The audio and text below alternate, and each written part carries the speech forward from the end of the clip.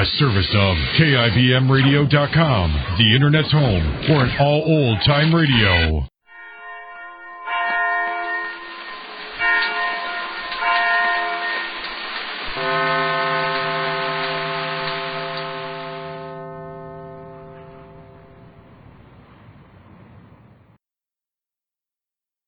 Colgate Dental Cream to clean your breath while you clean your teeth and help stop tooth decay, and Palmolive Shave Creams for a smoother, more comfortable way to shave bring you Our Miss Brooks, transcribed and starring Eve Arden.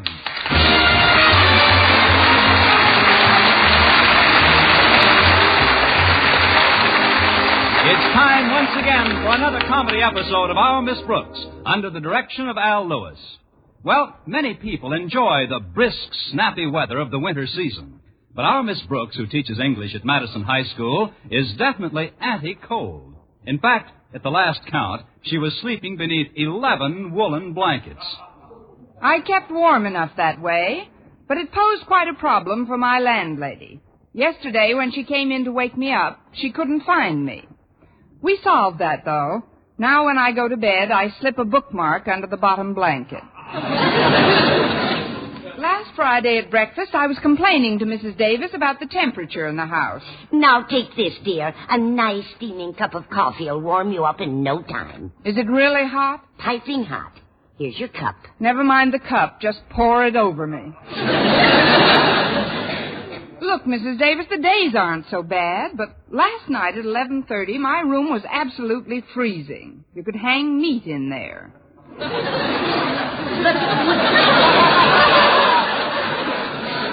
Connie, wouldn't that mess up the wallpaper? Besides, 11:30 seems awfully late for you to be up, Connie. You'd be a lot warmer if you got to bed earlier. I would have, but I had to finish some extra typing for Mr. Conklin. Our beloved principal has never been able to keep a secretary, you know. I know. I think it's a shame the way he takes advantage of you. This isn't school business he gives you, is it? No, mostly personal correspondence, reports and things. And what does Mr. Conklin give you for this work? An occasional curt nod. Well, if I were you, I'd refuse to do any more for him. In fact, when you bring in this batch today, you ought to put your foot down. I tried putting my foot down before, Mrs. Davis, but it just didn't work. Why? What did Mr. Conklin do? He stepped on it.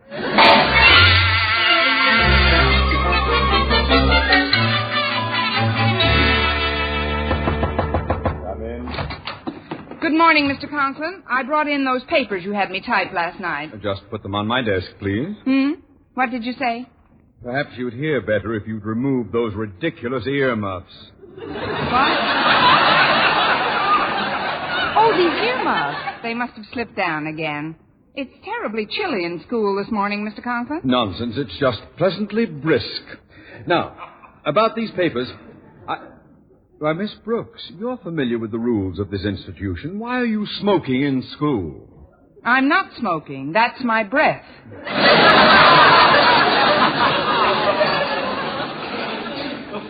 Your breath? Yes, condensing in the pleasantly brisk air. Mr. Conklin, are you sure there's enough coal in the furnace this morning? Well, of course. The janitor has been authorized to burn 37 lumps before noon. But, sir, this is going to be an exceptionally cold day, and 37 lumps of coal just won't get the job done. Perhaps you're right. I'll contact the furnace room. Hand me the phone, please. Here you are, sir. Sure. Osgood Conklin to maintenance. Osgood Conklin to maintenance. Fire lumps 38 and 39.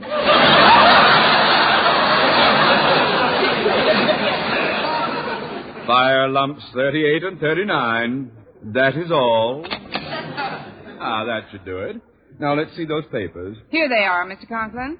I stayed up until 11:30 last night, so I'd have them finished for you. Well, I'm not unmindful of your labors in my behalf, and I want you to know that your efforts will not go unrewarded. In fact, because of your fine spirit of cooperation, I have selected you as the one who will be permitted to type up my new report to the Board of Education. I'm sorry, Mr. Conklin, but teaching English is a full-time job for me, and I just can't assume any extra duties. But somebody's got to do it. Miss Enright just turned me down, too. As a matter of fact, she's the one who suggested you for this honor. Oh, she did she? Well, let me tell you... You shouldn't speak harshly of your fellow English teacher, Miss Brooks. After all, Miss Enright is quite fond of you. Fond of me? Oh, she must be to pass such a nice compliment about you this morning. She said she considered you one of her oldest friends. She did? And then she said she likes you as well as some of her younger friends. Well, I can't force you to perform this trifling task for me, so you might as well run along to your classroom. Yes, sir, but as far as Miss Enright is concerned, I would like Careful, Miss Brooks. You're speaking of a teacher who may soon be head of the English department. What? The position is still open, you know, and for months now I've been grooming Miss Enright. Good. That should make her coat nice and shiny. Are you inferring that Miss Enright is a horse? If the shoe fits, nail it on her.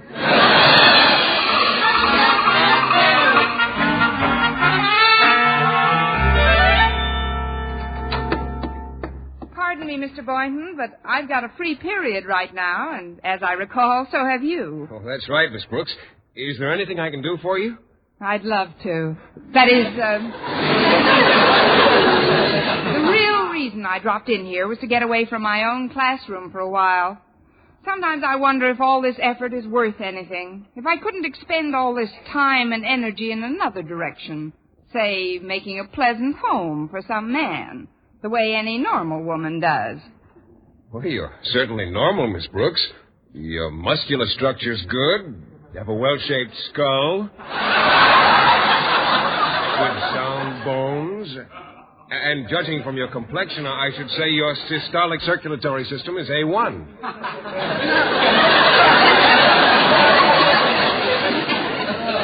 You romantic fool, you. I wish I felt as well as your description, though. I've got a little headache from all the paperwork I've been doing. A headache? Would you like me to massage your temples a bit? That's the quickest you've ever caught on. Please do, Mr. Boynton. All right. How does this feel? Just wonderful, Mr. Boynton. Yoo-hoo, anybody in here? Nobody but us guinea pigs. Well, it's Miss Enright. Miss Brooks has a little headache. I'm just massaging her temples. Oh, how humane of you. Oh, there you go with your jokes, Miss Enright. You're just loads of fun. Don't you think so, Miss Brooks? She's the biggest load I've ever seen.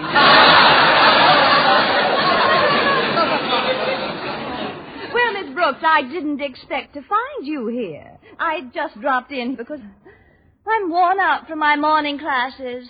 Sometimes I just don't know where I get the fuel to keep running. If you didn't race your engine so much, your tank wouldn't get so low.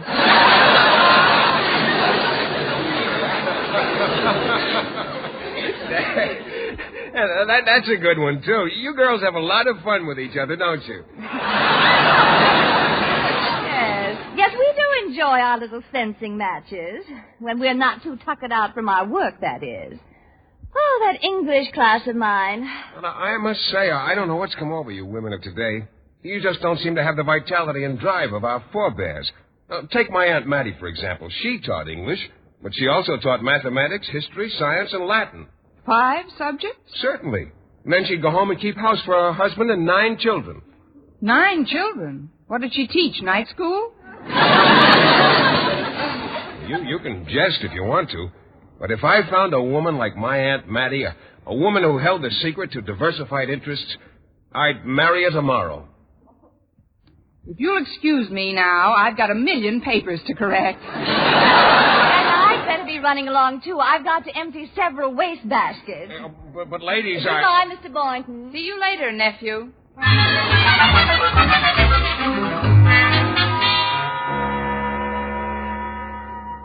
What is it you wanted to see me about, Miss Brooks? It's my work here at school, Mr. Conklin.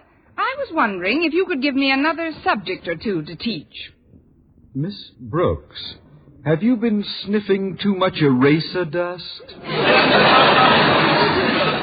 sir. It's just that I'd like to diversify my interests. Another class would be a labor of love. Pardon me, Mr. Conklin. Hello, Miss Enright. Oh, Miss Brooks. What happened to those millions of papers you had to mark? I threw them in those wastebaskets you had to empty. I'm rather busy this morning, Miss Enright. What's on your mind? Well, Mr. Conklin, I've been thinking about my schedule here, and I've come to the conclusion that I could take on another subject. You too? But not 2 hours ago, you both complained about how rigorous your duties were. That was BAM, Mr. Conklin, before Aunt Mattie. You might consider it strange, sir, but On the contrary, and it's an extremely fortuitous coincidence. I was planning to institute a course in business administration at Madison. My big problem, however, has been instructors. There are none available in this area. There are now. There is now. I'll take a shot at it. Yes, sir. You bet. Sure thing. Not so fast, darling. Mr. Conklin, if you're interested in a business administration course, I'd like to point out that I've got a terrific background. That you don't have to point out.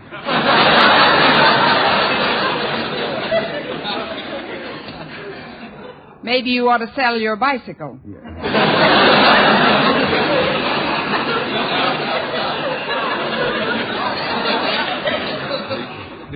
Please, Miss Brooks, please.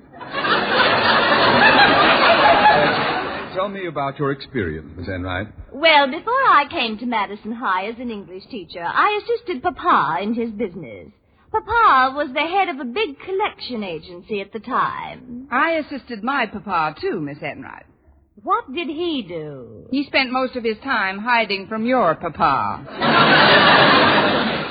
Please, Mr. Conklin, I'll admit I'm not overly familiar with the principles of business administration, but I'll study it thoroughly in the next few days. Miss Brooks, business administration is a 3-year course. How do you propose to learn it in a few short days? I'll only take a half hour for lunch. I'm afraid you have none of the qualifications for this position, Miss Brooks. Once again, it looks like Miss Enright has the inside track. Well, all I can say is don't bet too much on her nose. It might still be a photo finish.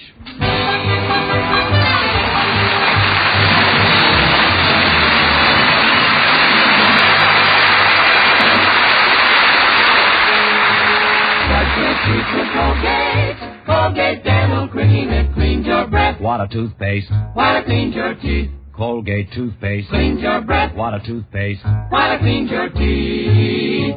Colgate Dental Cream cleans your breath while it cleans your teeth. And the Colgate way stops tooth decay best. Yes, the Colgate way is the most thoroughly proved and accepted home method of oral hygiene known today. Over 2 years' research showed brushing teeth right after eating with Colgate Dental Cream helps stop more decay for more people than ever before reported in dentifrice history. The Colgate way stopped tooth decay best. No other dentifrice, ammoniated or not, offers such conclusive proof.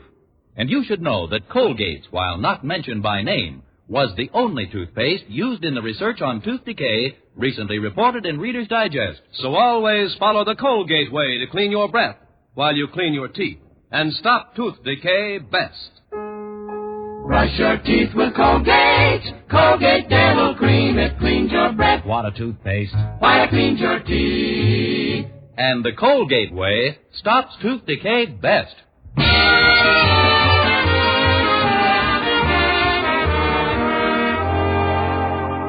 Well, Mr. Conklin seemed convinced that I didn't know a thing about business administration, and it looked like he was right. I had just about given up on the biggest deal of my life, 200 pounds of prime biology teacher. When lunch period came, I must have looked pretty down in the mouth as I entered the school cafeteria. Get it up, Miss Brooks. Your chin is sweeping the floor. Oh, hello, Walter. I do feel a bit grim today. Well, suppose you sit down over here and tell our favorite pupil all about it. And that is, unless you're waiting for Mr. Boynton. No, he had to go down to the biology supply house. They're having a sale on used guinea pigs or something. I shouldn't make you this depressed. Gosh, you look like you're just about to bawl.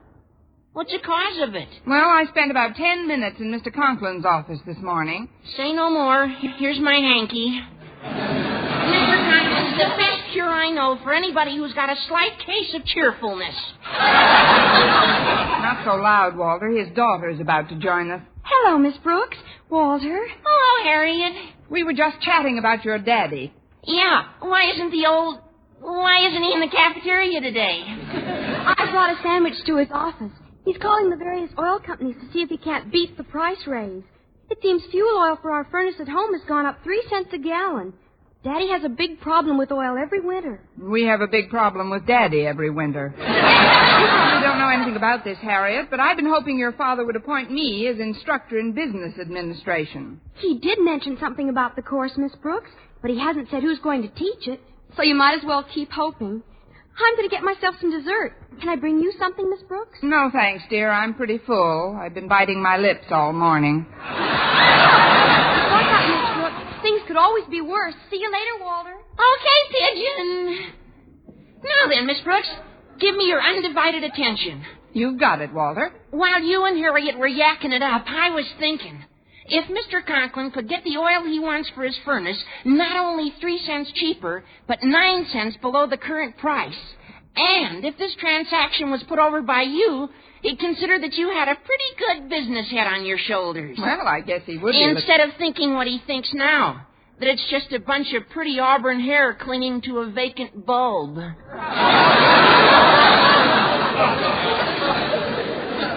Now, just a minute, Walter. Please, I'm not finished. It so happens that my dad has a good pal in the Ajax Oil Company, and we get all our fuel wholesale. Now, there's no reason why I can't get some for you to give to Mr. Conklin, thus helping you wrap up the job you want. Walter, I'd like to take this opportunity to apologize here and now for everything I've ever thought about you. This is a great idea. Thank you. We'll get the oil to Mr. Conklin's home right after school. But there's one question I'd like to ask you, Miss Brooks. Why are you so anxious to take on the added duties of another course? I can answer that in 2 simple words, Walter. Philip Boynton.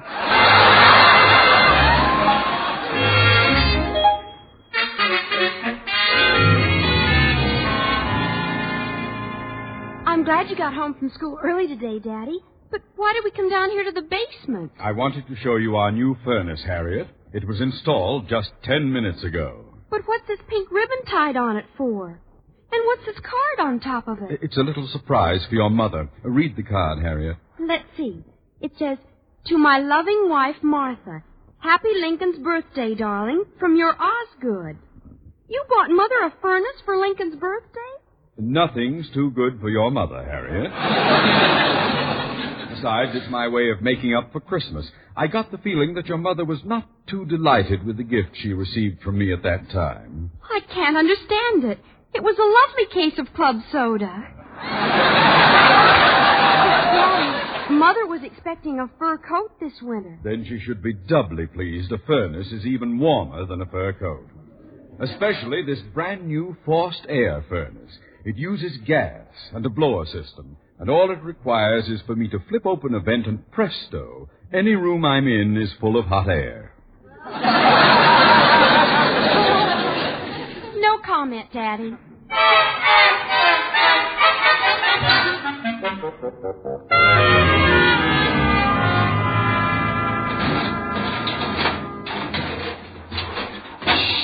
Quiet with that oil drum, Walter. I don't want Mr. Conklin to know we're in his basement. Well, I still don't see why we didn't just roll the drum up to his front door. Because I want to surprise him. We'll pour the oil right into the furnace. Then, when he can't understand how he's getting heat without having bought any oil, I'll flash this bill from the Ajax Company showing that I've beaten the current price by 9 cents. I get it. And then when Mr. Conklin reacts according to plan, he'll put you in charge of the business administration course. Mr. Boynton will admire your energy and diversified talents. And before you know it, you'll be married and have 9 children like his Aunt Mattie. Walter, have you been drinking this oil?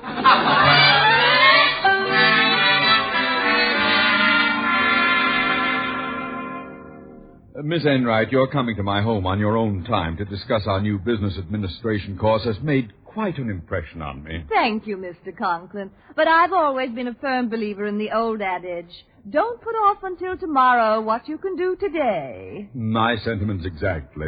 Now, if you'll just give me your coat, we'll sit down in the living room and chat for a while. Oh, I think I'll keep my coat on, Mr. Conklin. I feel a bit chilly. Oh, as you wish. Mrs. Conklin is out shopping at the moment, but when she comes back, she'll fix a bit of tea for us. I can't wait to see her face when she discovers her gift. Oh? What did you buy for Mrs. Conklin? In honor of Lincoln's birthday, I bought her a brand new furnace. I haven't used it as yet, but I think I'll turn it on right now. Excuse me, Miss Enright. I'll see who's at the door. Oh, it's you, Miss Brooks. Yes, sir. I came by to discuss that new teaching job. But I've just about decided on Miss Enright for that position, Miss Brooks. Please, sir, what I have to tell you may change that decision. I'll just take a few moments of your time. Very well, then. Come in. Now, please be brief, Miss Brooks. Miss Enright and I have many matters to discuss. Yes, sir. Oh, hello, Miss Enright. Hello, Miss Brooks. Did you come by to show me what a good loser you are? I'll deal with you when you slither into school tomorrow. Right now, I've got some business with Mr. Conklin. You see, sir, I've always been a firm believer in the old adage, don't put off until tomorrow what you can do today. A salty cliche if I ever heard one. Please come to the point. Yes, sir. Mr. Conklin, what would you say if I told you that I was going to put $8.95 into your pocket this minute? I'd say sit down, Miss Brooks. Mr. Conklin, I'm going to put $8.95 into your pocket this minute. Sit down, Miss Brooks. Thank you. Now, in this transaction... Pardon me, but isn't it awfully chilly in here? For once, we're on the same side. It might be a very jolly thought to turn on your furnace, Mr. Conklin, and burn some nice, cheap oil. I don't have any oil in my furnace. However, if you ladies are cold, I should be happy to... Excuse me, Daddy, but I've got to talk to Miss Brooks privately right away. Will you kindly step out into the hall with me, Miss Brooks? Harriet, you know my house rules about disturbing adult conversations? It's terribly personal, Daddy, and it'll just take a second. Sounds important, Harriet. I'll be right back, Mr. Conklin. Meanwhile, I'm sure Miss Enright can regale you with some brilliant yakety-yak. It's happened, Miss Brooks. Daddy's done the worst possible thing that could happen. He signed on for another year at Madison High? No, he bought Mother a furnace for a Lincoln's birthday gift. He must have gotten his rebate on the club soda bottles. You don't understand. I just saw Walter Denton in the basement. He was washing his hands in the sink down there. Sounds like a reasonable place. He told me you put oil in the furnace. That's right, to surprise your father. You'll surprise him, all right. He bought a gas-operated forced air furnace. What? Oh, this is terrible. We've got to work fast, Harriet. You run down to the basement and tell Walter to get some tubing and siphon that oil out of the furnace at once. Okay, Miss Brooks. And you go on in and keep Daddy's mind occupied so he doesn't turn it on until I come back with the all clear. All right, Harriet. Now, for heaven's sakes, hurry. I'm dashing this minute. Good luck, Miss Brooks. I'll need it. Well, Miss Brooks, has my daughter concluded her personal business with you? Yes, sir. It was nothing, really. Now then, about this business transaction of yours. Boy, it's sure hot in here. Hot? I'm terribly warm. Do your lips always turn blue when you're warm? I'm still shivering, Mr. Conklin. Well, I've got high blood pressure, so I'm usually warmer than the average person, but I'll turn the heat up if you want me to, Miss Enright. No! I mean, why turn on the heat? Too much heat isn't healthy. Bless you, darling. I must have sat in a hot draft. Now, about the $8.95 I saved you, Mr. Conklin. Oh, excuse me one moment. I'm going to see if my new thermostat is accurate. I want everything to be just right when Mrs. Conklin comes home. First, I'll open the large vent in this wall. Now, we'll just set this thermostat for 76 degrees. That should get the furnace going rather quickly. Oh, it can't warm up quickly enough for me. It can for me. Excuse me, Mr. Conklin. Where are you going, Miss Brooks? Into the coat closet. I have a roll of film that needs developing. Oh, stop that idiotic jabber and let's get down to cases now. Perhaps we should set the thermostat up to 80 or so. Then the furnace will really get going. Here, I'll do it. But, Miss Enright... It's all right, Miss Brooks. I want to see how the new furnace reacts. Here, I'll turn it up to 85 degrees. Yes. Now it's starting. Listen to the lovely sound of that nice hot air scurrying up the pipe.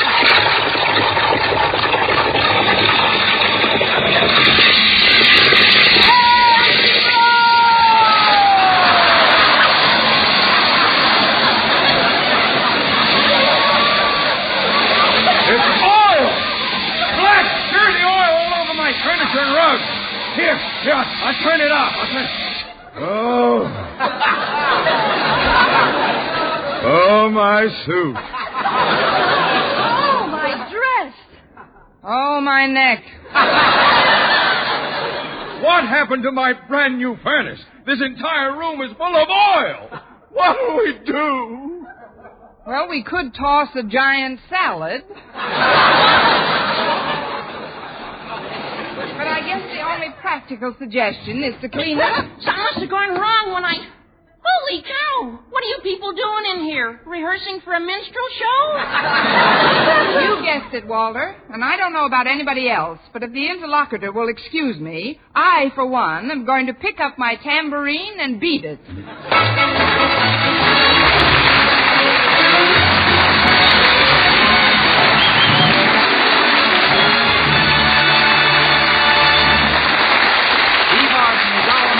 Returns in just a moment. But first, men, does your face do a slow burn every time you shave? Then it's time you heard the good news about smoother, more comfortable shaves the Palmolive shaving cream way. That's right, smoother, more comfortable shaves. And men, only Palmolive, no other shaving cream, offers you real proof, not just promises, of smoother, more comfortable shaves. For the new Palmolive shaving cream way gets beards really soft, and it provides a protective film that actually floats your razor's cutting edge. Yes, even in cold or hard water, you get a clean, close shave every time. Super smooth, super comfortable. Over 2,500 men tested Palmolive shaving creams thoroughly. They followed the simple directions on the tube, and no matter how they shaved before, 3 out of 4 reported beards easier to cut, less razor pull, more comfortable, actually smoother shaves. Get Palmolive shaving cream, lather or brushless. See if you don't get that super smooth, super comfortable, free and easy shave you've always wanted. You owe it to your face to try Palmolive lather or brushless. Remember, only Palmolive, no other shaving cream, offers you proof of smoother, more comfortable shaves.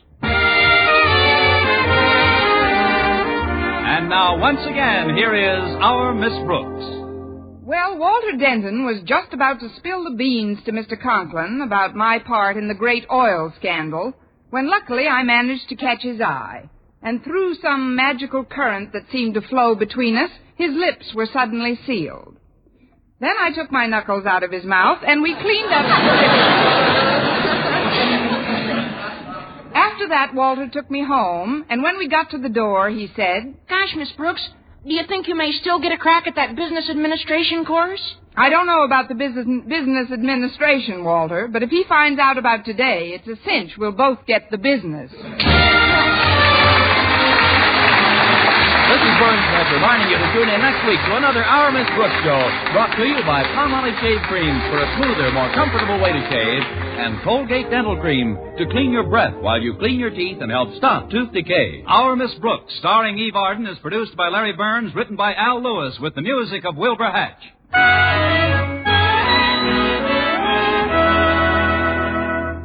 Ladies, now with new improved Vel VEL, you can save 90% of dishwashing work. Just soak dishes in Vel Suds a while. Dishes and glassware will soak sparkling clean. No washing, no wiping, no scouring with Vel. Only the stickiest dishes need just the touch of a cloth. Rinse, and they'll gleam without wiping. Soak pots and pans in Vel Suds, too. And most of them will get shiny clean without scouring. What's more, Vel is extra mild to hands. So get new Vel. Save 90% of dishwashing work. Be sure to listen to Mr. and Mrs. North every Tuesday night on this same station, and be with us again next week at the same time for another comedy episode of Our Miss Brooks. Bob Lamont speaking. This program was transcribed. Stay tuned now for Jack Benny.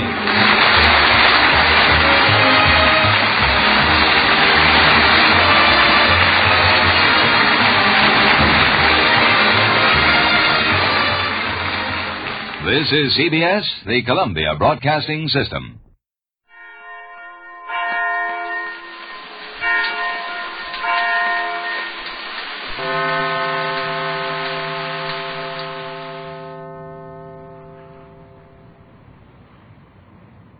Me mummy is so happy now, so step up tight and take a bow. Ask her how she gets such clean voice. She'll say she did it with tide, by gosh. Did I did it? That's right. From Hollywood, Procter & Gamble's Tide, the wash day miracle that gives you the cleanest clothes in town, proudly presents the Red Skelton Show.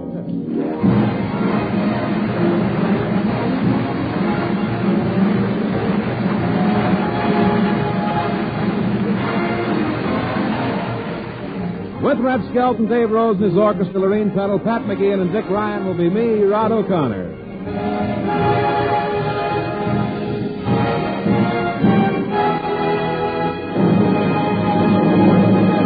From the Skelton Scrapbook of Satire, a story entitled Helter Skelter, and it stars MGM's clown, Red Skelton. Oh, my. Thank you.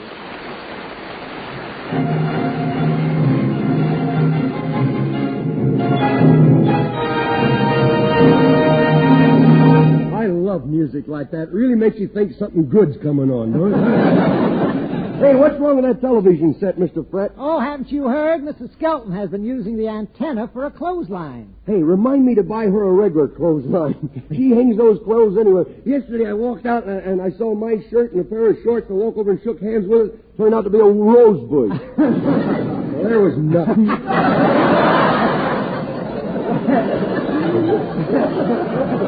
Well, I don't want to be a Budinsky, but I think letting Mrs. Skelton do the laundry makes you look very bad. Oh, I think you're right. Makes me feel bad, too, to let the neighbors know my wife does the wash. I really have to get a higher fence.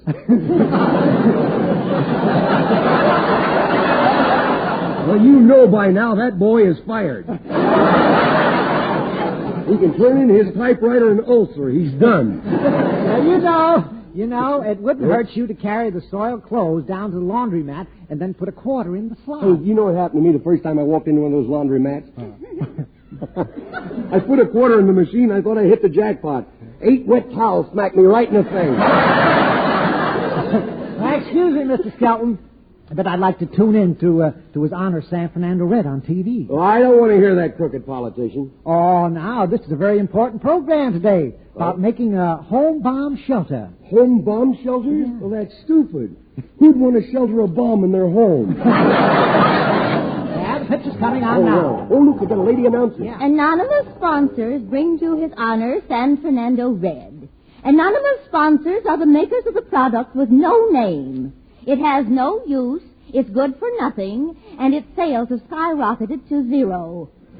Don't hop down to your neighborhood drugstore for a bottle because they never heard of it.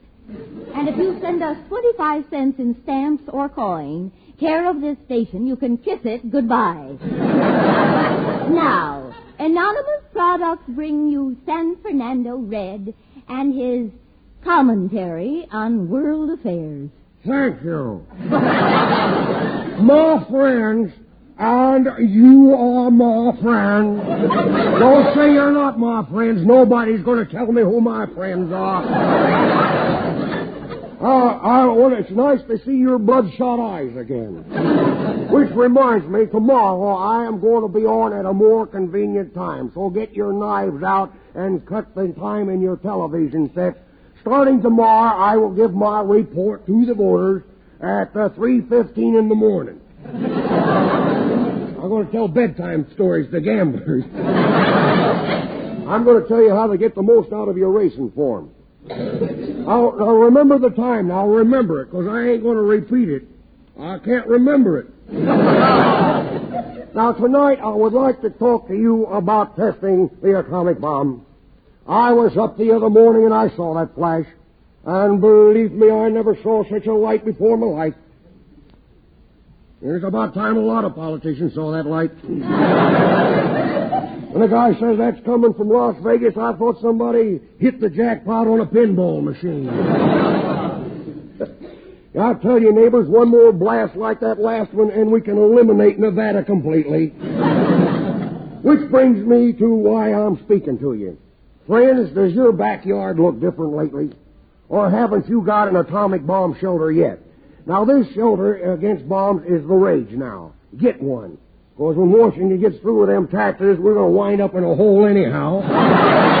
So you just as well be comfortable. Now, when I mention the name of the company that builds these bomb shelters, you don't think just because he's my brother, that's why I'm doing it. I wouldn't let relatives use me. While I'm in office, relatives don't mean a thing. It's the money I'm after. Now, I got something to tell you here as soon as I find it. I got it. Seen your boom boom bomb shelter dealer today. They got bomb shelters all sizes. Now, they start at $6,000. That's for the large economy size. And then they have them down to $1.98. That's in case you've got a pet gopher you want to take care of. Now, the boom boom bomb shelters are easily shipped through the mail. We even ship you the hole in the ground. Now, the bomb shelters are fully guaranteed. In case they don't work, you just mail up the mess and we'll gladly refund your money. Our bomb shelters is bound to be the talk of the neighborhood. Just leave the top off of them and surprise your friends when they drop in. This shelter also makes a wonderful place to hide from the finance company. And call right now. If you don't have a phone, then write. If you can't write, just stick your head out the window and yell. And this offer can't last forever because the FBI is closing in on us now. I'll see you later.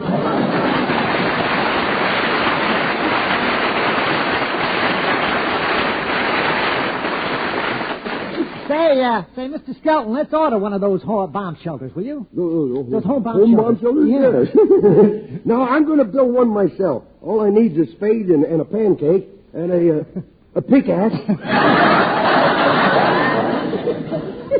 Hey, Fred, you go next door and borrow the one from Gene Fowler, will you? Oh, that's out. Mr. Right. Fowler told me this morning that he loaned them out last spring and hasn't gotten them back yet. You know, some people are inconsiderate when they borrow things. You know that? Yeah. Who was the jerk he loaned it to? You. Oh. Well, that shows you how you can misjudge people, doesn't it? Mr. Skelton, are you sure you can build that bomb shelter by yourself? Yeah. I remember that swimming pool that you built last year. Well, I can't help it if I got tired right in the middle of it, but it turned out to be a nice bird bath, wasn't it? Some bird bath. It was so small, the birds took one look at it and sent their feathers out to be dry cleaned. That's what I like about a bird joke. When it lays an egg, you don't feel bad. Say, why don't you call Dave Rosen's orchestra to help you build it? No, Dave's kind of busy. He's working on my next picture, the Texas Carnival, with Esther Williams and Chuck Walters, you know. Oh. And right now he's rehearsing his band, and they're going to play Petite Waltz.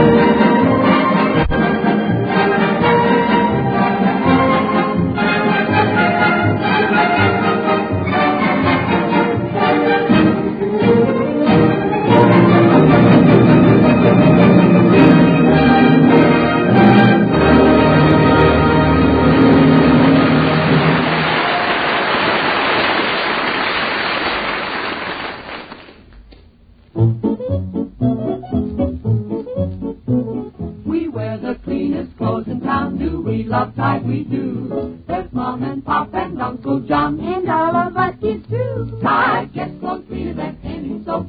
Any soap? Yes, any soap. You get the cleanest wash in town with T-I-D-E, Tide. Yes, your whole family wears the cleanest clothes in town when you use Tide in your washing machine. How do we know? Laboratory tests. Tests against this soap, that soap, every one you can think of. Most likely every one you've ever used. And how does Tide stack up against them? Well, just listen to this. Tide gets clothes cleaner than any other washing product sold throughout America. Yes, we've got the facts and figures to prove it. But you've got even better. You've got the cleaner print dresses your little daughter wears. The cleaner dungarees on that youngster of yours. So, lady, remember this next wash day. When you take a Tide wash out of the rinse tub and hang it up, well, you've got yourself the cleanest wash in town. Tide gets clothes cleaner than any soap. Any soap? Yes, any soap. You get the cleanest wash in town with T-I-D-E, Tide. T-I-D-E, Tide. T-I-D-E,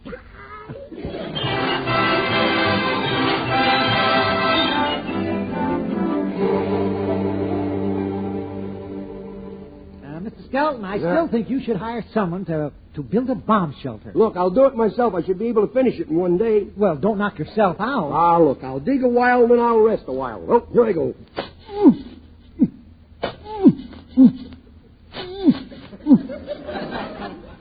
Well, time to rest. Hey, Skelton. Ah, got it, Rod. Come on over. What are you doing, digging a hole? No, I'm knitting a glove. Hey, you tell me. You say it only has 4 fingers. It only has 4 fingers. It's for my cow. With the new freeze that the government put on, I don't want to take any chances. Say, grab a shovel and give me a hand. Well, you only have one shovel and you're using it. Well, take it, boy. I don't want to hog all the fun. What are you digging for? A bomb shelter. Hey, look, I'll help you build yours if you'll help me build mine. Oh. I've been studying up on bomb shelters. Now, here, let me show you how you go about it. How do you do it? Well, first you have to measure out the space 8 by 12 feet. 8 by 12 feet. Uh-huh. And then it should be about 9 feet deep. 9 feet deep. I'll mark it off, and you start digging. Okay. I'll stand back. I'll dig like a buzzsaw.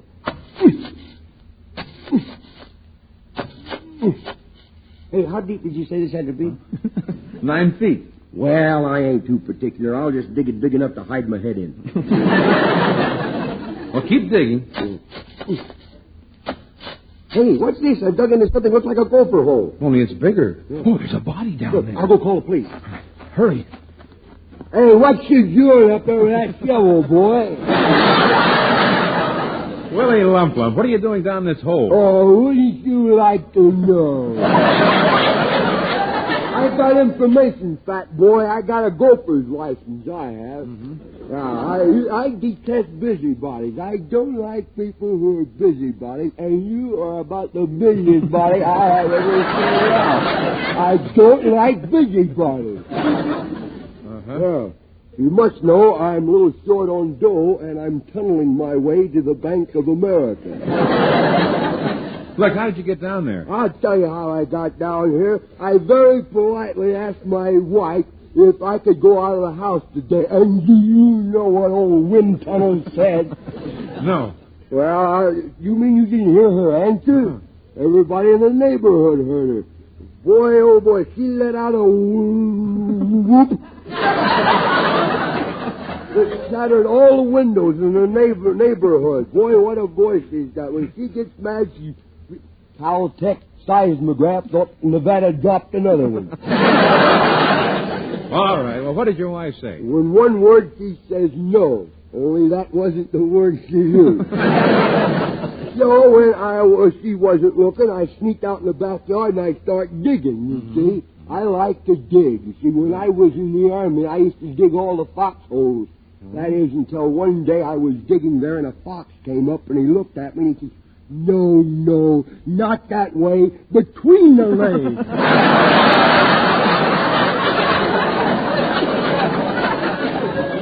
You know what I did? No.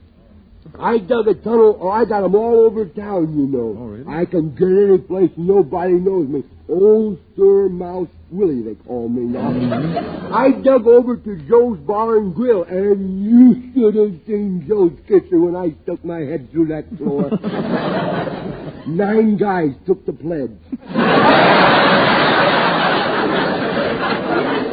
One One guy took a big drink out of his glass, set it down, and looked me right in the eye, and he says, these California termites are getting bigger. You know, Willie, I think you've had one too many. Oh, no, I only got room for one more, you know. Mm-hmm. Oh, you know, I can prove it. I'm still conscious. That's why I know I have had enough. Mm-hmm. You can't even see straight. Who can't see? You can't. I can see plain. I see you right there. You're the one standing in the middle. First, you could be polite and introduce me to those other two guys. You know, you ought to lay off that stuff. No, I can't drink water, and I gotta have the water don't have any vitamins in it. That's why I don't drink that. Well, the other stuff doesn't have any vitamins either. Look, Buster, if I'm gonna miss my vitamins, it's gotta taste good. You see, I need my strength. I'm a pretty sick boy. I am a pretty sick boy. I haven't breathed in 3 days. Yep. And it ain't easy. The doc told me I was all out of shape. Of course, I didn't pay any attention to him. Tell me I was out of shape. I didn't believe him till I tripped over my stomach on the way out. And he says I only got a few hours to live. Who told you that, a doctor? No, my wife. When I get home, she says I'm a dead duck. Oh. Oh, look, here comes a wax salesman. Look at that sign on his car. Polish. It says police. Oh, is that it?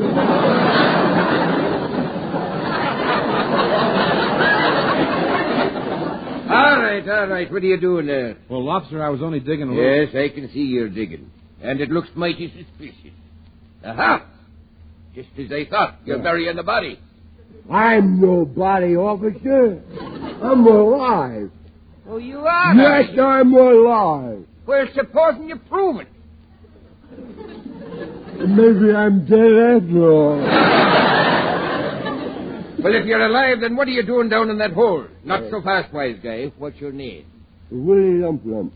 Willie Lump Lump, eh? No, not Willie Lump Lump, eh? Willie Lump Lump, that's it.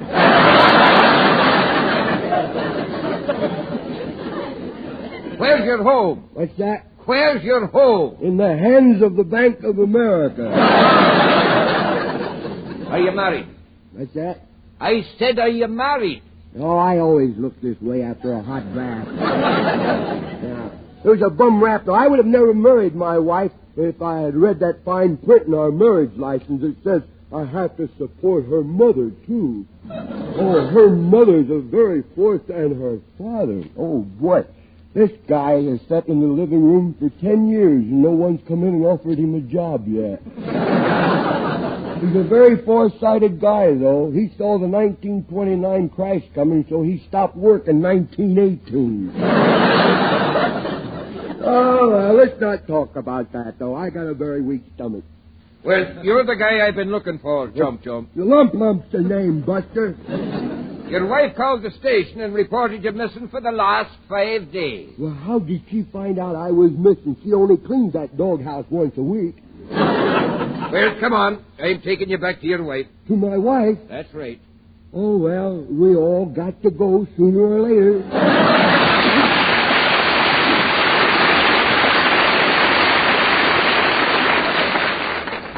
Hey, Skelton, come on out here. Yeah, I can't. I'm talking on the phone to Dave Rose and his orchestra. He wants me to hear the number he's going to play on the show Sunday. What's he going to play? Oh, just one of those things.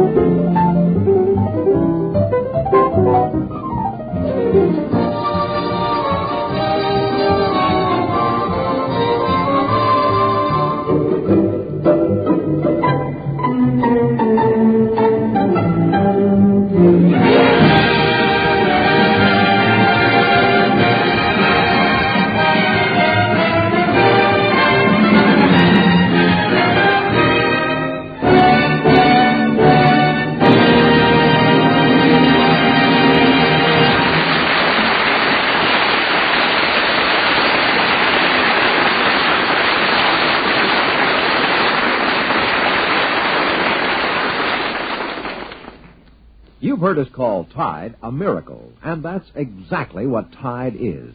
Why, the single fact that Tide banished soap film is what made no rinsing practical. So if you're one of the women who likes to wash without rinsing, you use Tide, because Tide will give you the cleanest possible no-rinse wash.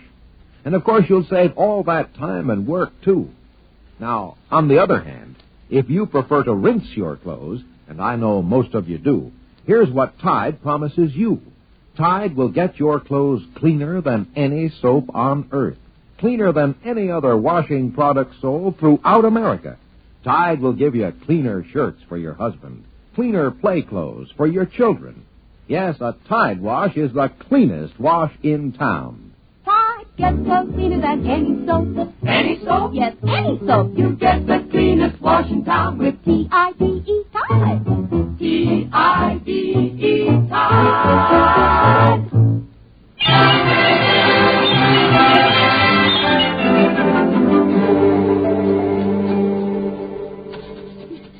Hey, you got anything in the icebox? Yeah, there's something in there that'll melt in your mouth. Ice cream? Ice cubes. Well, I'm going to fix a sandwich. Well, go ahead.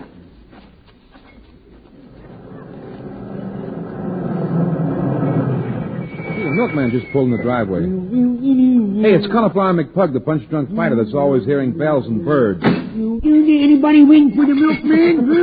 Hi, boy. Then stop clanging them bells around here, you know. You want a kernel of milk? What's the matter with you, boy? Cauliflower, how long have you been a milkman? Ever since I was 21, I used to be a milk boy, you know. That's cute, wasn't it? I'm too fast for you, huh? Too fast for you, huh?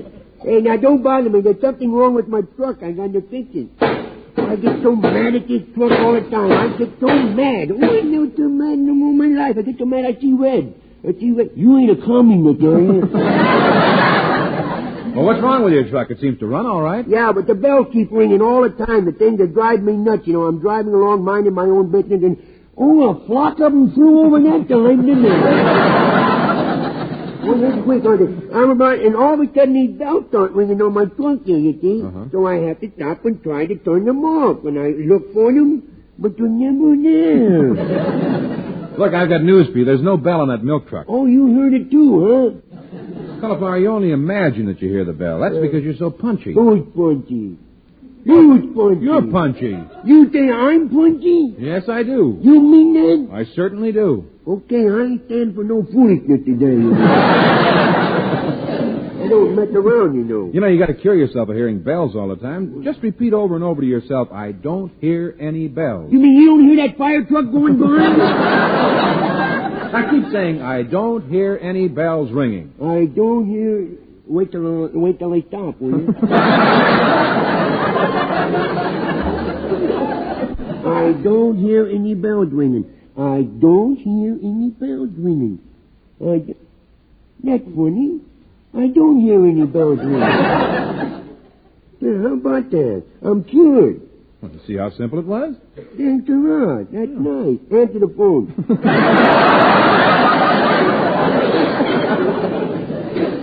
Hey, I know where they're coming from now. It's under that hood there, the truck. I'm going to lift up the hood and yank them bells right out of there. They're driving me nuts.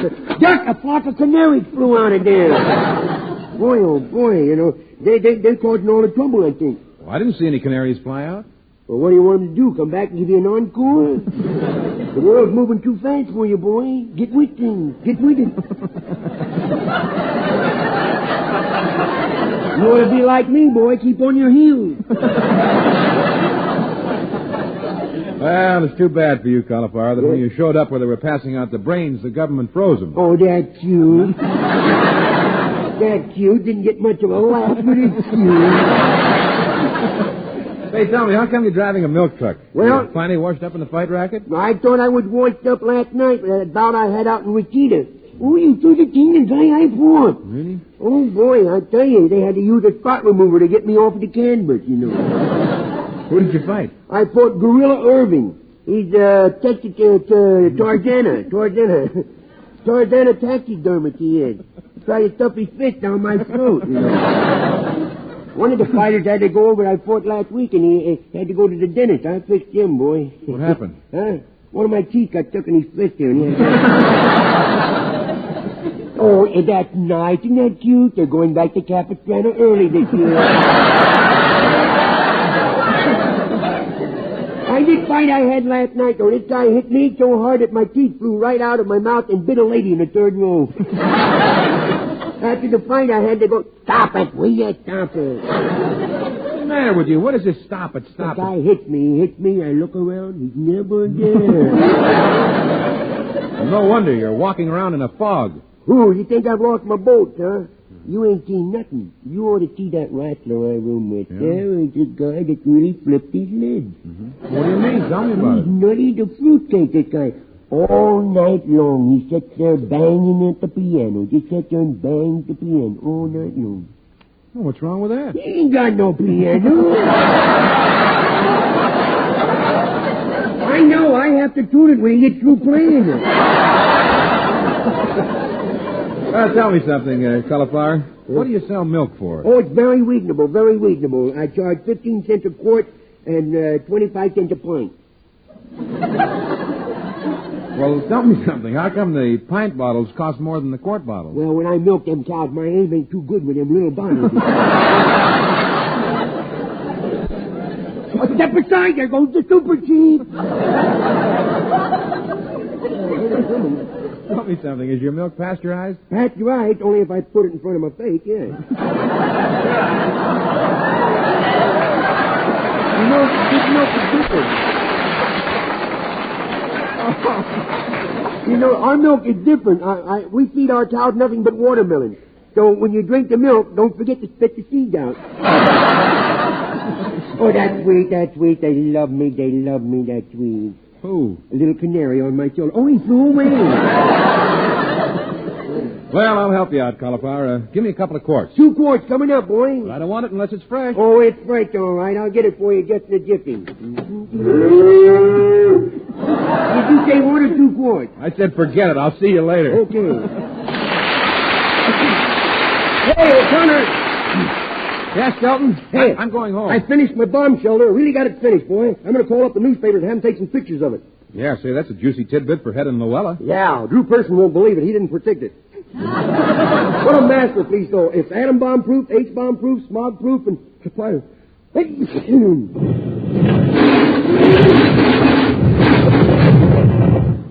Too bad it wasn't sneeze proof. I've always wanted a sunken rock garden.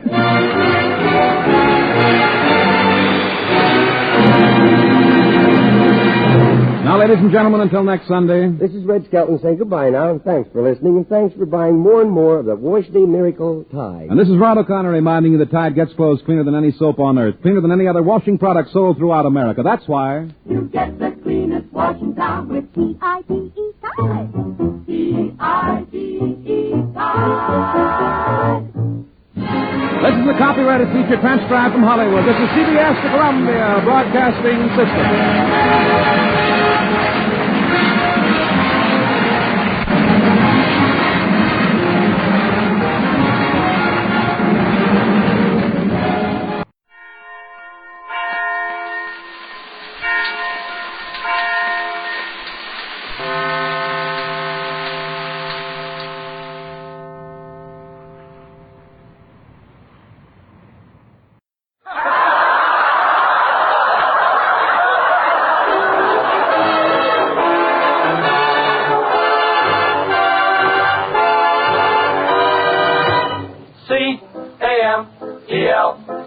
The Abbott and Costello program, starring Bud Abbott and Lou Costello, brought to you by Camel, the cigarette of costlier, properly aged tobaccos. The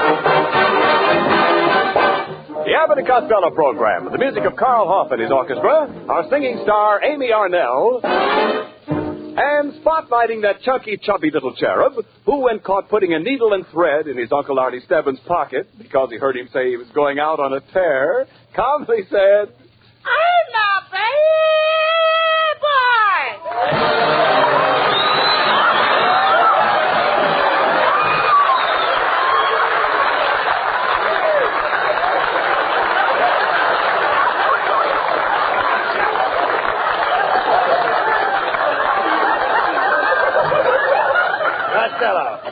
Costello. Come here. Let me look at it. Oh, what do you want, Abbott? What do you want? Well, what are you doing in those pajamas? Oh, Abbott. Pajamas?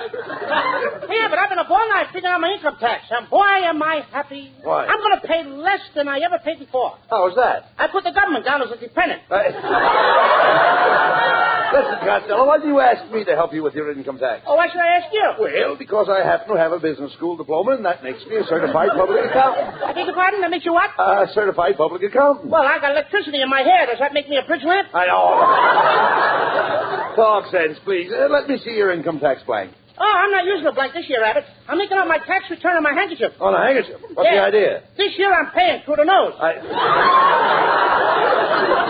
That's ridiculous. First, tell me, who has to file an income tax? Now, do you know? Everybody but babies. Why not babies? Because they can't tell you what they want taken off. Costello, look, will you be serious? What does the blank say about salaries? Well, it says like this.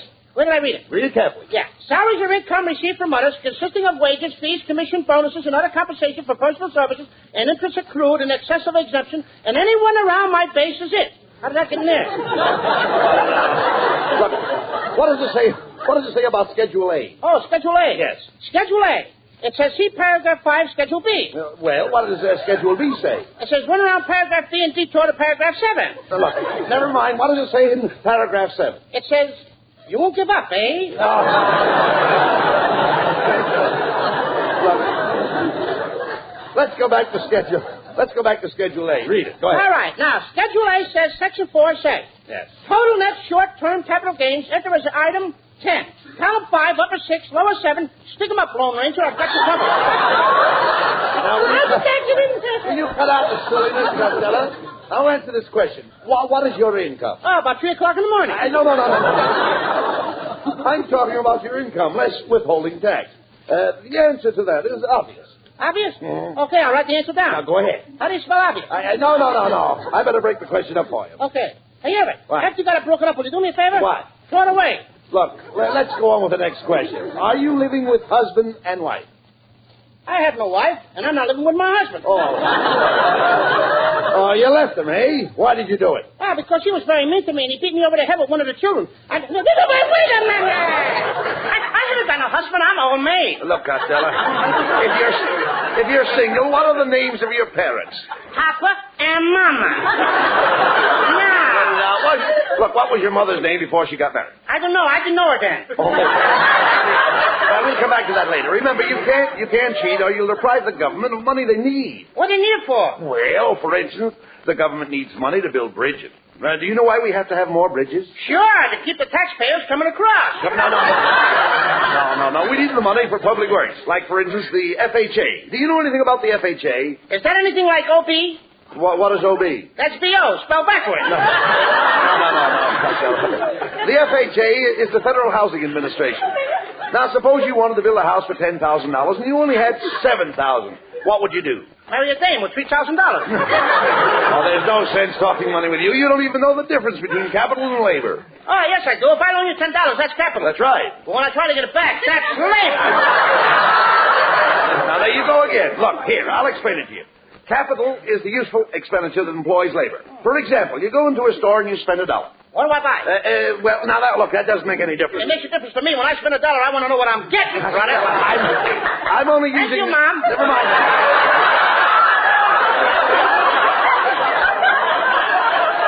Will you listen to me? I'm trying to straighten out your affairs here.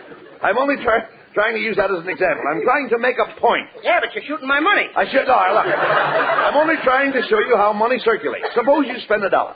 It starts to circulate. 30 cents of your dollar might wind up in the pocket of some man in New Hampshire. What's his name? What's whose name? That guy in New Hampshire that just stripped me for 30 cents. No. That's just an illustration. The man could be in Florida. How do you like that? Now he went south with my 30 cents. Costello, you know so little about money, it's no wonder you are able to pay your taxes at all. Oh, I got all the money I need to pay my taxes. Then what is worrying you? Where I can borrow a couple of bucks to live on. Oh, no. Why, that's the silliest thing I ever heard of. Listen, Costello, no matter how much taxes there are, The government always leaves you something. Oh, yeah. You know my girlfriend, Lena Gessler? Yes. Well, she walked into the tax office wearing a hat by Daché, a dress by Schiaparelli, and jewels by Tiffany. And when she got through paying her taxes... What happened? She walked out wearing a beer bottle by Schlitz.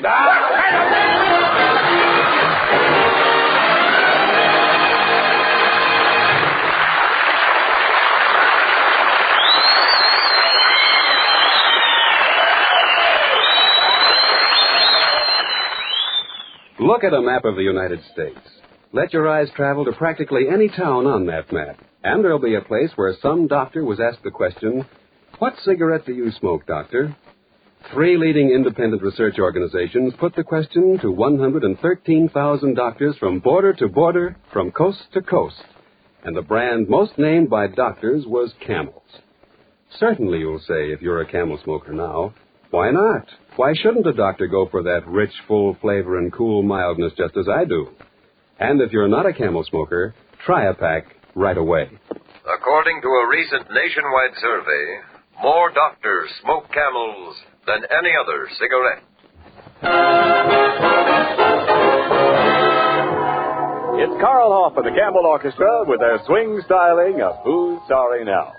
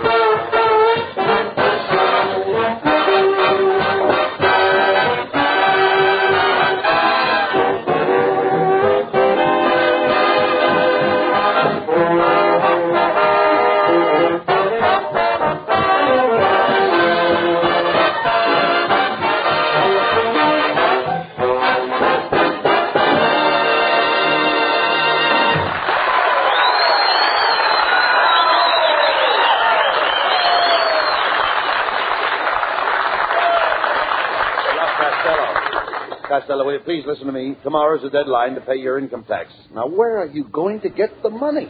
I don't know, Abbott. Will you loan me the money? No, sorry, Costello. I never loan money. You loan money to a person and you lose his friendship. That's all right, Abbott. I got too many friends anyway. I need some money. I beg your pardon, Fatty boy. I gotta get a message through to my wife. Could I use your fountain pen? Your fountain pen? Your fountain pen? My fountain pen? No, your telephone. Okay, there's the phone over there. Oh, thank you. Hello, operator. I want to talk to my wife in Glendale. Glendale? Glendale? No, Pasadena. The number is 135-711-468. 4. 2. Good thing that it's not a dial telephone. Oh, okay, operator. I'll wait. Costello, why do you let this fella come in here in the middle of our business and cause all this disturbance? Now, don't get excited, buddy. This is a very important call. My wife has been getting out of line lately, and I got to tell her off. Oops, that's it. Hello, Emma. Yeah, this is me. Oh, is that so? Well, you can expect me home in 15 minutes. What? Oh, put it back on the stove and keep it hot for me. Goodbye. Oh, you sort of told her up, mister. You think she'll do it? Why, sure. She knows I can't wash dishes in cold water. So long, fatty boy. Fatty boy. Boy? No, Stubby.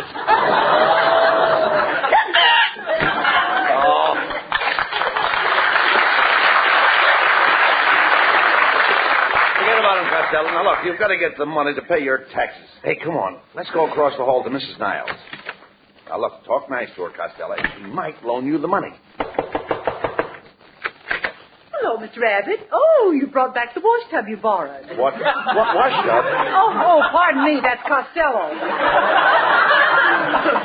Now, I wish you hadn't said that, Mrs. Niles. I was just going to tell you that you look like $1 million. Costello, you never saw $1 million. That's right. You look like something I never saw before. Now, don't talk like that, Costello. I think Mrs. Niles is beautiful. She has a lovely smile. Oh, thank you, Mr. Abbott. I should have a lovely smile. I go to see my dentist twice every year. Yes, ma'am. Once for each tooth.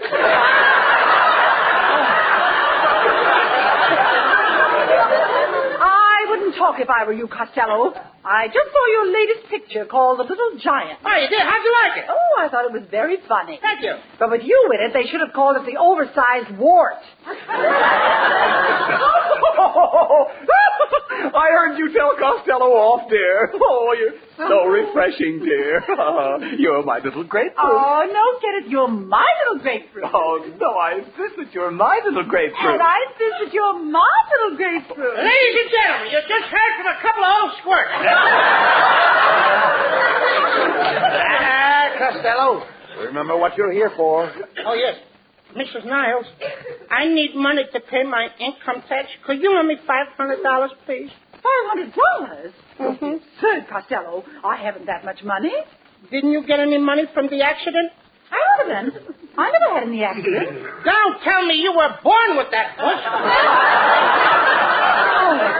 Costello, I refuse to argue with you. You're no gentleman. In my day, men didn't fight with women. In your day, the men were too busy fighting the Indians. Well, you certainly fixed yourself with Mrs. Niles. What are you going to do now? Hey, wait a minute. Why don't you call your Aunt May? She has a stocking full. I'd rather call Betty Grable. She's got 2 stockings full. Look, you've got to get the money somewhere, Costello. Hey, let's go around the neighborhood and see if you can get it from some of your friends, huh? Okay. Hey, look, Abbott. It's the actress, Bessie May Mucho. Hello, Miss Mucho. Hello, boys. Aren't you working today, Miss Mucho? Well, I was working in a picture at Arm G Arm, and they had to postpone it. The leading mon had a severe talk of streptococcus.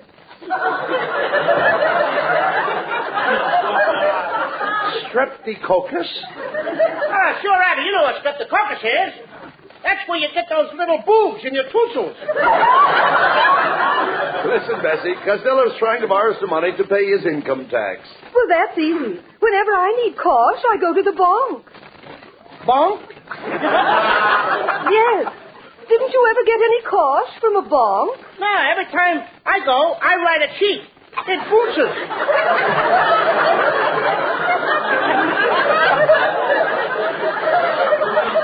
Well, I must be going now, boys. Good luck to you, Mr. Costello, and au revoir to you. And a hot weenie sandwich to you, too.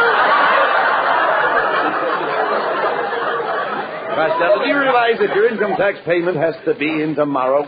Oh, here, let's stop in here and see our old friend Scotty Brown. We'll take a chance.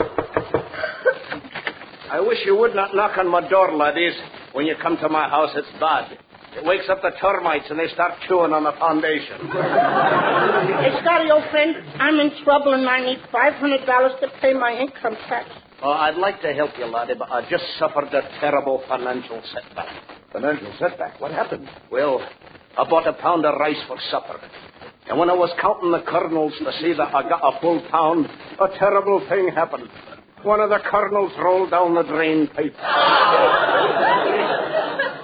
Well, Costello, this is what you get for waiting until the last minute to pay your taxes. Now, what are you going to do? What are you going to do? Can you please loan me some money? No, I'm sorry, Costello. I paid my taxes last week, and I don't have a cent. I'm a pauper. Well, congratulations, Abbott. What was it, a boy or a girl? I didn't know you was a pauper. Will you stop this nonsense, please? Now, you need money to pay your taxes, don't you? Yeah. Well, why don't you go into this phone booth right here and call up your Uncle Artie Stebbins? He's got plenty of money. Oh, that's a good idea, Abbott. Well, let him loosen up. Good old Uncle Artie Stebbins. He wouldn't turn me down. Number, please. Operator, give me my Uncle Artie Stebbins. Beverly Hills, 312. Hello? Hello, Uncle Artie. This is Louis Costello. How are you, Uncle Artie? Just fine. What can I do for you, Louis? Uncle Artie, I have to pay my income tax, and I wondered if you could loan me $500. Talk louder. I can't hear you, Louie. I said, could you loan me $500?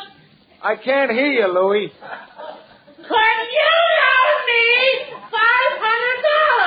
I can't hear a word, Louie.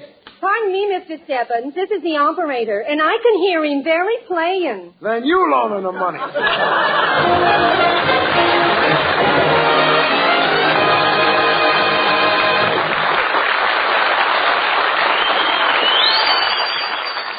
This study of doctors' cigarette preferences went practically everywhere. Into skyscrapers on New York's Fifth Avenue, the mountains of Tennessee, the New England hills, and the bayou country of Louisiana. Into every state of the 48. What cigarette do you smoke, doctor? Was the query. And the result? Well, the brand named most was Camel. Try Camels on your own T-zone. That's T for taste and T for throat. The most critical laboratory for testing a cigarette. See how your taste responds to Camel's rich, full flavor. How your throat reacts to the cool mildness of its superb blend of costlier tobaccos. According to a recent nationwide survey, more doctors smoke Camels than any other cigarette. For Camel fans everywhere, here's lovely Amy Arnell to sing... Onesie, twosie, I'll kiss yousie. Twosie, threesie, you kiss mesie. Threesie, foursie, kiss some moresie. Let's start counting higher. Foursie, fivesy, let's get livesy. Fivesy, sixy, hug me quicksy. Sixy, sevensy, this is heavensy. My heart's on a flyer. Keep the numbers going till the song is done. Love will keep on growing, and we'll have lots of fun. 7Z, 8Z, you're my date. 8Z, 9Z, 8 is fine. 9Z, 10Z, star again. Z, 1Z, 2Z, I love you, Z.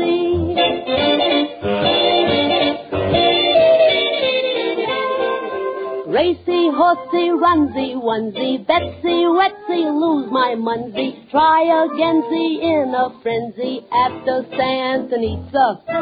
Baseball player striking out, see, mean old umpire shout, see, wow, see. Take your basey, drive me crazy, my heart skips a beat, see. Keep the numbers rising till the song is done. I'll keep vocalizing, and we'll have lots of fun. Birdsy, beeses in the trees always sing these melodies. 9Z, 10Z, starts again. Z, 1Z, 2Z, 3Z, 4Z, 5Z, 6Z, 7Z, 8Z, 9Z.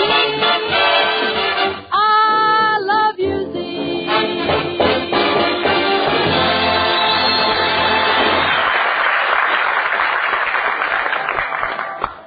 Well, come on, Costello. Walk faster. I can't. I walked all over town. Nobody will loan me $500 to pay my taxes. Well, it's your own fault. What do you do with all your money? Well, it cost me a lot of money to live. Yesterday I spent over $1,000 for car fare. $1,000? Yeah. Oh, now, come. How could you spend $1,000 in one day for streetcar fare? I forgot to ask for transfers. Costello, why don't you save your money? Do you realize that if you save $10 a week, only $10 a week, in 10 years you'd have $20,000. Just think, Costello. If a depression came along, you'd have $20,000. Suppose we don't have a depression in 10 years. There I am, stuck with all that money. Costello, there's only one way to raise your tax money. You've got to borrow the money from a loan company. Come on, I think there's one down this street. Pardon me, young man. Do you know how to get to the office of the OPA? No, I don't. Well, you go down this street, turn to the left of the next door. Go 3 blocks to the right. Wait a minute. And then you go... Wait a minute! You asked me. I asked you what? How to get to the office of the OPA? Well, you go down the street. Will you get out of here,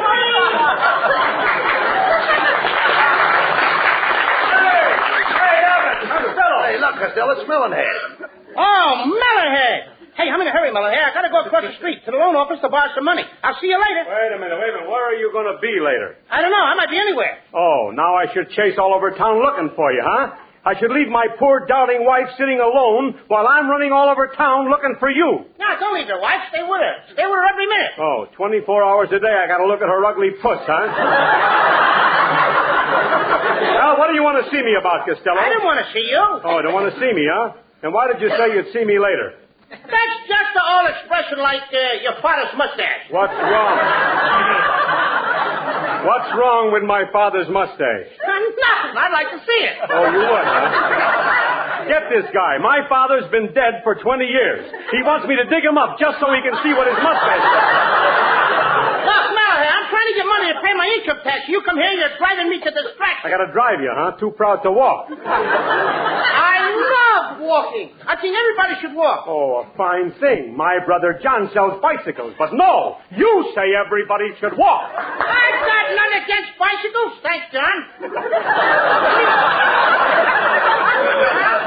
I hope your brother sells 1 million bicycles. I hope he makes a fortune. Sure. His income tax isn't high enough now, huh? Look, Malahide, I'll agree with you. Your brother's income tax is too high. He shouldn't pay so much. Oh, he should cheat the government, huh? Look, Malahide, anybody that cheats the government is a no-good rat, a heel, a chisel, and a thief.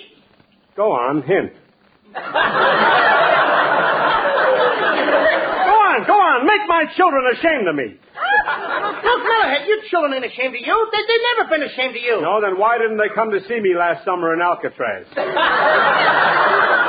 Will you wait? I hope you're satisfied, Costello. Now you've told everybody in the company I'm a convict. I ought to punch you right in your fat nose. Now you got me good and mad, Malahide. Put up your hands. All right, my hands are up. And my hands are up. And my hands are up. And my hands are up. All right, our hands are up. Well, what are you going to do about it? Let's play patty cake.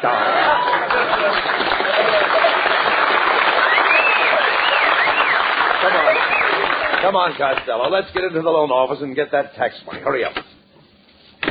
Abbott. What? I don't know whether I want to borrow any money from a loan company or not. Suppose my friends found it out. Oh, nonsense. See that sign up there? Confidential loan company. Wait a minute. Here comes the man now. Good morning. I would like to... I was just going to... All I want... This guy is losing compression. I'm sorry, but you'll have to speak in a whisper. This is a confidential loan company. Understand? Everything here is strictly confidential. I am Mr. I.O. Silver. I arrange the loans. Oh, I.O. Silver, the loan arranger.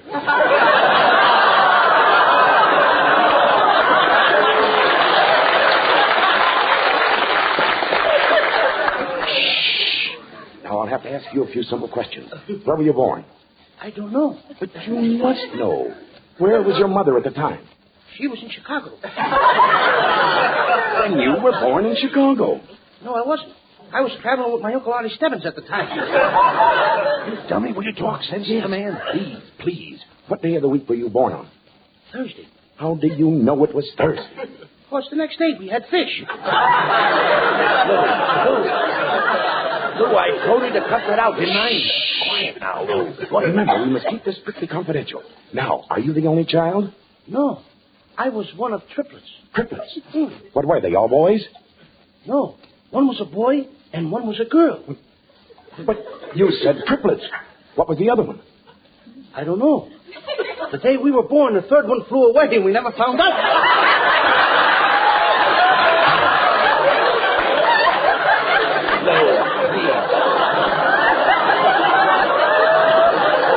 Will you please be serious now? Now listen, what's your name? What's your name and how much money do you want to borrow? Well, my name is Lou Costello, and I want to borrow $500 if you'll promise to keep it very confidential. My dear boy, that is the name of our company, the Confidential Loan Company. Now, I don't have $500 in the office right now, but I'll call one of my associates right down the block. We'll keep it all very confidential, of course. Okay. Pardon me while I open the window. Hey, Joe! Lou Costello wants to borrow $500. Wait a minute! Have you got it, Joe? No, I haven't got it, Mr. Silver. But why don't you try Charlie on 8th Street? Okay. Hey, Charlie! What is it, Mr. Silver? Lou Costello's broke. He wants to borrow $500. Wait a minute. Why don't you use the telephone? What? And have the operators listening in on our business? This is strictly confidential. Oh, I forgot. Did you get that, Charlie? Lou Costello's broke. Yeah, I heard you. Why don't you try Sam on 59th Street? Okay. Why you're at it, say hello to my aunt in Patterson, New Jersey. Costello, will you keep your voice down? Hey, Sam, have you got $1,000? Wait a minute. I only need 500. Quiet. I need 500 for myself. Come on, Abbott. Come on, I'm getting out of this place. Wait a minute, Costello. The man will get the money. Yeah, but everybody in the world will know that I want to borrow money. That's ridiculous, young man. Maybe one or two people might heard me, but they'll forget all about it. Well, if it's just one or two people heard you, then I guess it's all right. Extra! Lou Costello's broke!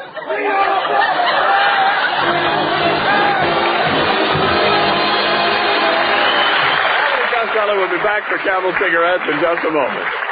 And now, tonight's salute to the men in the armed forces who won through to victory. Tonight we hail the famous 102nd Ozark Division, heroes of the Siegfried Line, the Ruhr, and Mönchengladbach. Since the beginning of the war, the makers of camels have sent over 150 million free camels to our fighting men overseas. But now, with demobilization in progress, free camels are sent to servicemen's hospitals instead. This week, the camels go to Veterans Hospital, Wadsworth, Kansas, U.S. Marine Hospital, Chicago, Illinois, U.S. Army AAF Regional and Convalescent Hospital, Coral Gables, Florida, U.S. Naval Hospital, Memphis, Tennessee, and Veterans Hospital, Palo Alto, California, in your honor, men of the Ozark Division.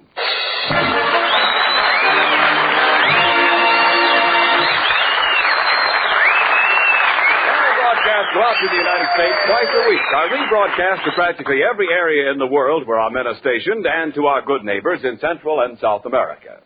And now here are Bud Abbott and Lou Costello with a final word. Well, Costello, you want to feel pretty good now that you've got your income tax all figured out. Oh, yeah, Abbott. There was nothing to it. In fact, I feel like an expert, and I'm coming down in the middle of the audience, and I'm going to help all you people with your income tax. No, the jail! Send us to jail! No, anything but that! Get him on! Wait a minute! Gee, you don't know how smart I am. Well, if you're so smart, tell me.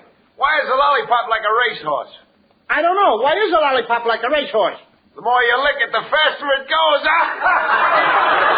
Good night, folks. Good night, everybody. And don't forget to give to your local Red Cross.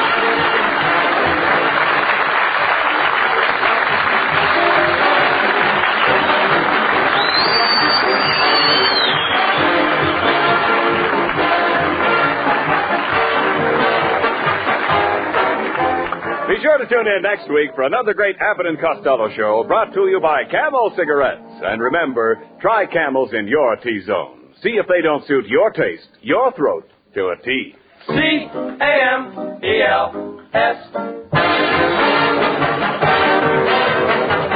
National Joy Smoke. That's Prince Albert smoking tobacco. Yes, Prince Albert is smoked by more pipes than any other tobacco on earth. For Prince Albert is choice mellow tobacco. Crimp cut for slow, cool burning, specially treated to take out parch and sting and tongue bite. Pack your pipe with Prince Albert for pleasure in every puff. And be sure on Saturday night to tune in the great Prince Albert radio show, Grand Ole Opry, coast to coast on NBC. Be sure to listen at this very same time next week for the Abbott and Costello show for Camel Cigarettes. Thursday night is All-Star Night on NBC. Stay tuned for Rudy Valley over most of these stations. This is Ken Niles in Hollywood, wishing you all a pleasant good night for Camel. This is NBC, the National Broadcasting Company.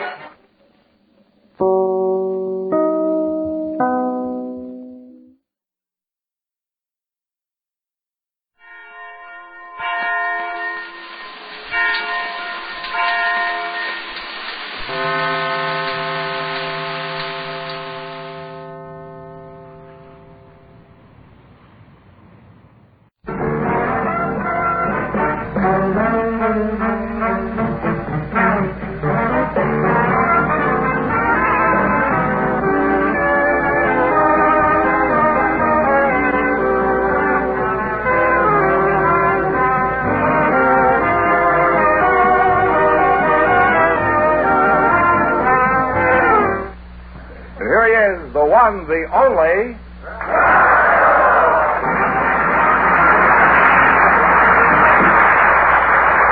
Well, Well, here I am again with a chance for each of our couples to win $2,000. And there's even a chance somebody might leave here with $10,000. If any of our couples say the secret word, the duck will come down and pay him an extra $100. The word tonight is on.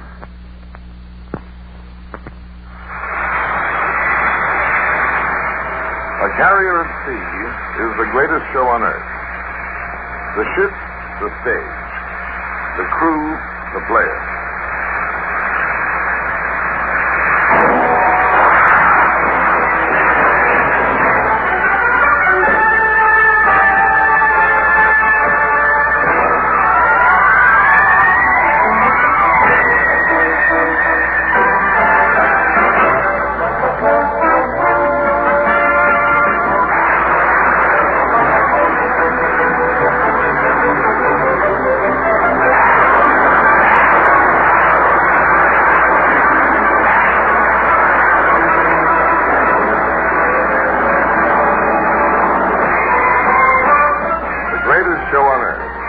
Playing on oceans all over the world. Sue Lovelace and Kent Moore are waiting to talk to you now, Groucho, so Portugal, please, and meet Groucho Marx. Welcome to You Bet Your Life. Say the secret word, and you each get an extra $50. It's a common word, something you always have with you. Kent Moore and Sue Lovelace, eh? Sue, you're much too attractive to remain loveless. Are you married? Yes, I am. Oh, you are. End the conversation.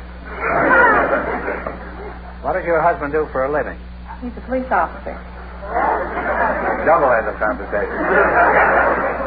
How long have you been married to this policeman, Babs? 2 years. 3 years. Don't you remember? Well, it's confusing at times. We have 6 children. You have 6 children? Yes. You said you know how to get the most out of your green stamps.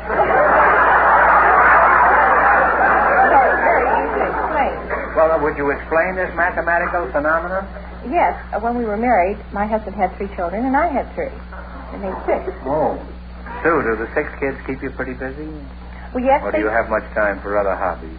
Well, they keep me pretty busy, but I still have time to work. I'm a waitress over at the Red Barn in Panorama City. Oh. So, do you have to work? Yes, I do. We ran up a pretty big bill last summer, and I've been trying to pay it off. Oh?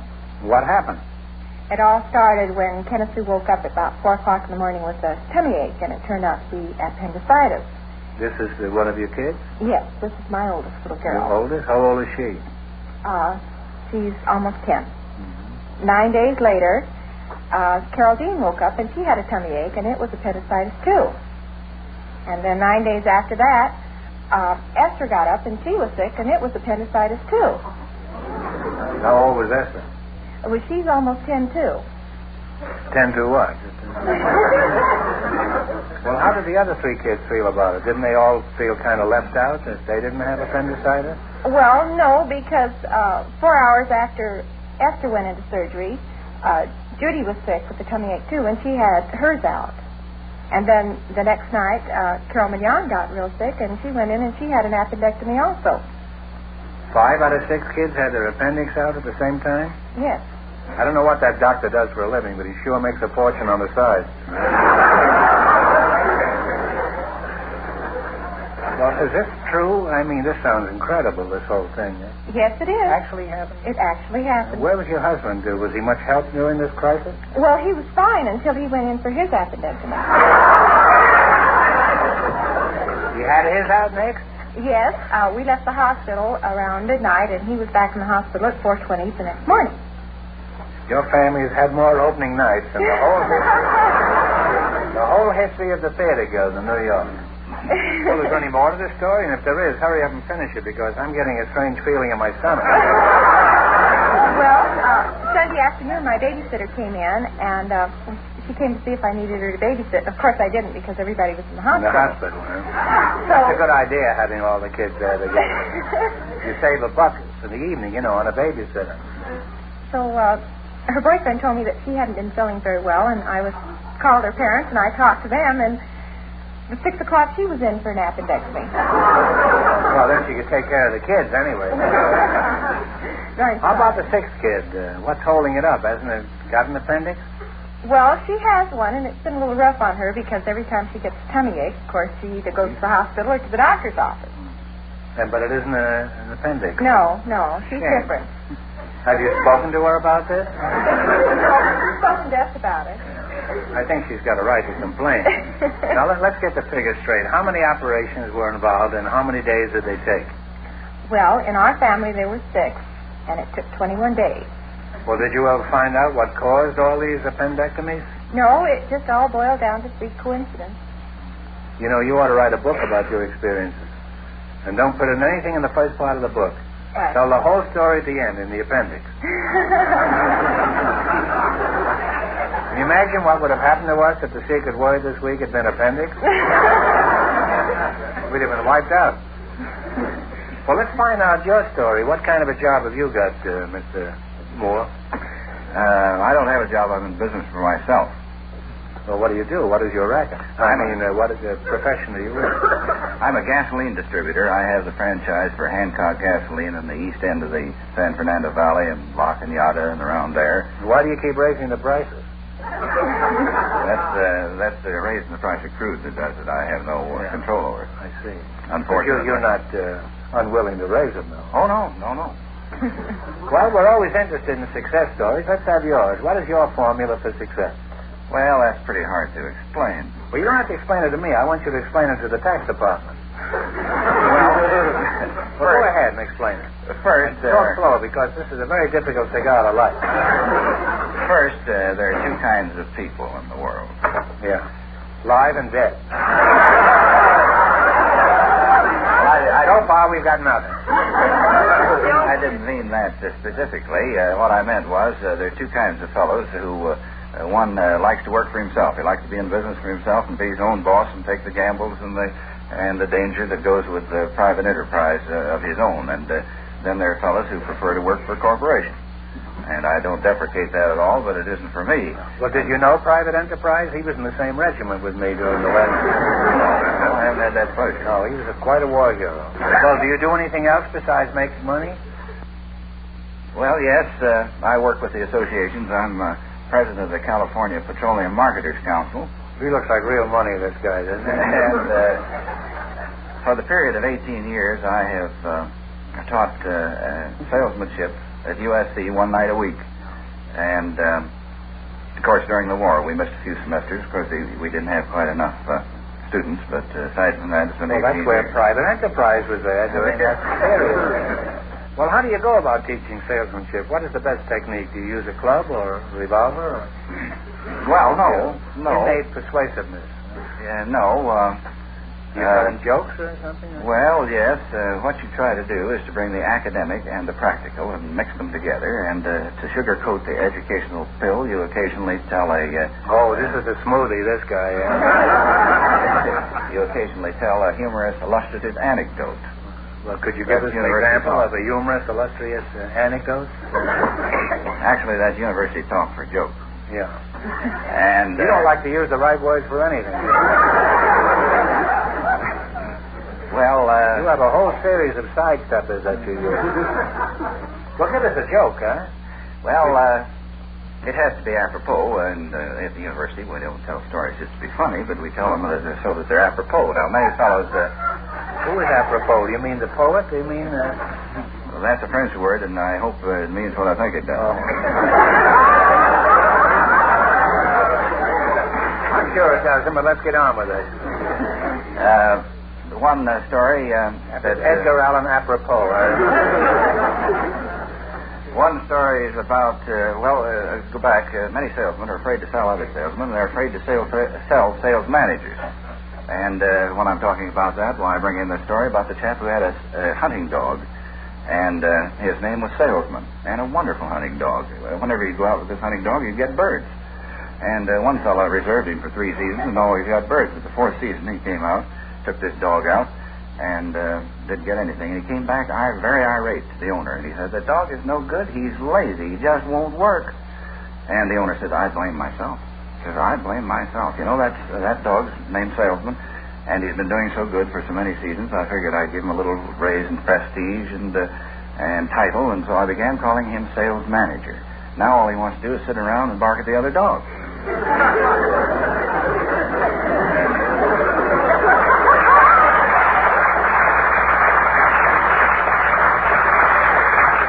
Another one. Is that the whole joke? No wonder you had such a small class of you. They were all willing to enlist. Well, I hate to break up this conversation. I'd like to hear a few more jokes, but the time has come to play your bet. How'd you like that joke? And Sue, who knows? Maybe you can win enough to treat all your customers to an appendectomy. Would you like that? That would be real nice. Okay. You select the general information. I'll ask you some questions. If you miss 2 in a row, you're out. If you get 4 in a row right, you win $1,000. Have you got your appendix? I'm afraid I have. Would you like it clipped? All right, here we go. General information is your category.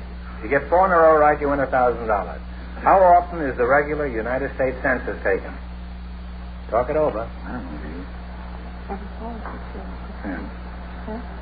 know. We think it's 10. You're right. You're absolutely right. And you have 1 right, 3 more right, and you'll have $1,000. To what religious sect did William Penn belong? We think it's the Quaker. Quaker Oats, that's right. 2 more right, and you'll have $1,000. What one word did Poe's Raven say? We think nevermore. Nevermore is right. Hey, you're getting up in the world here. You're almost there. The next one right, and you'll have $1,000. Foundations for the United Nations were laid in 1944 at a conference near Washington, D.C. What was the name of this conference? Dumbarton Oak. Oh, you're a smart guy. This fellow's right. 4 in a row right, you have $1,000.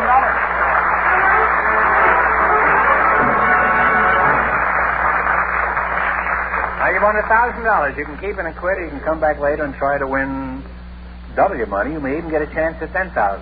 Go over there and sit down. You sit on his lap and think it over. And thanks for being on the show.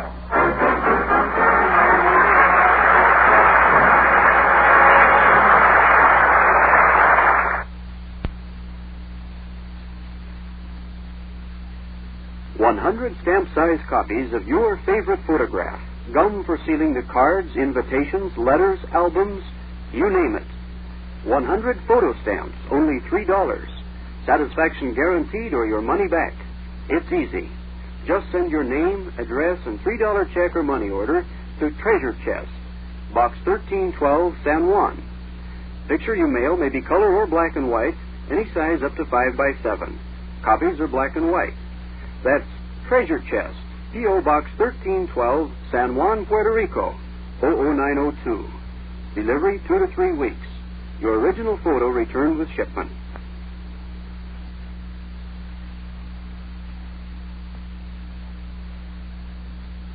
Mrs. Valentina Penberthy and Mr. Youp Wooters are waiting to talk to you, Groucho. Stop yodeling, you gentlemen. I'm not sure of that either. So, folks, you come in, please, and meet Groucho Marx. Welcome to Your Bet Your Life. Say the ticket word, and you take home an extra $100. It's a common word, something you always have with you. Let's see. Valentina Penberthy and Jupe Wooters. Is that the right way you pronounce it, Jupe? Yope. Just Yope. That's right. Give him enough Yope and he'll hang himself. Yeah, that's right. Maybe, Yope. Yope, are you a cowboy? No, I'm from Holland. Well, couldn't you be a cowboy in Holland? No, not easy. There aren't many cows over there, I guess. Now, you're Joe Penworthy, is that right? No, Valentina Penworthy. Oh, you're Oh, I see. Now I got it straight, then. Where are you from, Valentina? From the southern France. So, are you married? How long have you been married, then? Quite a few years. You don't want to say, huh? Mm-hmm. Do you have any children? Two boys. How old are these kids? 33 and 44. Well, in that case, you've been married at least 45 years, huh? You've been married a long time. What system do you use to keep the partnership together? Try to keep my husband healthy, first of all. You try to keep him healthy? When I cook, I never throw the vegetable waters away. They're full of vitamins and minerals. I just don't throw them away. You keep the vegetable water and throw your husband away, is that it? Well, how does this keep your husband healthy? Do you put it in his bathtub and let him soak in the vegetable water? No, I cook with that water. I use that water in my cooking because it has all the vitamins and the minerals. And I always start his meals with a big green salad. You do? Well, in addition to hitting the old carrot water, do you do anything else to keep physically fit? I like to take, I like very much fresh air, and I like to take deep breaths. You like to breathe, huh? Breathe. Well, that's Doesn't everybody... well, show us what you mean, Bones. Well, this is the way I breathe. I take time in breathing. I do. Well, we've got all night here, huh? Can you do that right now?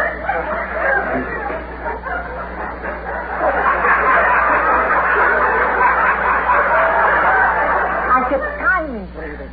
You know, one more deep breath like that and your life will suck me right down your throat.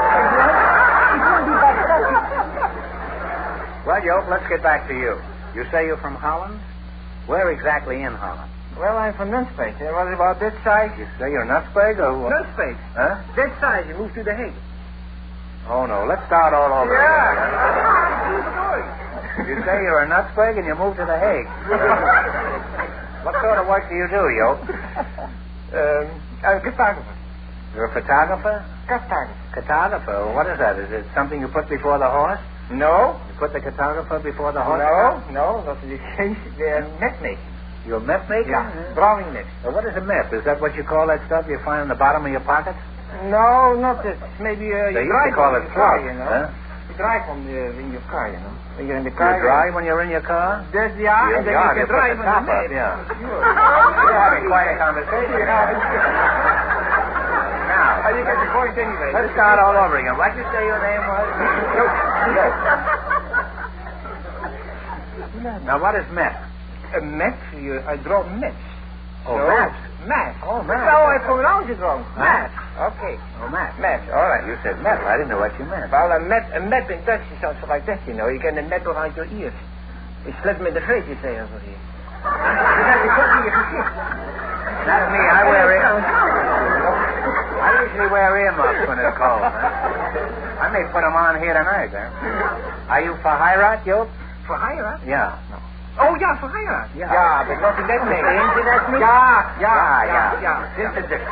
By Deutschland, eh? Yeah. Too close. Yeah. Too close to Deutschland? Yeah. Too once in a while, eh? Well, the western part or the eastern part where you're too close? My großvater kommt from Holland. Ja, kannst Plattdeutsch snacken? Kannst du Plattdeutsch snacken? No, but that's low German Plattdeutsch. Verstehst du das nicht? Now, in Plattdeutsch, you say, like, Mother, when are we going to have lunch? In Plattdeutsch, you'd say, Motor, when fragt mir Mittag. Verstehen Sie das, Job? Ja, verstehe ich. Ja, that's a low German. That's right by the Holland border, da. No. Yeah, we used to have a Holland border in our house once. Yeah, but if you know the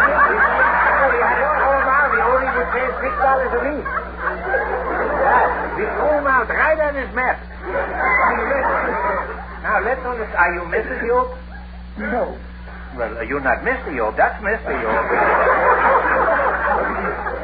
Well, Job, have you and your wife had any exciting experiences since you've been in L.A., such as crossing the freeway on foot? Well, we didn't cross only the freeway on foot. We crossed this continent 3 times from coast to coast. You crossed the continent from coast to 3 coast? 3 times were all by stumps. All hitchhiking. And what, hitchhiking? You Yeah. walked? Yeah, we walked at least 600 miles from the 20,000. You mean you traveled all over by thumb? Yeah. From Those Dutch thumbs can do anything, you know. Yeah, quite a bit. Last one I heard about plugged up a dike. Yeah, that's the whole story. Is that true? I haven't heard over here the first time in my life. Never heard it in Holland. You never heard it in Holland? No. There must be something in this. It sounds pretty silly, doesn't it, huh?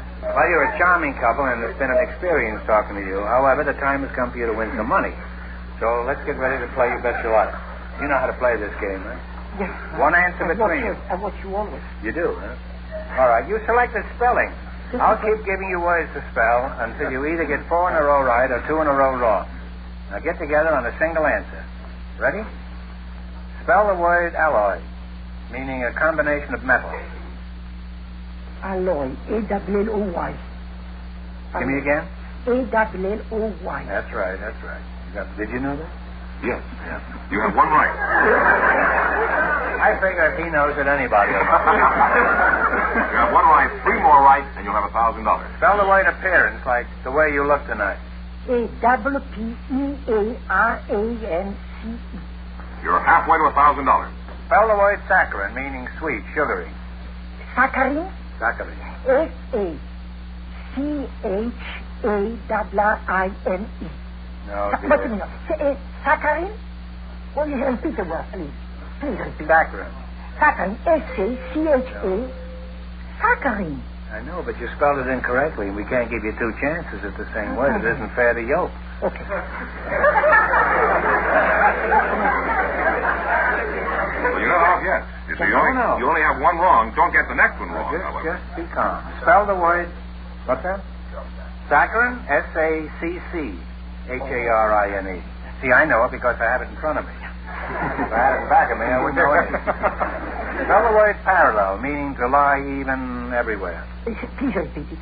Parallel. Parallel. Yes. PARALLEL. Parallel. Again? PARALLEL. That's right. That's right. All right, we're back on the right track now. Three more right, and you'll have $1,000. Spell the word aquarium, where you keep fish. AQUARIUM. Absolutely right. Two more right, and you'll have $1,000. Spell the word recollect, meaning to recall, remember. RECOLLECT. You have won the money. No, you haven't. No, you pretty near one. I'm sorry, but you only got three right. The next one is it. Spell the word instrument like a violin. Instrument. INSTRUMENT. That is very good, and I'm glad you won.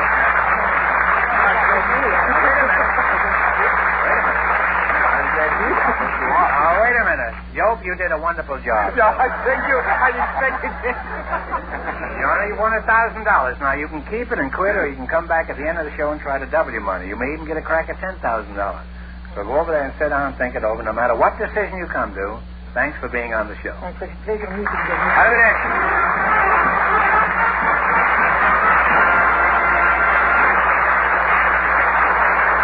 Now, in just one moment, we'll find out if either or both of our couples will try for the big money. Roger, both of our couples are going to try for the big money.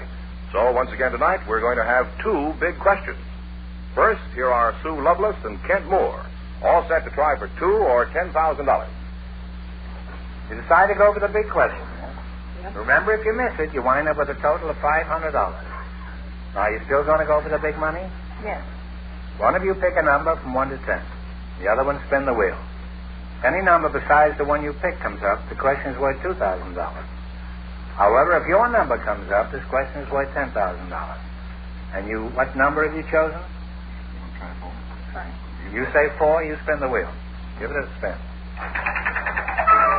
Real ladylike spin.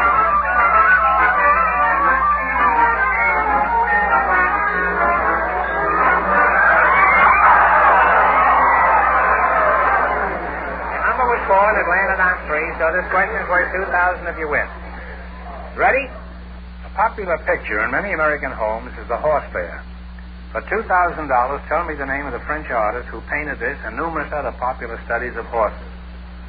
Talk it over.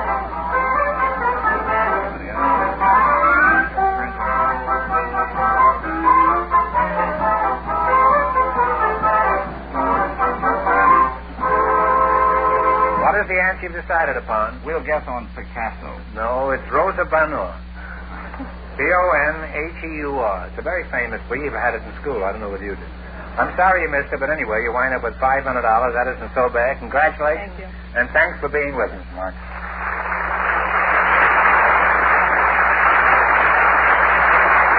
Now, here are Valentina Penberthy and Yope Woolers, all set to take their chance on the big money. So come on back out here, folks. Now, you've decided to go for the big question. Remember, if you miss it, you wind up with a total of $500. Are you still going to go for the big money? No, You can try it anyway. Now, one of you pick a number from 1 to 10, and the other one spin the wheel. If any number besides the one you pick comes up, this question is worth $2,000. However, if your number comes up, this question is worth $10,000. All right, now what number do you want? You say 9, you spin the wheel. Give it a good spin. Anyway.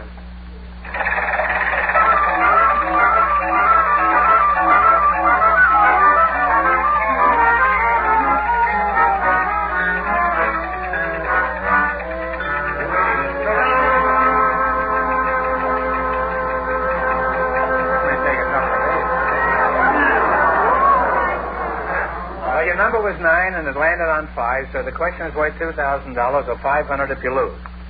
The brilliant natural gifts of Alexander the Great were developed under the tutelage of a famous Greek philosopher. For $2,000, who was Alexander's great teacher? Talk it over.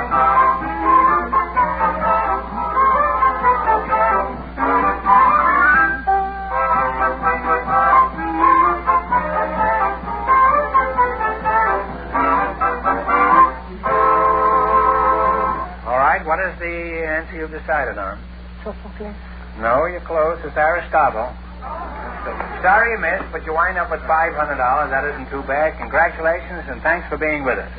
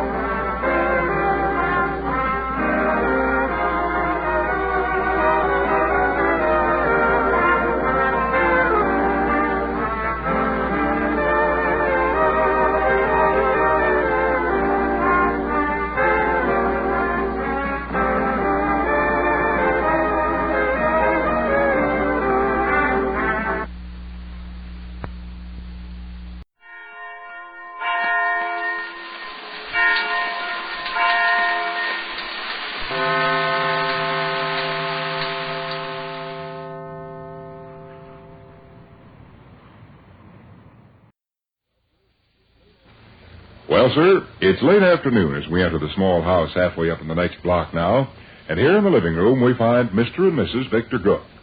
Vic has just this moment arrived home from the office, and he's contemplating his wife, who's replacing the telephone receiver back on its hook.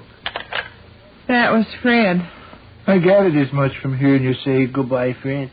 Vic, he's pulling off that stunt of his again. Which stunt do you have reference to, Professor Hardesty? Oh, where he's got work around the house he wants done and tricks you into helping him. I will settle Fred's hash in 5 seconds. One side. Papa would use the telephone. Is Fred at home or at the foundry? Oh, he's at home, but I wouldn't call. Why not? Because we're already involved. How so? Well, you yourself suggested playing $500 this evening. They asked us to their house, and you said fine. I said fine as regards playing $500. I didn't say fine as regards shingling Fred's roof. That isn't what he wants done. He'd like me to take his furnace apart? No, not that either. The thing is, Vic, we accepted their invitation, and if we call up and make some sick excuse for not going, Fred will see through it and get huffy. And a situation like that makes it mean and uncomfortable and awkward for everybody concerned for weeks to come. Ruthie Stembaum's my best friend. We spend lots of time together. It's just hateful when stuff like this comes up. Well, I'm certainly not going to let Fred make me the goat. You might not have to break your back working. I don't intend to break my back working. Might even be fun. What is this job Fred's got up his sleeve? Lay a concrete floor in his garage. What? He's got sacks of cement and sand and gravel in his backyard, and he's going to put a concrete floor in his garage. Is that a fact? Well, it might not be so bad. Fred's phone number, I believe, is... Now, wait, Vic. You're not going to holler and scream over that telephone. Fred talked gentle as a lamb just now. I bet he did. I know how that guy operates. He's going to make a picnic out of this, ain't he? Oh, boy, Vic and I are going to have a circus tonight. We're going to put a concrete floor in my garage. Tell Vic to wear his old clothes because the fun's liable to get a little rough. Yeah. Is that what he said? Pretty much. That big ox. You can lead a horse to water. Huh? You can lead a horse to water, but you can't make him drink. Fred can't force you to mix concrete. You can wear your old clothes over there, and when he starts mixing his concrete, you can just kind of stand there and watch. Well, can't you? Kiddo, Fred's got to learn he's not dealing with a half-wit. It's Ruthie, though. He's tried this junk on me twice before that I remember.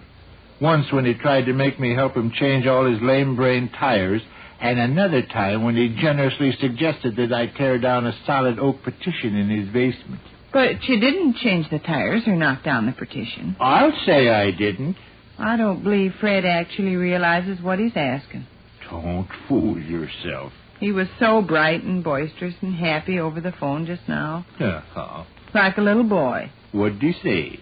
Understand you scalawags are coming over here and shuffle some cards around this evening. Uh-huh.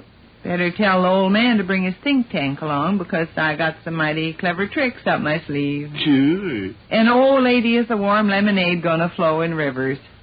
Warm lemonade? He's got the idea you're crazy about warm lemonade. Where in thunder would he get that idea?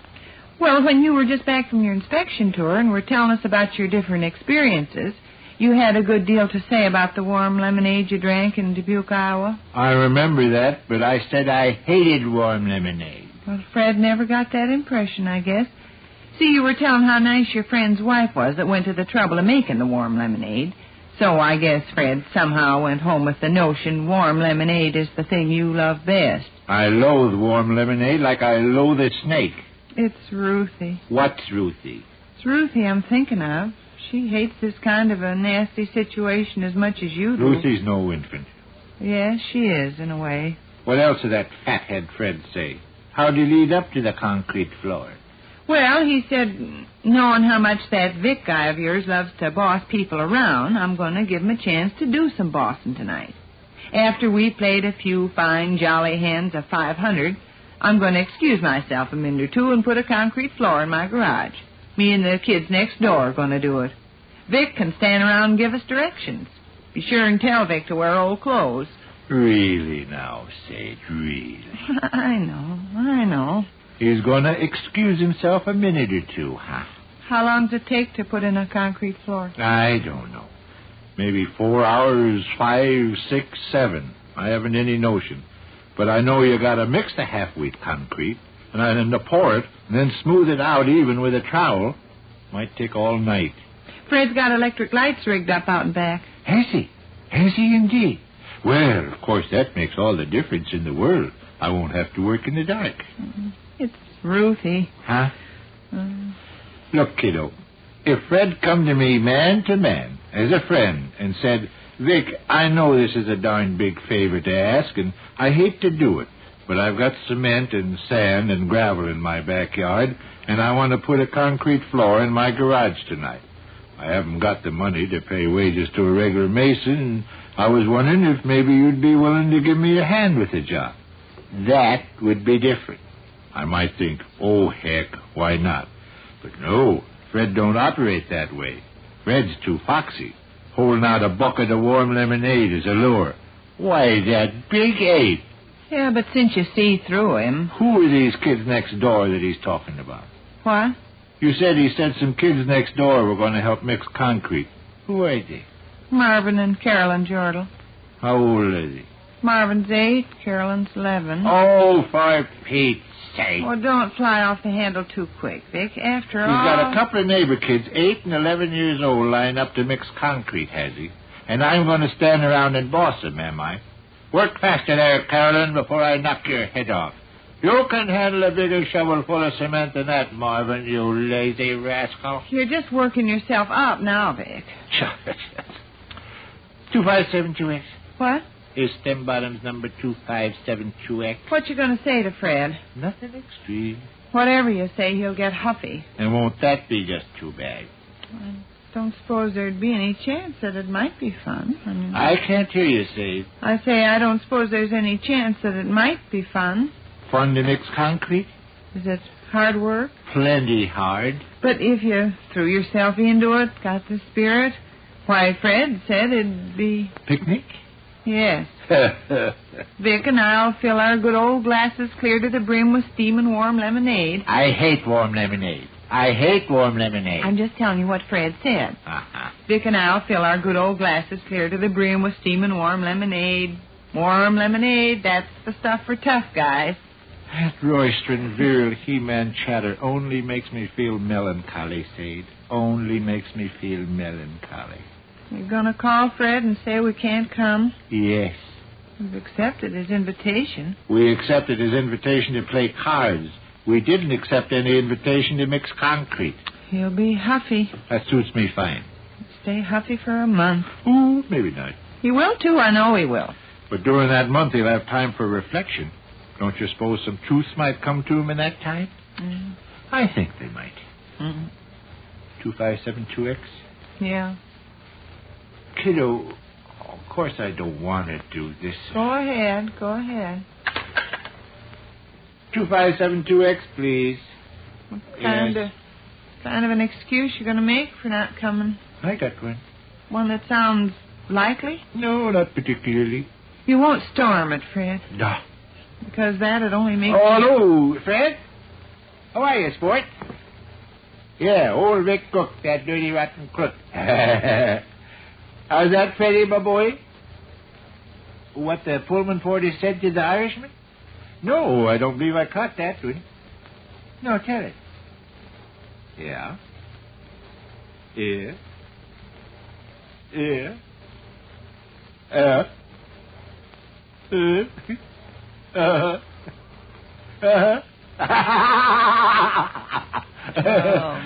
It's okay, Fred. No, I never heard it before. But James said, what's the matter if you spelting, huh? Sweet Fred. Yeah. I will tell that to the boys tomorrow. Say, Fred, reason I'm calling. No, here's the thing. I understand we got a 500 game cooked up for this evening. Aha. Yeah. No, doggone it, Fred, it looks like we can't. Well, I'm leaving for Seattle, Washington tonight. Yeah. No, not business, Fred. Fact of the matter is, Fred, I'm taking some trained rattlesnakes to Seattle. That's right. I'm taking these trained rattlesnakes to Seattle tonight, and I'm coming home the first thing in the morning. No, not an airplane. High-powered motorcycle. Well, I'm sorry we can't get together this evening, Fred, but we'll make it another time real soon. You bet. Goodbye, Fred. How was that? All right. Give the half-wit something to think about, maybe. He might do a little reflecting before he tries this stunt again. Oh, hey, now. It's not as bad as all that. Look, I'm not crying. Black beer is on the air. Black beer is everywhere.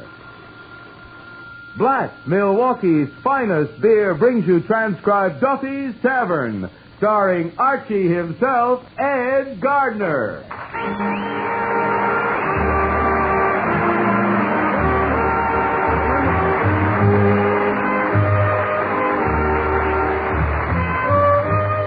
Friends, good taste isn't a matter of geography. A good, juicy steak is appreciated just as much in Los Angeles as it is in New York or Milwaukee. And the same goes for good beer. Take Blatz, for example. There's nothing unusual about the good taste of the people who have made Blatz the largest selling beer in Milwaukee, premium beer capital of the nation. They're the same kind of particular people who have made Blatz the largest selling Milwaukee beer in scores of other cities in 48 states and 29 foreign countries. Yes, from B to Z, from best to zest. The bywords Blatz, B-L-A-T-Z, from coast to coast, Milwaukee's finest beer.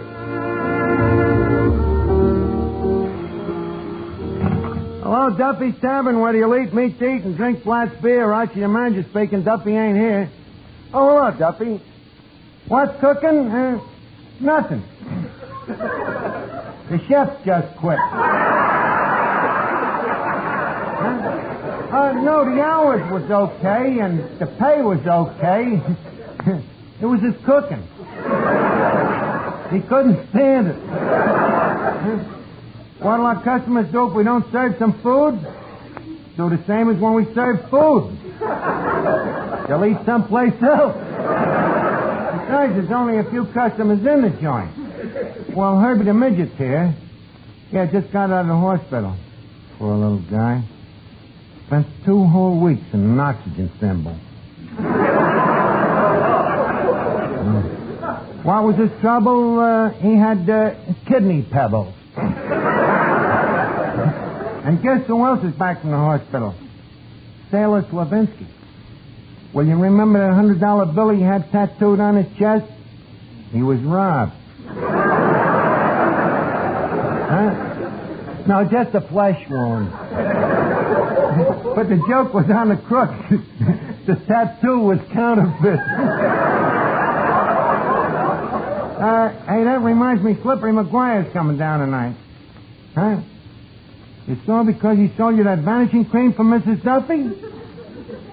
But Duffy, he didn't guarantee to make a vanish permanent. Okay, so he's a phony. But he's my pal. And I will brook no insults on his behalf. Good day, sir. Eddie. Yes, sir, Mr. Archer? Eddie, Slippery McGuire's coming down here tonight, so leave us lay out the welcome mat for him, huh? We can't do it. Why not? He swiped it the last time he was here. Well, that's all in the past, Eddie. Slippery's gone straight.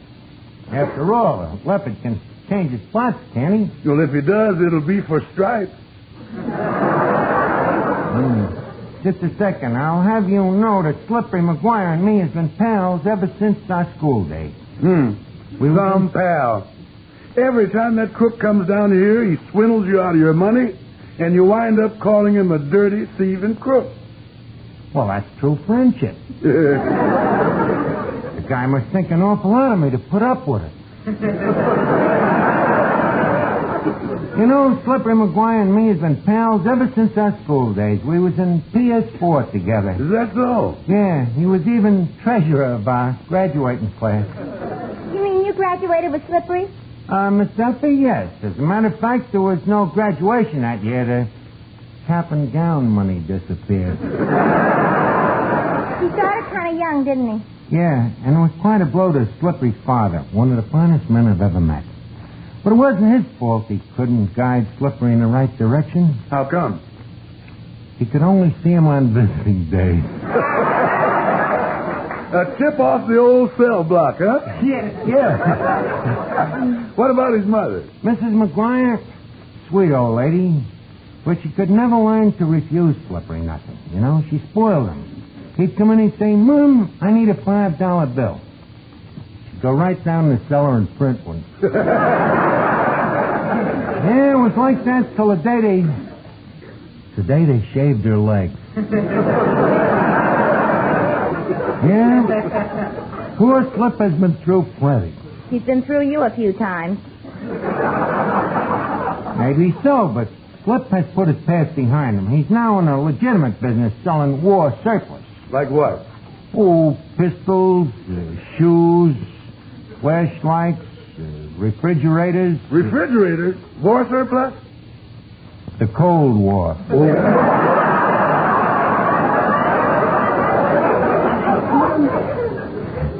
You know, Eddie, I'd like to throw some business Slippery's way.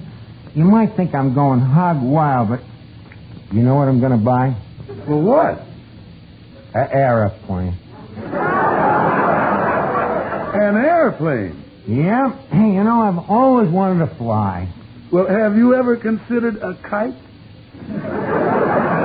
Don't belittle me, Eddie. You know, he's always getting rid of second-hand planes, and maybe Slippery can get me one. Imagine me own airplane, a B-29 or a PBX, you know. Flying up there in the clouds. I wonder what it's like. You an aviator. What's so funny? Oh, well, you get dizzy when you eat a 3-decker sandwich. I bet even I could fly better than you. You could fly. Miss Duffy, I'm talking about airplanes. Not Halloween night on a broom. Listen, it so happens that the best pilots in history have been women. Oh, yeah? Name one. Cobina Wright. Cobina Wright, a pilot? Only the most important of the Wright brothers. Well, Okay, him. But that's just one. Don't try to tell me nothing about aviation. You're talking to Archie the Ace. I've got air in me veins. Oh, yeah? Then how come you black out every time you lick an airmail stamp? Besides, what kind of a junky crate is Slippery McGuire going to palm off on you, Archie? It ain't no junk. It's a genuine Army surplus. I know. That crook sold Mama a surplus girdle that split the first time she wore it. Well, don't blame the girdle just because your old lady has so much surplus. Archie, why do you always have to say such nasty things behind Mama's back? Well, it offers such a broad field of operation. Oh, you never have a good word for anybody. On the contrary, I have 5 good words for you. Hit the road. That's only 3. The rest ain't hard to figure. Make a noise like a hoop and roll away.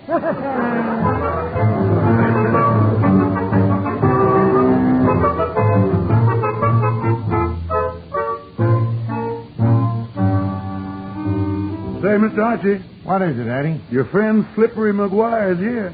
How do you know? I just reached into my pocket and found myself shaking hands with him.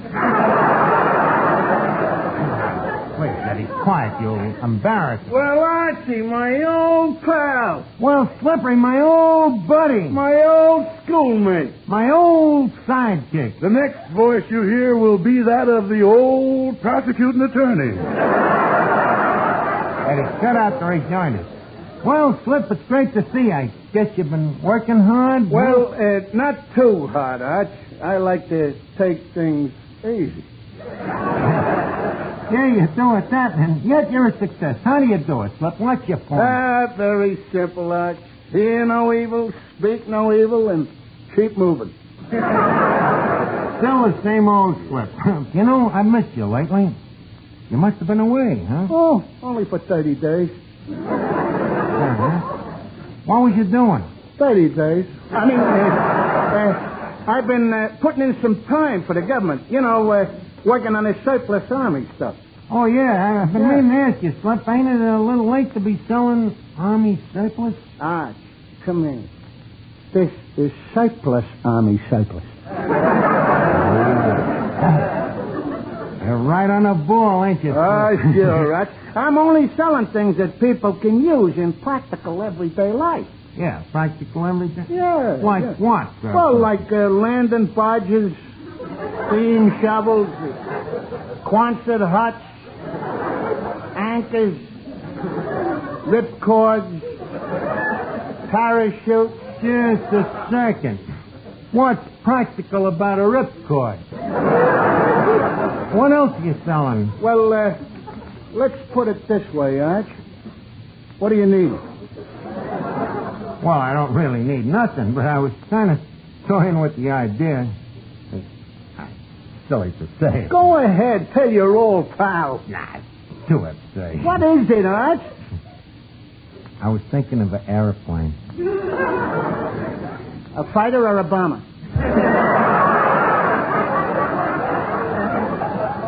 Slim, you mean there's a chance? Look, Arch, how much have you got to spend? Well, not very much, just $14. $14? For that, I wouldn't sell a plane to my own brother. Well, that's all I got. Brother, you bought yourself a plane. Of course, for that price, it won't be a 4-motor job. No, 4 motors. No. Well, how about one of them helium copters? Oh, well, that's a cinch. Just give me the $14 and I'll go get it out of stock before somebody else grabs it. Okay, here you are. Slip, good luck and happy landing. Roger. Wilco. Arch, you're taking to it like a duck to water. See you later, you ace, you. So long. So long, Slip. Oh, boy. Hey, Eddie. Yeah? Hey, guess what? Slippery's going to get me one of them helium copters. A what? One of them airplanes you can land on a dime. 3 to 1 that Slippery don't leave you a dime to land it on. Oh, no? Eddie, I can see myself right now. Me hand froze to the controls. Coming in for a graceful crash landing. All of a sudden, I get a flash on the radio. Stand by for ceiling 0. Oh, Finnegan. Hey, Finnegan, maybe you'd be interested in my new project. Do you like flying? No, not me. Why not? My arms get tired.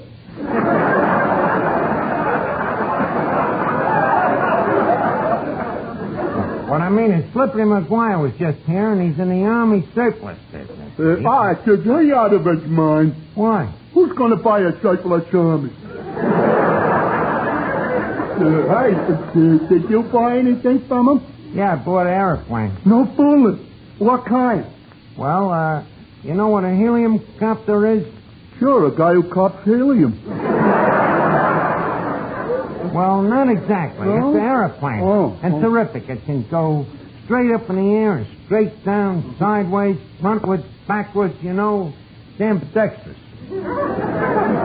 And in fact, it can do everything that a bird can do. Oh, yeah?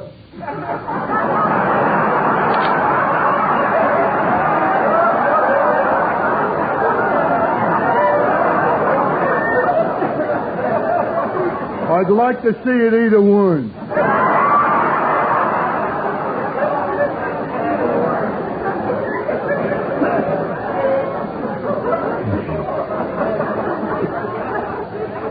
I think you've got a nice, clean air pocket where your head should be.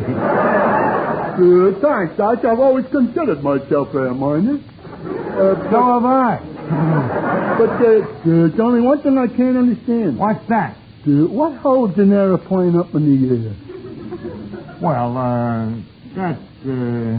that's the thing I'll have to explain to you. It's one of the basic laws of physics. For instance, you take air, that's H2O. It's much heavier than water. Now, on the other hand, metal is a conductor which conducts the oxygen through the hydrogen, which creates a vacuum which gives us gravity. Which, in turn, naturally pulls the plane up into the air. Is it clear so far? What am I, a dope? No, but even I had a little trouble with it at first. Well, to go on, you see, we take the stratosphere. What's that? Well, it's what it sounds like. It's the fear of high places. Stratosphere. Now, in order to fly a straight line, the navigator checks the ground speed against the plane speed, which is, shall we assume, 200 Fahrenheit an hour? That sounds like a lot of Fahrenheit. Well, don't forget, we've come a long way since the days when we had to land a plane by hand. Today we have automatic horsepower, frequency modulation, wing spreads as high as 39 RPMs. Automatic tail fins in case the rudder goes on the blink. You know what used to happen in the old days when the rudder went on the blink? The cow didn't give no milk.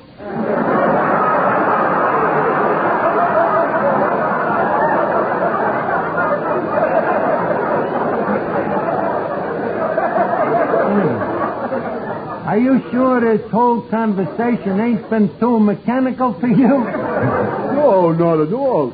By the way, how's chances for a job on your plane? Well, I don't know. You think you're right for the air? As right as I am for the land. Oh, come on now. Give me a break. I could help run your aeroplane. My Uncle Pierre was a famous flyer. Your Uncle Pierre? Well, yeah. He was the first guy to try to cross the channel in a balloon. And Art, guess what he used for ballast? What? A case of Black's beer. Yeah. A very tasty ballast. Yeah. Did he have any trouble getting the balloon across the channel? Well, it would have been a perfect crossing, but for one thing. What was that? He never got the balloon off the ground. Why not? He just couldn't bring himself to throw that ballast overboard. Well, with a wonderful beer like that, you can hardly blame the guy. But tell me, Finnegan, didn't that balloon ever get up in the air? Oh, yeah, one time, my uncle took the blast out of the balloon and it sailed way up in the air. 5,000 feet, 10,000, 20,000, 40,000, 50,000, 40,000. Back to 40,000? Air pocket. Yeah. And then up to 50,000 feet, 100,000 Wait a minute, Finnegan. Nobody could live at 100,000 feet. The very words my uncle said as he sat there on the ground sipping his blast. Yeah, your uncle was a very smart guy.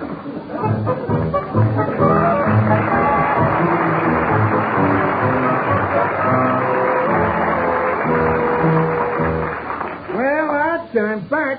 You're back. What? Huh? Tell me, where's me helium? Look, Arch, we've hit a little snag here. The Army's getting a little sticky about their aeroplanes. Yeah, huh? We'll have to clear this deal through Washington. Who in Washington? Come here, Arch. Nobody listening? No. Can I trust you? Certainly. The man I'm talking about is you-know-who. No kidding. You know who? Arch, please don't mention names. Yes, sir, we're taking this right up to the top. Give me the phone. Yeah, what? Thanks. Hello, operator. Washington, D.C., please.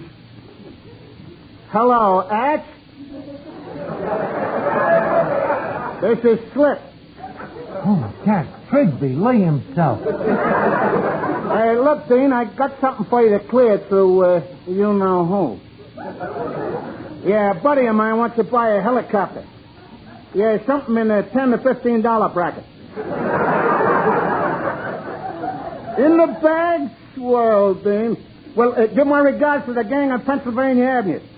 Oh, by the way, tell Harry I'm still trying to get that Spike Jones record of the Missouri Walk, will you?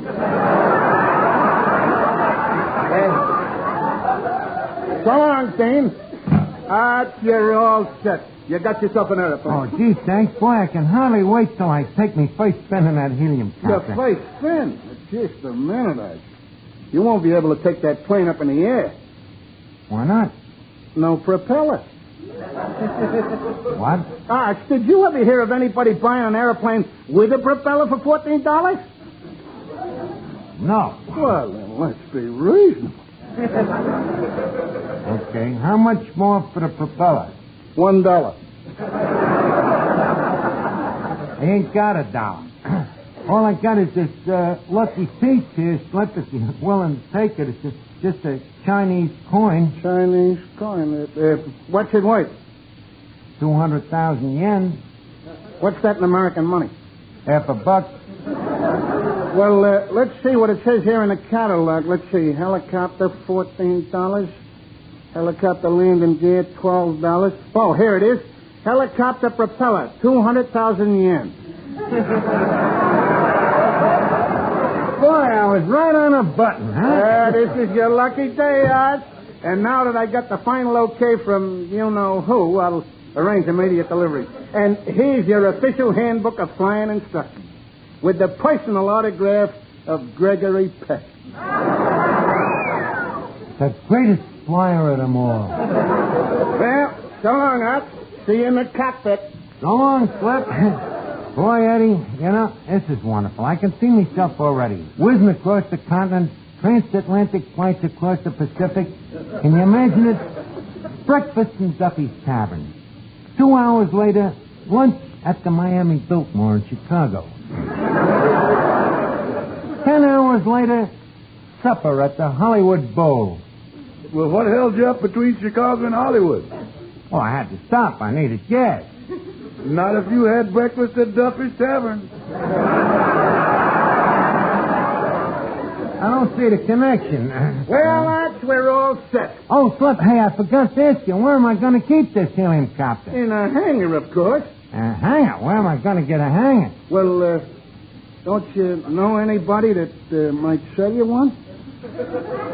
Oh. What? Hey, maybe you could, huh? Don't you think this is carrying friendship a little too far? Yeah. Although it just so happens I do have a few hangers in stock. You do? Yeah. Look, could you spare me just one? Well, You know, just for old time's sake. Oh, what's the use, Art? You always get around me. I'm too soft-hearted for my own good. How much dough you got left? Well, I'm broke, dear. You know, you took me last $14. Well, that was your money. How about the cash register?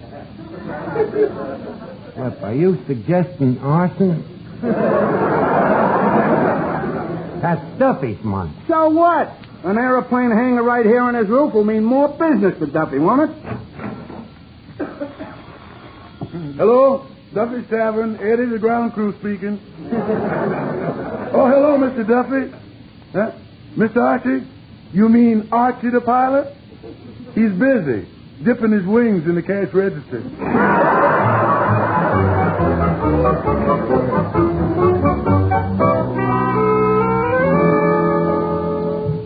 By the way, how much is this hanger? Well, let's see the catalog here. List price, June, that's $7. Well, that's okay. I got $10 here. $10? Oh. Well, that's June. Let's see. July, $8. August, $9. Arch, what month is this? September. That'll make it even $10. Yes, sir. And to show you what a good fellow I am, with the hanger, I'm going to throw in a windsock. Well, thanks, Flip. I wear a size 12.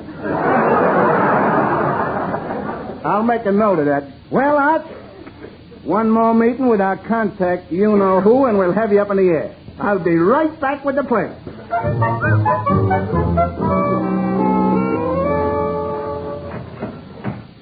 Hey, Flip's $2. Well, okay, Arch, and here's your wings. You-know-who insisted that I give them to you at the wholesale price. Gee. Yeah. Now, Arch, you're all set. I'll be right back with the plane.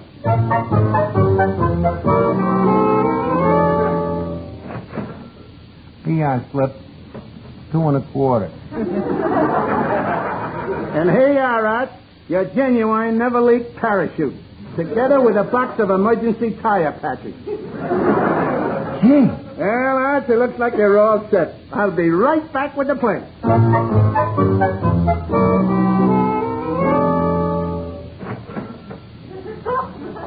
75, 85, 90 cents.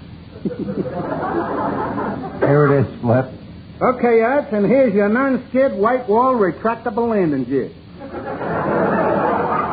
Gee. Well, Flip, when do I get me plane? Yep. Just as soon as I get final clearance from you-know-who.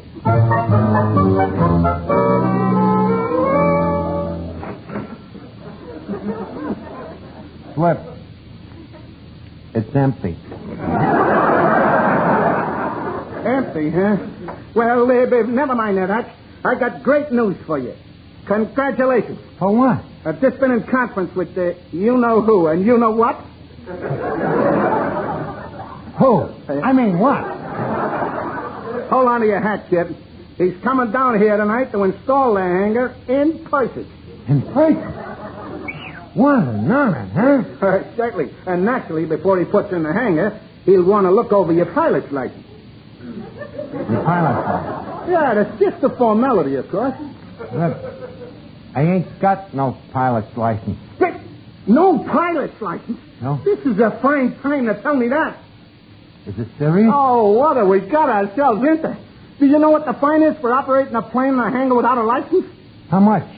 $29.15. Look, this is terrible. Can't you fix it with the you-know-who? Well, now, look, that depends. But where am I going to get $29.15? Let me see. How about the dough I gave you for the plane and the hangar and the parachute and stuff?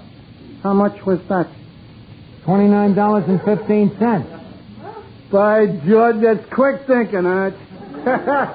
I'll take it right over to you-know-who. So long, little pal. So long, Flip. And thanks a million. Gee, Eddie, I don't know what I'd do without my old pal, Slippery. Say, Archie, Oh, hello, Officer Clancy. You look kind of tired. What you been doing? I've been looking for a swindler who's been operating on 3rd Avenue. Oh, yeah? What's his name? You know who.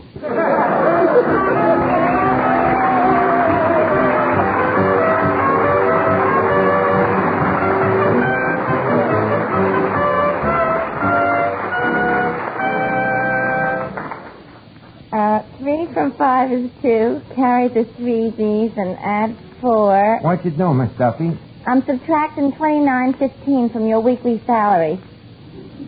What's so tough about that? Did you ever try to subtract $29.15 from $15? And all because you had that crazy idea about being a great flyer. Yeah, and I didn't even come close. Well, don't feel too bad. After all, you did succeed in making an ace of yourself. Don't try to cheer me up, Miss Duffy. What really burns me up is that I had me heart set on taking a plane trip to Milwaukee. Well, maybe you can't go to Milwaukee, but we can bring Milwaukee to you. How do you mean? Here, have a black beer. Thanks, Miss Duffy. You know, I guess you could travel everywhere and never find a better or more refreshing beer than black. Right you are, Archie. So right that if you took a palate preference poll of the people in Milwaukee or in the state of Wisconsin, you'd find the majority, and I mean the great majority, would agree with you. Yes, in Milwaukee, Wisconsin, the premium beer capital of America, the brewing center of the USA, the home of our finest beers, Black, B-L-A-T-Z, is the largest selling beer and by a great and growing margin. Friends, you don't have to come from Milwaukee to appreciate Black. Try Black tomorrow. Compare it with any beer at any price. Your own good taste will tell you what folks in Milwaukee have known for almost 100 years, that Black, B-L-A-T-Z, Black is Milwaukee's finest beer.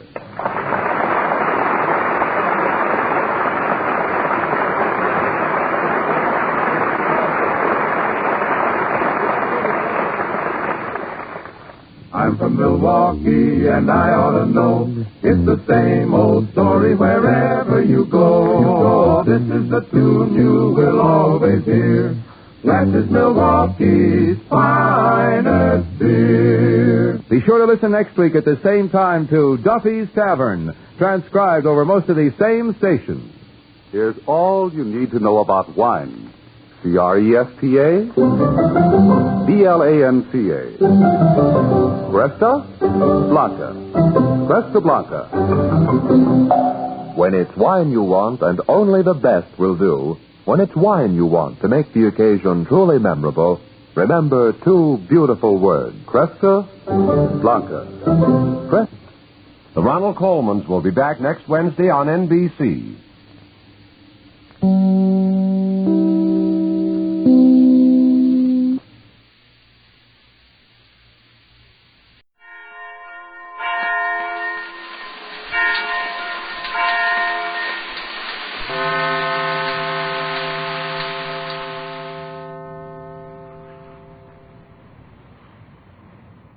It's new. It's amazing. It's Prell, P-R-E-L-L, Procter & Gamble's new Radiant Cream Shampoo in the handy tube.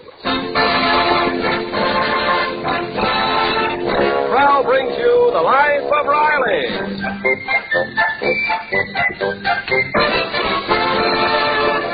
Prell, the shampoo that removes unsightly dandruff in as little as 3 minutes and leaves hair radiantly clean, radiantly lovely, presents The Life of Riley with William Bendix as Riley.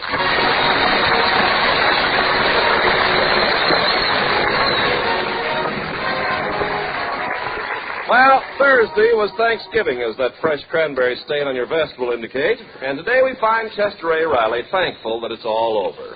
But a few days before Thanksgiving, Riley was singing a different tune as he was walking home from work with his friend, neighbor, and co-worker, Jim Gillis. Hey, wait, Gillis. Let's go down this street here. I got to pick up our Thanksgiving turkey at Al's Meat Market. Oh, I'm glad you reminded me. My honeybee told me to pick ours up. Great guy, Al. You know, in our house, all four of us like the drumstick, and nobody likes the whatchamacallit. So This year, Al promised to give me a turkey with 4 drumsticks. How is that possible? 1 turkey with 4 drumsticks? Yeah, well, with Al, it's easy. Some other customer will get a turkey with no drumsticks and 2 whatchamacallits. You know, I love Thanksgiving, Gillis. Yeah, me too.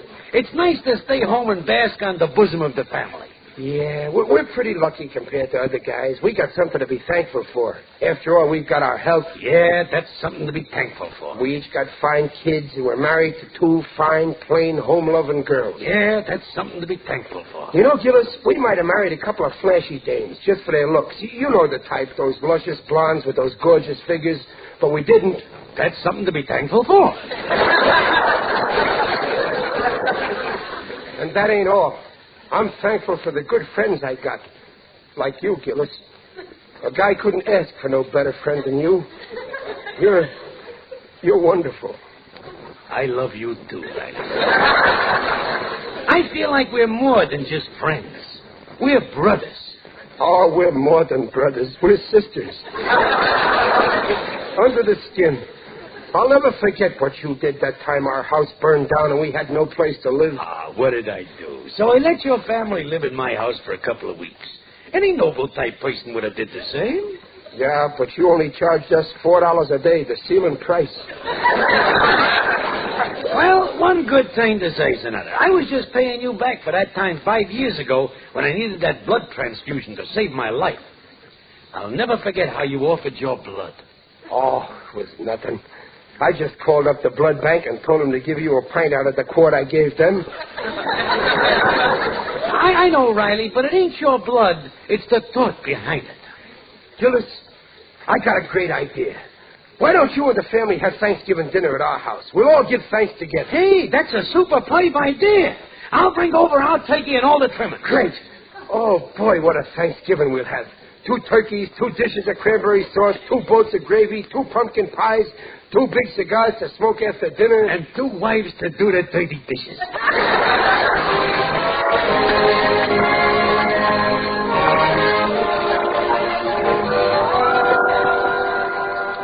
Chester Riley, how could you go and invite the Gillises for Thanksgiving dinner without telling me? I'd like to feed my guests, and we've only got 1 small turkey. Relax, Peg, relax. I also invited their turkey. Oh. Oh, no. No, it's not right to let guests bring food. Now, we'll buy... Evelyn, it's real holiday spirit.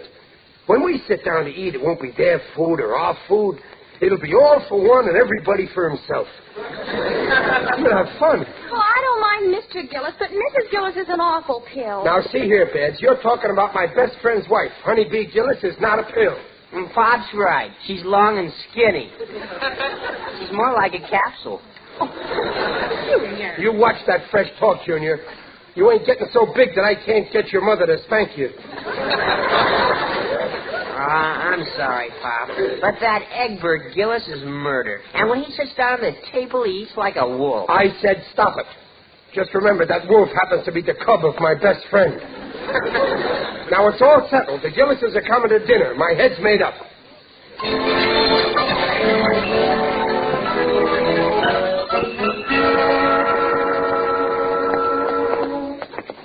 Hurry up, Riley. We'll be late for work. So anyway, Gillis, when I told Peg and the kids that you and the family is coming over for Thanksgiving dinner, they was thrilled. You know what they said? How should I know what they said? I ain't the kind of a next-door neighbor goes around eavesdropping. Well, they said, Riley, that's a wonderful idea. Oh, fine. And tell Junior not to worry. I'll see that my Egbert don't eat like a wolf.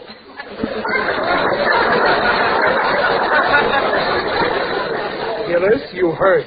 Well, ever since that cut-rate dentist filled my tooth with copper, my ears pick up like a radio. Now, come on. If we're late once more this month, the boss will blow his top. Oh, quit worrying. Mr. Stevenson went out of town for Thanksgiving. No, he's staying here. Only his family went away. The chauffeur told me. Oh, well, then we better snap it up. Hi, fellas. Hiya, Sharky. Hi. Heard the news? Botkin quit his job. You mean the foreman, Benzedrine Botkin? Yeah. No kidding. Who's going to be the new foreman? Nobody knows yet. Stevenson is going to announce somebody after Thanksgiving. Oh, that's a great job. I wonder who's going to get it. Yeah, I wonder. Every guy in the plant is angling for it. All sorts of schemes going on. Well, I gotta go, fellas. Hey, Sharky, what's that you got wrapped in that newspaper? Oh, this? Yeah. Just some petunias I picked for the boss's desk. Ain't that disgusting, Riley? What some guys won't do just to butter up the boss. Positively sickening. Now, me, I don't mind putting in 8 hours of hard work for Stevenson, and I'll gladly work overtime for time and a half. But when it comes to playing up to him, I draw the line. That's when I revolt. I'm with you, pal. I revolt, too. Yes, sir. We're both revolting.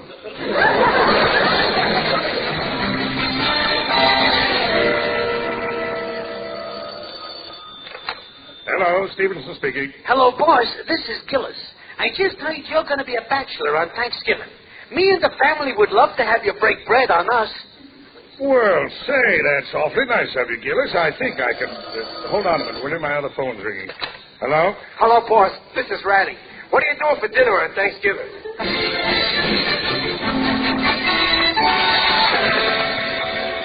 You invited Mr. Stevenson? Well, sure. He'll let me know definite tomorrow, but he'll come. Yes, sir. I'm out to get that foreman's job, Dumpling, and this will cinch it. Oh, how? While you're stuffing his stomach with turkey, I'll be stuffing his head about how good I am. Oh, but you can't do that, especially with the Gillises here. Oh, the Gillises won't be here. I'll uninvite them. Well, you couldn't do that. It isn't fair. Yeah, I know it's kind of a double cross, but this may be the break of my lifetime. And after all, I'm not double-crossing just anybody. I'm doing it to my best friend.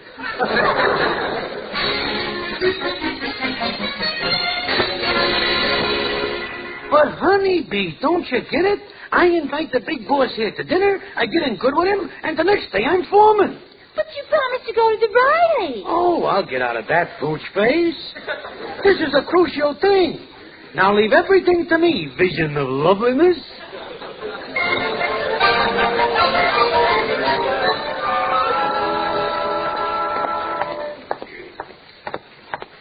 Hey, Riley. Oh, hiya, Gillis. I was just coming over to see you, pal. I was just coming over to see you, Riley, my friend. Listen, chum. About this joint Thanksgiving dinner over at my joint. I was thinking... That's funny, Riley. So was I. Yeah, I thought maybe we ought to call it off. Oh, you was? Yeah. You see, Gillis, I figured the best way to keep a friendship going is not to get too friendly. Well, you got a good point there in your head. In fact, it's very dangerous to get together Thanksgiving. I can see just what's going to happen. You'll come over with your wife and Egbert and your turkey. And there's me and my wife and kids in our turkey. It's very crowded. Where am I sitting? On the piano stool. Very uncomfortable. And everybody's nerves is on edge. First thing you know, my junior says to your Egbert, "Hey, Egbert, don't eat like a wolf." Yeah, and then my Egbert takes a poke at your junior and gives him a bloody nose. Right. And then my wife comes in, takes one look at Junior and yells, "Junior, wipe that cranberry sauce off your face." But then she finds out what happened, so she turns on my honeybee. That's right. And Peg says, "Really, honeybee, you might teach that brat of yours some manners." And then, naturally, your honeybee turns on my Peg. Well, naturally. And she tells your wife off, but good. And then I got to stick up for Peg, so I say, "Pipe down, honeybee, you're nothing but a pill." And that gets you sore, Gillis. Why, that's what I always say. Oh! Yeah. I'm burning up, so I say, "See here, Riley, I'm the only one can insult my wife." And then I pick up a turkey leg and throw it at you. And I throw a whatchamacallit at you.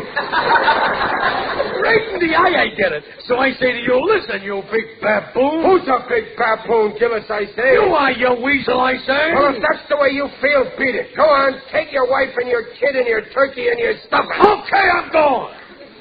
You know, if that's the way it's going to be, Riley, we better call this dinner off. Yeah, I agree with you, Gillis. Well, so long, pal. Hello, chum. Happy Thanksgiving.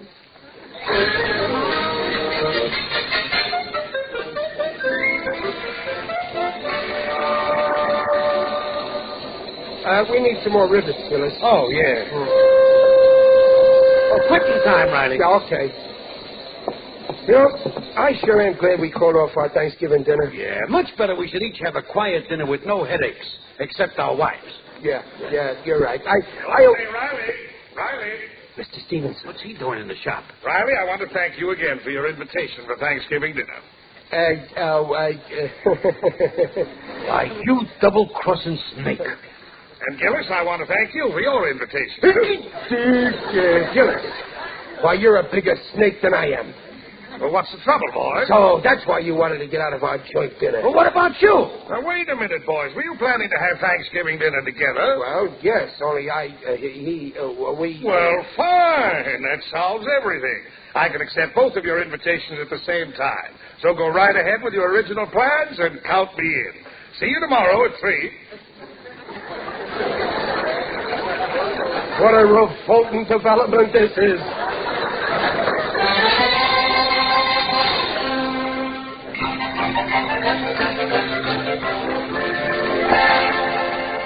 But, Jimsy, I thought your boss was coming here for dinner. No saccharine lips. That's all changed now. We're all going to eat at Riley's. Oh, but Egbert's been invited to Artie Meyer's house. Good. Maybe it's better my boss don't see our Egbert. Things are tough enough. Well, all right, we'll go. Even if it is Riley's house, you can still drop a few hints about the foreman's job. Oh, no, that's out. Riley and me made an honorable deal. And Hinton wouldn't be croquette. I guess you're right. It's not the honest thing to do. But I got a better plan. We're bringing a turkey, and Riley's got a turkey. But what do we need 2 turkeys for? Well, yes, one will be enough for 7 people, especially the portions Riley serves. So I'll sell our gobbler and buy the boss a box of his favorite cigars. That'll put us in solid. Oh, Jimsy, you're so clever.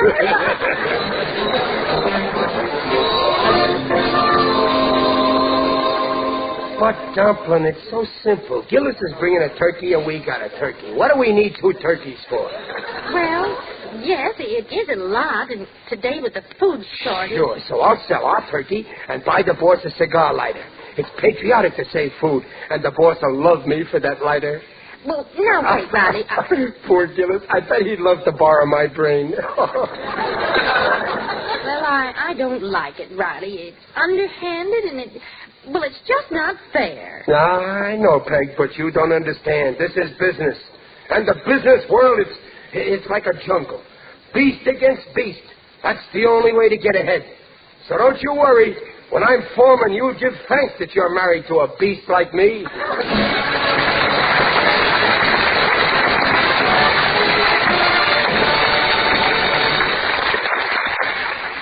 We'll hear the second act of The Life of Riley in a moment. Say, Ken, millions are asking for Prell, Procter & Gamble's Radiant Cream Shampoo in a handy tube. Of course, Prell's popular for 2 reasons. First, Prell leaves hair more radiant than any soap or soap shampoo because Prell can't leave a dulling soap film. Second, Prell's a wonder for unsightly dandruff. Yes, Prell removes such dandruff in as little as 3 minutes. Examinations by a group of doctors proved it. In case after case, even stubborn dandruff was controlled by only 2 Prell shampoos a week. And that handy Prell tube's popular, too. No messy jars, no waste or spill. A little makes mountains of lather. So for hair radiantly clean, hair free of unsightly dandruff, ask for... P-R-E-L-L Prell Shampoo. Leaves hair radiant, gleaming bright. Not a bit of dandruff is in sight. Comes in a tube, handy too. P-R-E-L-L Prell Shampoo. By Prell.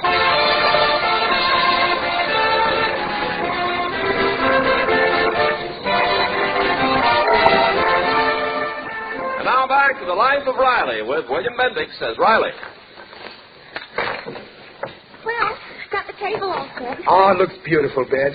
Hey, where's the carving knife? Oh, here it is, Pop. I wonder if it's sharp enough. Junior, bend your head down. Riley! For heaven's sake. Well, don't get excited. I just want one hair. Now, who left the door open like that? Oh, shut that. No. Leave it open. Well, why, Daddy? Well, Gillis's hands will be so full carrying his turkey, he won't be able to ring the bell. Oh, don't be silly. Shut it, Dad. Say, I almost forgot the champagne. Where's the champagne? Oh, here, Daddy. Junior, empty the ashes out of the bucket and fill it with ice. I'll put the champagne in. I want the boss to have everything like he has at home. Oh, this champagne's great stuff. Imported from San Diego. Oh, that must be the Gillises. Happy Thanksgiving, folks. Oh, Mr. Gillis. Come in, Gillis, old pal. I hope you've run your appetite. Don't worry, Riley. I'll gorge up my quota of victuals. Hello, Mr. Gillis. Hi. Gillis, you're alone? Oh, no. Honeybee went into your kitchen. Oh, naturally. Boy, that turkey smells delicious. Oh, yeah, I smell it, too. That aroma sure has a wonderful odor. Well, I don't smell any turkey. Well, Ted, where's your nose? Why, the air is reeking with it. It certainly is. Pardon me while I drool. Well, I better give Honeybee a hand in the kitchen. Oh, there's Mr. Stevenson. Yeah, now remember, Gillis, no hinting about the job. Not a word. Happy Thanksgiving, everybody. Oh, hello, Mr. Stevenson. Come Hi, boys. Hi there, Chief. Well, Junior, Barbara. Stevenson. Hello, let me take your coat. Thank you, Barbara. Here, sit down, boss. Make yourself at home in my chair. What Gillis means is make yourself at home in my chair. In my home. I hope I'm not too early, Riley. Oh, no, you're just in time. We were all waiting for you, including the turkey. Turkey. Just the thought of it makes my mouth water. Riley, give the boss a blotter. Now, should we sit down, Peg? Huh? Yes, dear, I'm all right. Oh, hello there, everybody. Hello, honeybee. Oh, Mr. Stevenson, charmed, simply charmed. Pleasure to see you, Mrs. Gillis. Well, shall we sit down, Honeybee? Yes, by all means, darling.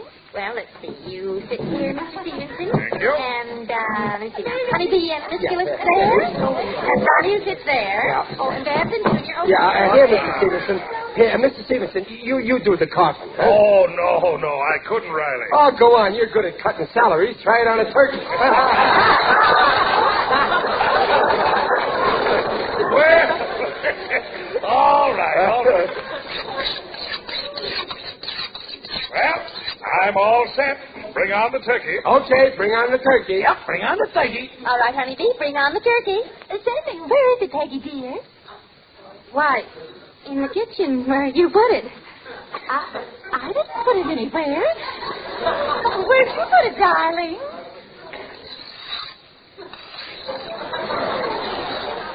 Something wrong, folks? Why, don't worry, boss. We'll track it down. Gillis, where's the turkey you brought? Oh, I didn't tell you. I didn't bring any. You didn't? Well, where's the turkey you had? Oh, well, that's right. I didn't tell you. We ain't got it. Oh. You see, we thought you were... Oh, dear. Oh, my.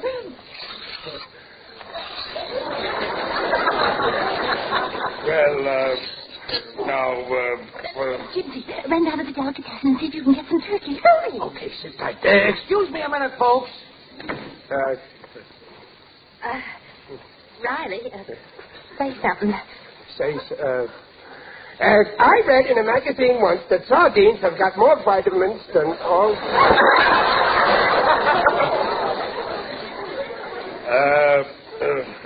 How's school coming, Junior? Oh, fine, Mr. Stevenson. Nice weather for Thanksgiving, isn't it? Wonder how Cornell make out against Penn.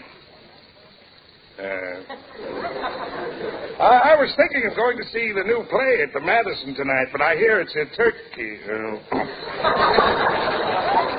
Oh, come now, folks. Just because there's been a little mishap with the turkey doesn't mean we all have to be so glum.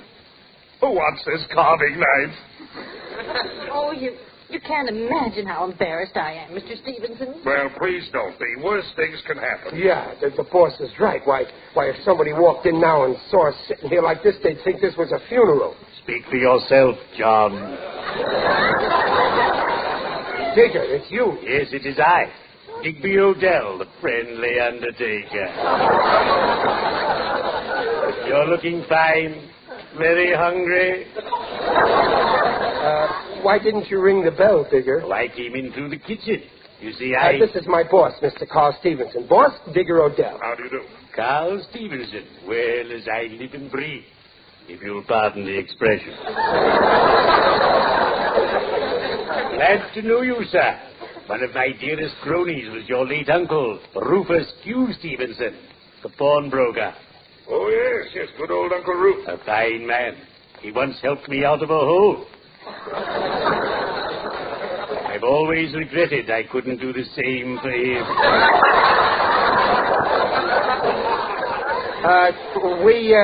We were almost going to have a little Thanksgiving dinner, Digger. Thanksgiving. My favorite holiday. Started by the Pilgrims, one of whom was my ancestor, Roger Odell. Really? Yes. He started the family profession. A stone's throw from Plymouth Rock. Gee, a pilgrim. The very day they landed, they were attacked by a ferocious band of Iroquois. And Roger Odell personally made 50 Indians bite the dust. Wait a minute, Digger. He killed 50 Indians? No, the others killed them, but Odell made them bite the dust. Well, toodaloo. Oh, we'd ask you to stay for dinner, Mr. Odell. Oh, no, thank you. My family and I were invited at the last minute to be the guests of J.J. Gabriel. Oh, yeah. He's the town's biggest undertaker. Oh, yes. He does a land office business. You're eating dinner at his place? I have to for business reasons.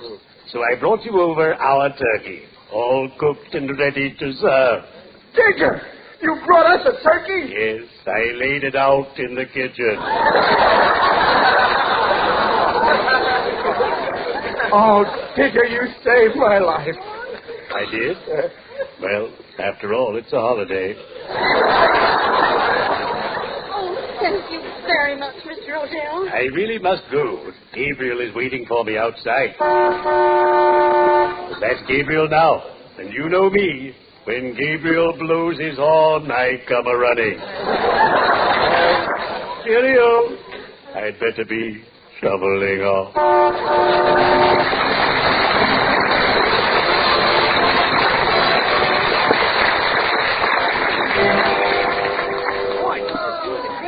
Boy, Digger sure saved our life with this turkey, eh?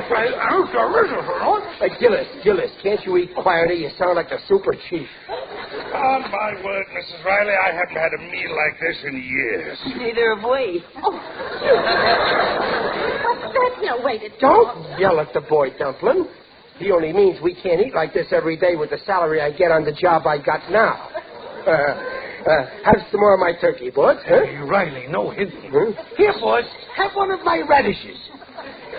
No, thank you, really. How about a little more pie? Here, take mine. No, take mine. I ain't bitten into mine yet. More coffee, boss? Please, boys, not another morsel. All I want now is to fall into a soft chair and smoke a good cigar. Oh, well, here, smoke a whole box with my love.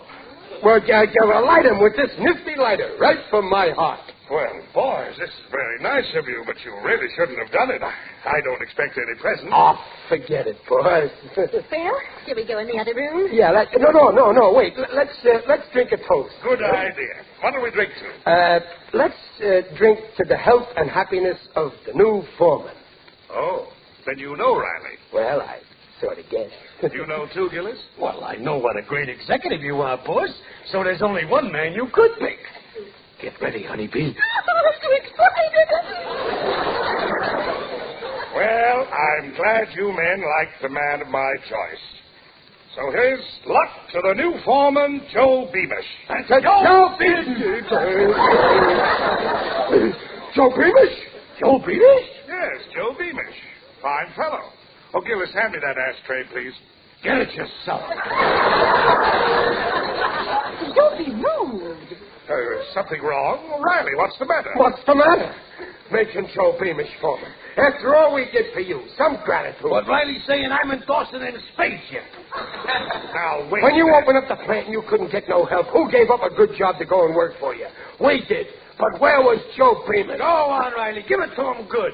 Right in front of me.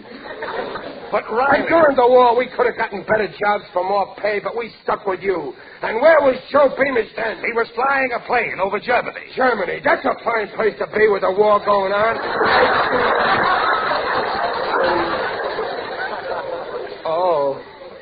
Oh, that Joe Beamish.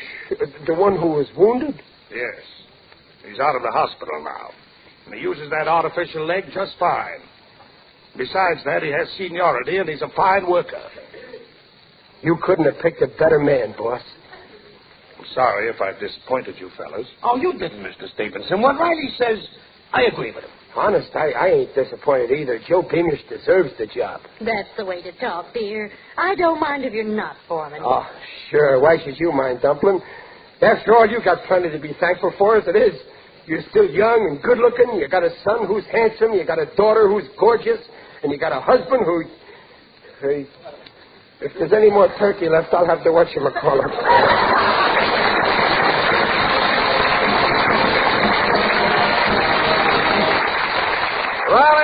be back in just a moment.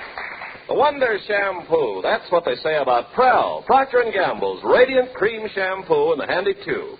From Fair Lawn, New Jersey, Mrs. P.S. Keller writes, I am so pleased with the results of my Prell shampoo. Even in our hard water, Prell really worked wonders. Left my hair clean and soft, nicely manageable. Yes, one trial, and you'll agree, Prell's a wonder for two reasons. First, Prell removes unsightly dandruff quickly. Second, Prell leaves hair radiantly lovely. Buy, try. P-R-E-L-L, Prell shampoo. Leaves hair radiant, gleaming bright. Not a bit of dandruff is inside. Comes in a tube, handy too. P-R-E-L-L, Prell shampoo.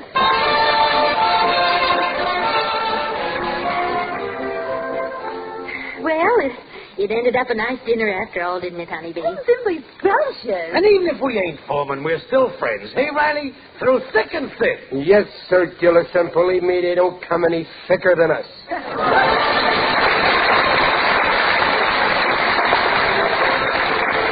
Procter & Gamble invites you to join us again next week to hear The Life of Riley with William Bendix as Riley. William Bendix can currently be seen in the Paramount picture Where There's Life. The script is by Reuben Shep and Alan Lipscott. Mrs. Riley is Paula Winslow. Digger Odell is John Brown. The Life of Riley is produced and directed by Irving Brecker.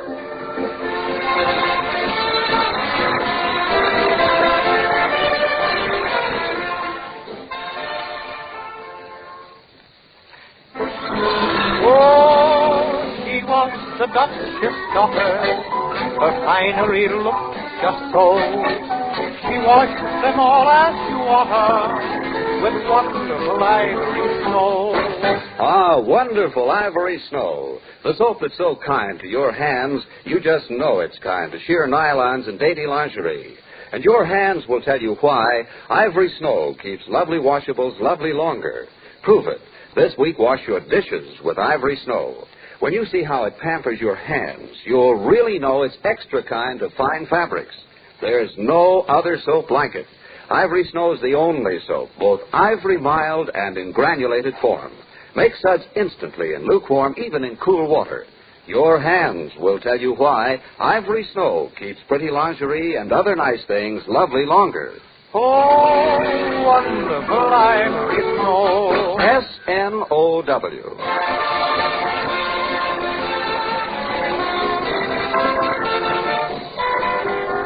This is Ken Carpenter reminding you that for radiantly clean, lovely hair, get the shampoo in the tube.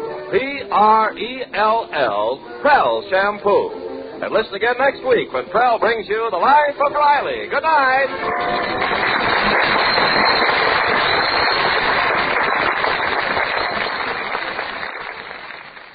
This is NBC, the national broadcasting company.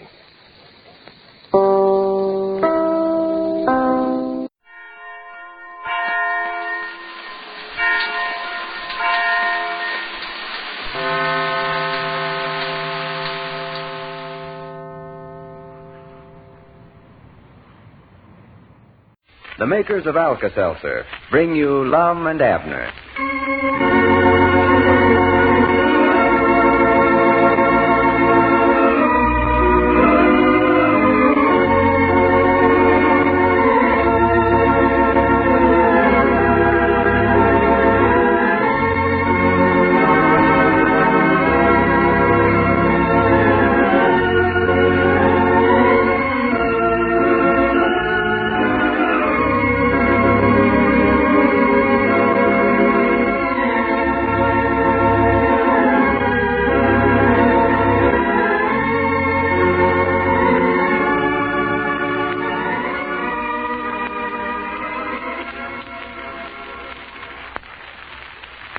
Hundreds of you listeners have written in to tell us how pleased you are that Alka-Seltzer has brought Lum and Abner back on the air again. With their funny arguments and homespun humor, they always seem to help us forget our cares and make us feel better, don't they? Yes, and when you stop to think about it, Lum and Abner and Alka-Seltzer are very much alike. They're both friendly. They both help you get relief from some of your troubles. And they're both dependable.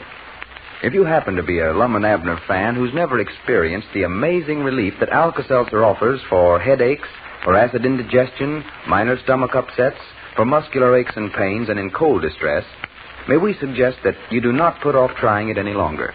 for you'll find Alka-Seltzer a most pleasant and effective remedy for these common ailments. And so when you hear Lum and Abner on the air, we hope you'll remember that Alka-Seltzer is a good friend to have in your home, too, because it offers you and your family pleasant relief for so many unpleasant ailments. Be wise. Be prepared to get quick relief from these common ailments. Just phone or ask your druggist for a package of Alka-Seltzer tablets tonight or tomorrow, sure. Never be without it in your home. And now, let's see what's going on down in Pine Ridge. Cedric Wehunt has been so consistently successful in his recent business ventures that Lum and Abner have decided he must be a business genius and have made him manager of the store. They're hoping that he might produce some ideas that'll increase their business. As we look in on the little community today, we find Abner and Cedric down at the Jot 'em Down store. Listen. There you go, Cedric, right in behind that sack of beans there. Get him. Oh, there's one over there back of you now, Mr. Abner. Huh? Oh, I doggies, I could have catched him if I'd knowed he's there in time. I bet you if I'd have had that hound of mine down there, he'd have catched him. Well, we've got 'em all but two now, I think, Cedric. Here, now, you get one side of that sack, and I'll get on the other now. We'll slip up on him. Yes, Mom. There he is, just sitting there. Yeah, well, grab him. Grab him. That's the time. Oh, That's got the time. him. Yeah. Pick him up by the ear, Cedric. That won't hurt him. Yeah, that's it. Now, just set him down in the crate there now. That's it. That's the way, Cedric. Right there. What's this front door doing closed that way? Oh, morning. Close it quick, Lum. The rabbits is loose. Well, here. I'll just leave it open. Maybe we can get shut up. Well, we've catched them all but two now. Somebody was to come down here to buy something, they'd see that door closed and go on by. Well, I opened up this morning. They was all over the store, and I just figured I better leave it closed till I catched them. You ain't been chasing rabbits, have you, Cedric? Yes, Mom. Just here in the store, though. I told you to take it easy around here. All you're supposed to do is just sit and think. Well, I get tired just sitting that way, Mr. Lum. Yeah, but we made you business manager to think up ideas on how we can increase our business. You can't concentrate chasing them rabbits. Sit down, Cedric. How come the rabbits to get out in the first place? I don't know. They just pushed one of them slats off of one of the crates. Too many of them in there, I reckon. Was 36 in them crates, and now there's 58. 58? Aye, Granny, this has gone far enough. It's got to stop, Abner. Do you hear me? Well, don't be bawling me out. Tell them. First thing you know, there ain't going to be room for us to get in the store here. Have to just turn it over to them rabbits. Oh, why, they couldn't run this store long. No, but we've got to get them out of here. It ain't healthy having rabbits living right in here with us. Oh, I don't think that'll hurt them. They're feeling awful frisky. You ought to just try to run one of them down. I ain't got time to be chasing rabbits, and you ain't neither. I've been working on this idea Cedric give us for having a cash drawing here in the store. And I believe I got it figured out for him. Well, good. See what you think of this, Cedric. Mom?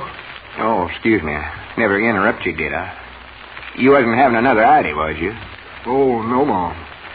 Seen you staring off into space there. What was you thinking about? Oh, I don't think I was thinking of nothing. Well, what I started to say, instead of having a drawing every Saturday, why not put a bunch of numbers in a tub or a churn or something and have some lucky numbers in there? Lucky numbers? Yeah, and then when the customer buys something, they can reach in there and try to pick out a lucky number. Yeah. That's better than having a drawing just once a week. Well, you see, I got a list of the lucky numbers all made out. You have, huh? Yeah, right here on this card. We can set the card right there in front of the showcase. Yeah. And pay them off right then when they draw, if they're lucky. Sure. See here, I got 300 numbers, and just 5 lucky ones, 5 prizes. Well, I do know. Well, you have been working, ain't you? Yeah, something like this always interests me. See here, first prize, number 7. Number 7? Yeah, whoever draws number 7 gets $15 in trade here in the store. Well, number 7, first prize. That's the big prize. Then number 84 wins second prize. Well, that's $5 in trade. Number 111 wins $2.50. And number 222 wins $1.50, and number 300 wins $1. $25 in prizes we're giving away. $25? Well, of course, they'll have to trade it out in the store here. Yeah, sure. Hi, doggy, that sounds good, Lum. What do you think of that, Cedric? Mom? Do you think that's a good idea? Is that the way you do it? Yes, Mom, I reckon so. Well, good. Yes, sir, Glad you like Cedric. it. I believe you got a good idea there. Well, I made out the numbers here and put them on these little tickets. Got them in this box here. Yeah, well, I believe you'll need something bigger than that, Lum. Oh, yeah, I just carried them over here in that. Yeah, oh. Well, when are we going to start the drawing? Why, right now, if Cedric thinks it's all right. And everybody that buys something here in the store, why, just give them one free draw, huh? Yeah. Well. I believe I'll go out there and sit on the front steps. I think I can think better out there. Yeah, go right ahead, Cedric. Well, now, we got to catch them other two rabbits, Cedric. They're still hiding around here somewhere. Well, Mr. Lum says I can't think and chase rabbits both, though. No, you go ahead, Cedric. Lum, you're just spoiling that boy. Well, he can't be thinking up ideas and chasing around the store here. Well, if you want my opinions, I believe we're wrong about him being a genius anyway, Lum. Wrong? Why? Why, he ain't trying to think up ideas. You've seen him sitting there all this time and never thought of a thing. Well, you can't expect him to have one idea right on top of another. He thought about this drawing here in the store, and it's a good one, too. We're going to do a lot of business with that. Well, I don't think he had much to do with thinking that up, Lum. He just sat here and said yes to everything we said. Just like this morning. You come down here with the idea on how to run the drawing. Weren't him. That's right, ain't it? Why, sure. I believe if he'd been a genius, we'd have found it out long before this, Lum. Yeah, it does look like it, don't it? Of course it does. Yeah, this is my idea, this drawing. Why, He's trying to claim credit for it. Sure. Granny, if there's any geniuses around here, it's me and you. And all he's doing is just getting out of work. That's all. Now, if he's got any ideas, why, sweeping out and helping around this store ain't going to jar him out of his head. No, maybe we've overdid this genius business. Who's that he's talking to out there? Huh? Oh, Squire Skim. Yeah. Well, I'll just tell Cedric to stop trying to think of anything. I'll do the thinking around here from now on. I'll get him in here directly and make him catch them rabbits and get this store cleaned up. Why, that dummy, Mr. Dillbeck, can do as much thinking as he does. Yeah, that's something else we don't need around here is that dummy. Well, he don't get in the way and don't cost us nothing. He don't eat or nothing, just stands there. That's all he does, Lum. I'll love to have him around. He's company for me. Yeah, but I don't like the way he stares at you. I keep telling you that. Well, I'll turn his head the other way if it's going to bother you. Wait a minute, here comes Squire. Oh. Maybe we can get him to take a chance with our drawing. Yeah. Yeah, come in, Squire. Morning, Squire. Well, gentlemen. Say, what's the matter with Cedric? Nothing, I don't reckon. I tried to talk to him out there just now, and he wouldn't talk. Said he was thinking. Oh, well, don't pay no attention to him, Squire. Tell Squire about our drawing, Lum. Oh, yeah. What's that, Lum? Why, we're just starting a drawing down here, Squire, to sort of stimulate business. Well. See, I've got all these numbers here, and every time somebody buys an article here in the store, they get a free draw. Mm-hmm. There's a list of the prizes right there. Well. Number 7 wins $15 in trade, if you're lucky enough to win a number, you know. Of course. And 84 wins $5. And, well, and then there's another one wins $2.50, and $1.50, and $1. 5 prizes altogether. Well, that looks all right, too. Well, so I tell you, I'm needing some smoke in the back. I believe I'll just try that. Well, good for you. I think I've got a dime here someplace. Yes, get me a can of tobacco there, Abner. Well, here, we got to put these numbers in something so you can draw. Yes. Get me one of them hats out of the showcase as you go by, Abner. Yeah, sure. Well, this is a good idea you've got here, Lum. You ought to advertise it, though. Let the good people of the town know what you're doing. Oh, yeah, we aim to do that. I'm going to make an announcement about it on the party line. Yes, that's a good idea. Appreciate you telling everybody you see. Be glad to. Thank you, Abner. Yeah, sure. There's your tobacco, Squire. Yes, thank you. Got to stir 'em up good here. Yeah, stir 'em up good, Lum. That's the time. All right, there you are, Squire. You're the first one to draw. Now, I hope you get a winner. Well, Don't look now. Oh, no. Did you say number 7 wins a big prize? Yeah. Number 84 wins $5, though. What'd you get, Squire? Well, let's see here. Now, what do you know about that? Look at there. Huh? Number 7. Let's see it, Squire. Hi, doggy, that's what he's got, Lum. Number 7. Number 7 on the first draw? Well, I'll be dead. Well, you get $15 worth of merchandise. Well. Well, that good wife will be down to trade it out, gentlemen. I believe I'll just go over there now and tell her to make out a list and come down and get it. And thank you, gentlemen. Thank you very much. I'll see you later. Yeah. That blame it all. Hate that feller to pieces. Come in here and draw the lucky number the first thing. Yeah, it's Cedric. If he can't think of some of the worst ideas of anybody I ever seen in my life. Oh, my. If we listen to him, he'll have us broke. We ought to have more sense than to listen to him in the first place. That blamed ignoramus. Genius. Who does he think he is calling himself that? Dad, blame him. I'm going to get him in here along, make him wash them windows and sweep it for. I'll work him to death. Wait a minute. Is this that number Squire drawed laying there? Let's see. Yeah, that's it. Well, this ain't right. That's number 7. Yeah, but this number's printed on here. Them I put in there was writ with a pencil. Huh? Wait a minute. Let me see that hat there. Yeah. Why, that ornery, low-down varmint. You know what he done? He taken the size tag out of that hat. Size tag? That's a number 7 hat. That's where he got that ticket. Tore it right out of the hat. $15 worth of merchandise. Hi, doggies, this must be just one of them days. Well. That's something, isn't it? Now, here's something that millions of people always remember, and Lum and Abner would like you to remember it, too. Just remember that ALKASELTZER spells relief, although it's pronounced Alka-Seltzer. If you want to be scientific about it, there are 2 very definite reasons why Alka-Seltzer brings relief in so many common aches and pains. One is the action of its analgesic, sodium acetylsalicylate, and the other its alkalizing qualities. But putting the scientific reasons aside, actually the things you want to know in plain English are, can Alka-Seltzer relieve my headache? Can it relieve my sore muscles? Can Alka-Seltzer help my upset stomach and the sickish feeling after I've overindulged in food or drink? And the answer is, emphatically, yes.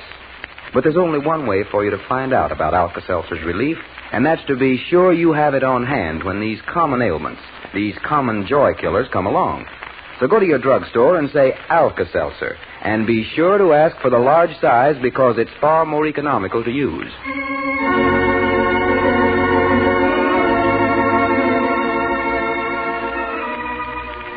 Lum and Abner are now on the air every Monday, Tuesday, Thursday, and Friday evening at 7:15 p.m. over this station. However, because of a special broadcast tomorrow evening, they'll not be heard.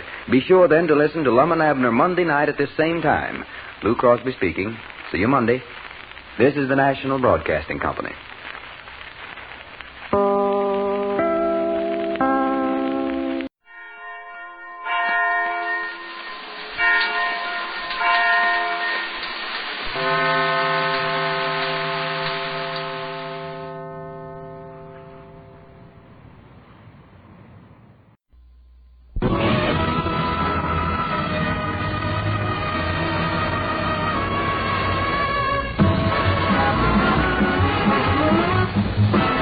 The Amos and Andy Show, written by Joe Connolly and Bob Mosier, featuring Ernestine Wade, Johnny Lee, Amanda Randolph, Millie Bruce, Roy Glenn, Jeff Alexander's music, yours truly, Harlow Wilcox, and starring radio's all-time favorites, Freeman Gosden and Charles Correll. Amos and Andy.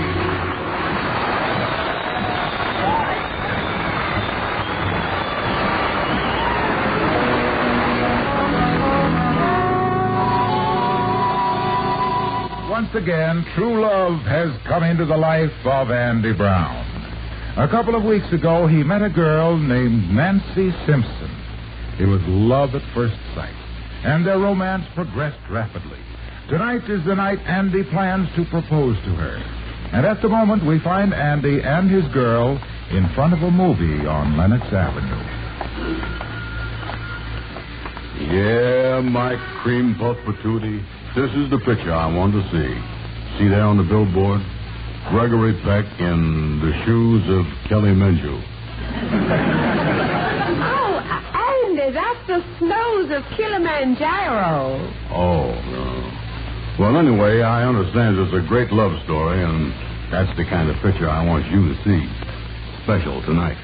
Oh, Andy, how sweet of you. I'm just crazy about love stories. They just make me feel so... Yeah.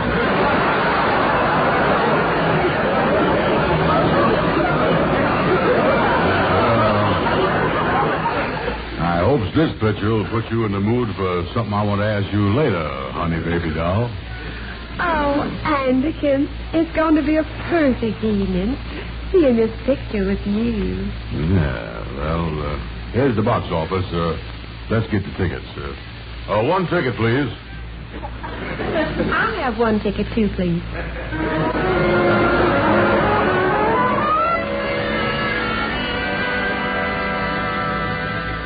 Oh, Andy, dear, I had a lovely time in the movie tonight. Yeah, me too. Oh, wasn't that a wonderful picture? Was they showing a picture in there? Oh, Andy, you're so cute. Yeah, I am a dog, ain't I? Nancy, my little cutie Cupid doll. Yes, Andy, my dimpled dumpling darling. Look, honey, this question I'm going to ask you is a little embarrassing. Oh, that's all right, Andy. I planned on paying the bus fare home anyway. No, it ain't money this time. It's. Yes, Andy. Nancy, would you do me the honor of becoming Mrs. Andrew Hogg Brown III? Oh, Andy, I'd be delighted.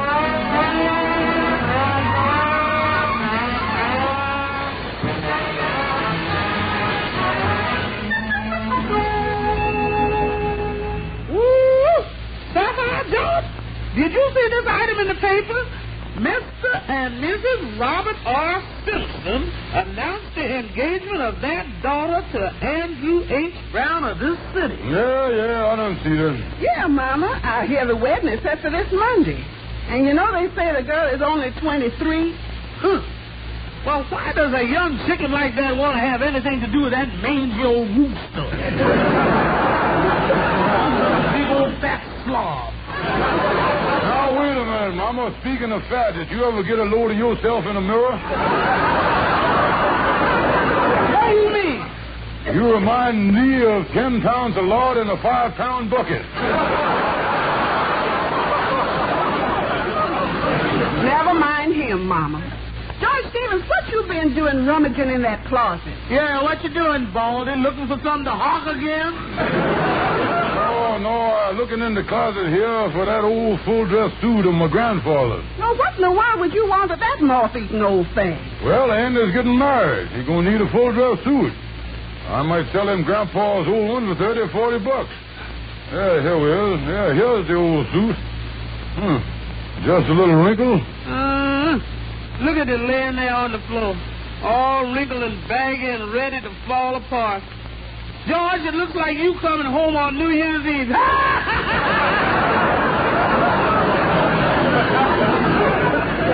well, it's good enough for the boy. You gonna sell him that old rag? Look, why don't you just hit Andy over the head and take the money out of his pocket? That's a good idea. I'll keep that in reserve in case he don't fall for the suit idea.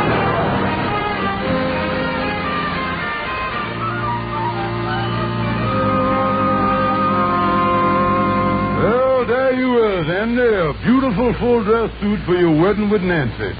Yeah, just a few altercations, and it's yours for $50. $50 for this thing? Look at it, Kingfish. It's all faded and mildewed. No, Andy. It's just the latest shade of evening clothes. What they call midnight green. Well, it still looked mildewed to me. And it's kind of moldy, too. Moldy? Well, now, the fella that wore the coat was a doctor. And he used to raise a little penicillin on the sleeve, you see. Penicillin. Well, holy mackerel, what did he raise on the trousers here? Mushrooms? Just slip the coat on here, boy. Yeah. Now, wait a minute. A moth just flew out of the lapel there. Moth? Ha! Andy, don't you know a silkworm when you sees one? I never seen one with wings before. These are flying silkworms, ain't they? Flying silkworms? Yeah, they done crossed them with fireflies so they can work at night, or they won't. Uh-oh, there goes another one of them flying silkworms. Holy mackerel, this lapel is just one big cocoon. Look at it. Yeah, well, slip the coat on you, ain't there? Yeah, okay. Yeah. Let me get my arm in there. Yep. Never mind that, Andy. We can scotch tape the sleeve back on for the wedding. That's all right. Yeah. Oh, it looks good on you, Andy. Yeah, got a nice drape to it. Yeah. These tails, though, is a little long in the back, ain't they? Well, Andy, the length of the tails in a full dress suit is a matter of taste. Personal, I like the way they drags along the floor there. Kingfish, I'd look ridiculous going up the aisle in this thing. No, Andy, you'll just have to split up the flower girls. One on your train and one on the bride's. You see? It'll be a nice double train ceremony there, boy. Hey, wait a minute, Kingfish. I was just holding the pants up here. They don't even meet the coat. Look at all the space between there. Well, now, that's the latest style, Andy. What they call the plunging pants line, you see? Kingfish, I ain't going down no aisle showing that much underwear between the coat and the trousers. Now, wait a minute, Andy. You ain't seen the white vest that goes with the thing yet. There it is. Ain't that a beauty, boy? Beauty? It's got spots all over the thing. Well, it's supposed to have spots, Andy. The man that had this suit before was a big society man. He wouldn't wear nothing that wasn't right, because he was really into social swim. What was he swimming in? Gravy? Listen, I'm going to rent myself a full-dress suit. You mean to say that you don't want to buy this beautiful, luxurious, first-class full-dress suit? No, I don't. Yeah. Well, stand aside, Danny, while I throw the thing in the wastebasket here. No sense in having these flying silkworms nibbling on the drapes around here all the time. Oh, I tell you, Kingfish, this Nancy is the only girl in the world for me. For the first time in my life, I was really in love. She is the only one. What do you want, Lightning? This telegram just come for you, Miss Andy. Well, thank you, Lightning. Now, get on out of here. Yeah, sir. I'll whiz right on that. Open it up, Andy. Let's see what the thing says. Look here. Andy Darling. Mm-hmm. Arriving in New York 12:15 today. We'll be at the Lodge Hall at 2 o'clock. All my love, Hildegard Jackson. And who in the world is Hildegard Jackson? Oh, me, Kingfish, I was in big trouble. Yeah, last summer I was kind of lonely, and I done answered one of them ads in the paper about a pen pal. Yeah, must have been serious. Oh, look here what you said there. Let me see that telegram. Look at that. Signed the wire there, say, all my love. Yeah, well, I'll tell you how that happened. Around Christmas time, she sent me a fruitcake, so I wrote back that I loved her. Then for my birthday, she sent me a pair of gold cufflinks, so I wrote back that I adored her. Yeah, but wait a minute, Andy. Did it go any further than that? Well, the presents was rolling in, and there was Easter and Valentine's Day coming up, so to keep the pipeline open, I done proposed to her. Proposed to her? Yeah. Andy, you was in a spot. You was marrying one gal on Monday, and another one arrives this afternoon expecting you to marry her. Yeah, Kingfish, I is in a mess. What is I going to do? Well, I don't know, Andy, but with two gals, unless you do something by Monday, they're going to have a wider church aisle for the wedding. That's all I know.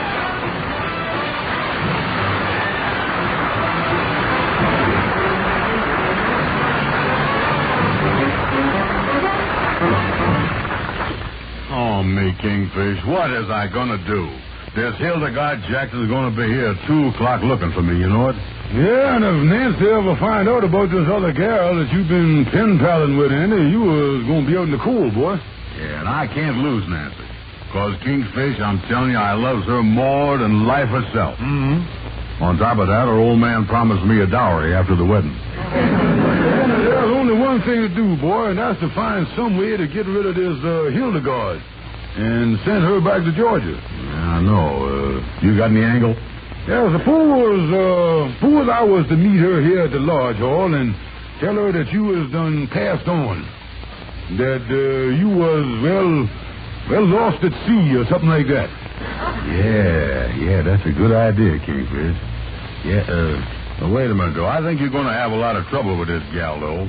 From all them love letters I read her, she's pretty heated up about the wedding. You really warmed her up, huh? Oh, yeah, boy. I think I got her pretty close to the boiling point. She's liable to get off that train whistling like a pressure cooker.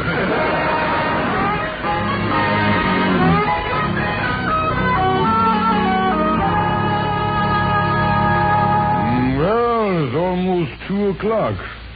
Andy's hiding up in his room. Hildegard ought to be here any minute. I just hope that, that's funny. The building started to shake. You must see the elevator going by. Wait a minute, it can't be that door. They tore it down. What in the world could be shaking the building that way? Holy mackerel, whatever it is, it's coming in here.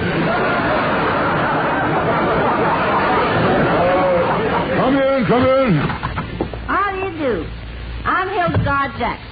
How do you do? Pull up a couple of chairs and sit down. Thank you. Say, I'm looking for Andy Brown. Well, allow me to introduce myself. I is Boatswain's Mate Stevens of the SS Southern Cross, former shipmate of Abel Seaman Brown. Andy, a sailor? Well, I didn't know he went to sea. Oh, yes. The late laminated Andy Brown was one of the finest sailors that ever trod the poop deck. The late Andy Brown? You mean something happened to my Andy? Yes, miss, on the last trip, good sailor Brown went to that snug harbor in the sky. The final home port in the great beyond. Casey Jones' locker, where all good sailors go. Dear me, what happened to him? A whale ate him.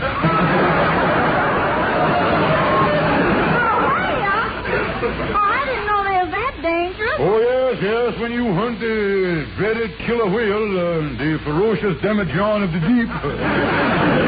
Yeah, there ain't much hope for you. Oh, poor Andy. Well, he went bravely, though. We set out in our long boat, and all of a sudden Andy jumped up in the bow and hollered, "There she blows." The only trouble was he made the mistake of jumping up in front of the harpoon.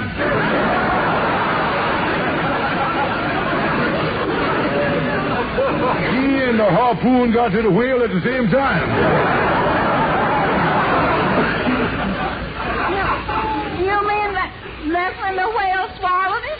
Yes, the piece rolled over on its back and snagged him off that harpoon like the bottom tomato on a shish kebab.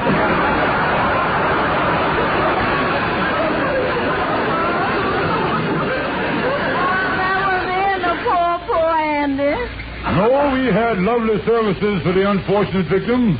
We managed to harpoon the whale and haul him on deck. Oh, it was a beautiful ceremony. While the crew stood around with their caps off, the captain shouted the funeral services down the blowhole.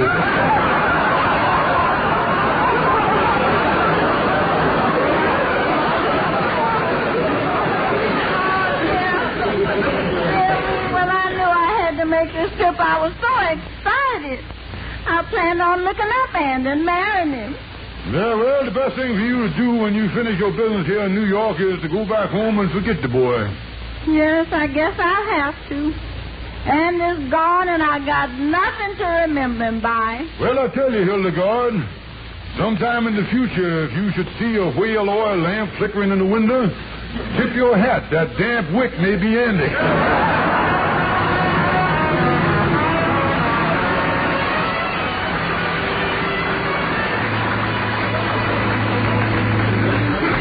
Oh, yes, Andy. Hildegard fell for it like a ton of bricks. Oh, that's great work, Kingfish. Great work. But tell me this. What did the gal look like? You say she was kind of on the fat, sloppy side? Well, let me see the best way to describe her, Andy. You remember when they was painting the Flushing Meadows for the World's Fair? Yeah. And they scooped up all that muck and loaded it into the back of a truck. And the truck done drove off, swishing and slurping and overflowing all over the place. Yeah, I remember that. Well, you take the tailgate down and you got Hildegard.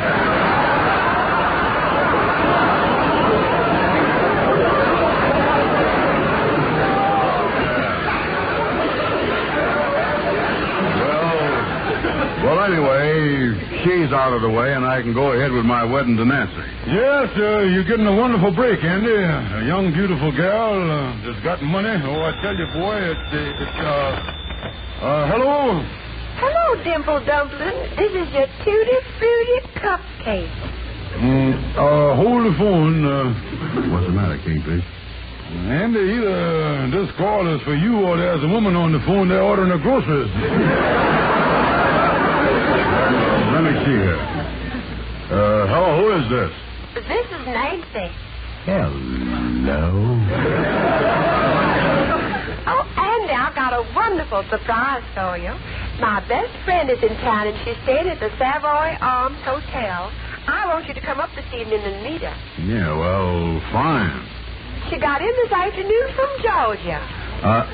Georgia? Yes. Her name is Hildegard Jackson, and she's going to be the maid of honor at our wedding.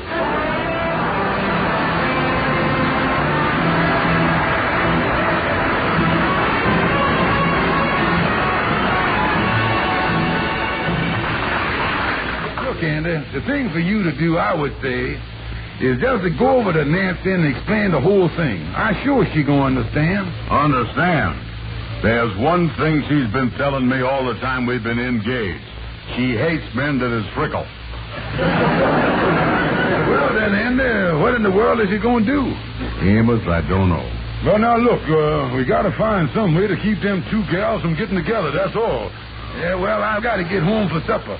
Let me know how y'all make that, will you? Okay. Well, look who's coming down the hall. Algonquin J. Calhoun. Hi, boys. Hi there, Amos. Hi, Calhoun. Well, so long. I'll see y'all later. What's the matter around here with all this gloom and long faces? Look like the Undertaker's convention today. They heard about penicillin. Calhoun, we sure is glad you was here. We needs advice. Yeah, Calhoun, and they're scheduled to marry two gals. Now, what should he do? Get a bigger apartment. Oh, Calhoun, Andy done proposed to two gals. He only wants to marry one of them, a girl that he loves by the name of Nancy Simpson. He's deeply in love with her. Yeah. But then my pen pal from Georgia, Hildegard Jackson, showed up, and she is going to be Nancy's maid of honor at the wedding. Yeah, this is a mess, all right. Now, look, Calhoun, you was a smart man. How can we keep this gal Hildegard from breaking up the wedding? Now, we got to act fast on the thing here. Well, now, let's see. She couldn't break up the wedding if she was in jail, could she? Yeah, that's right. But how are we going to calaboose her? Well, now, let me see here. Now, suppose they thought that she was some sort of criminal. Criminal? Yeah. You boys could go down to the police and give Trick Fisher's names and tell them this here Hildegard gal was some kind of a murderer or poisoner or something like that there. Poisons people, huh? Yeah. That way the police would pick her up, and by the time they got the real facts, you see, Anna's wedding to Nancy would be over and he'd be in the clear. Yeah. Let's go to the police, Anna. Oh, me. Boy, I tell you, Calhoun, you don't know how lucky you is that you never got married. Lucky? No, boys. I'm sad about that. Real sad. See, I was engaged once. Engaged to the most beautiful gal in the world. The sweetest creature that ever lived. She used to get shot out of the cannon in the circus. Well, how come you never married her? Well, one night in Chicago, they put too much powder in the cannon. And she got a backflip over the loop and went out of my life forever like a flying saucer.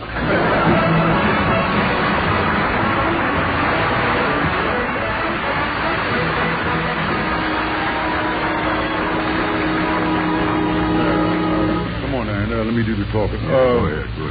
Excuse me, Mr. Sergeant, sir, but is you in charge here at the police station? I'm in charge. What is it? Well, allow me to introduce ourselves. I is Mortimer J. Higginbottom, and this gentleman here is Herman Glockenspiel. Glad to know you. What can I do for you? I wonder if you could tell us where we report inhuman fiends and poisoners. Poisoners? Yes, sir. We have information that we believe will lead to the arrest of the notorious food poisoner Hildegard Jackson, alias Poison Parley, alias Cyanide Sue, alias Toomey and Tilly. Just let me get the facts straight here. No. You say this woman poisoned somebody? Yeah. She done away with Mr. Glockenspiel's poor old papa. Yeah. She she popped some peas on Papa's plate and popped poor Papa into paradise.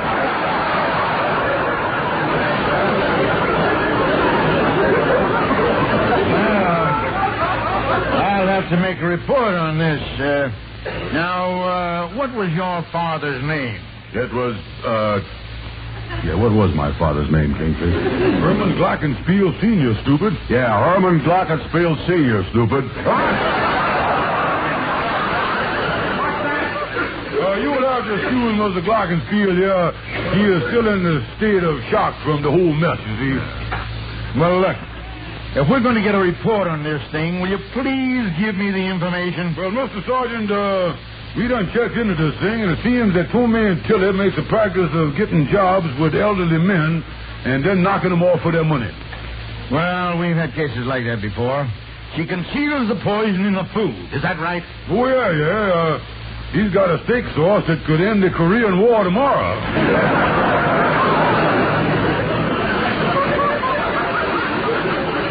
You're sure of the facts in this case? Oh, yes.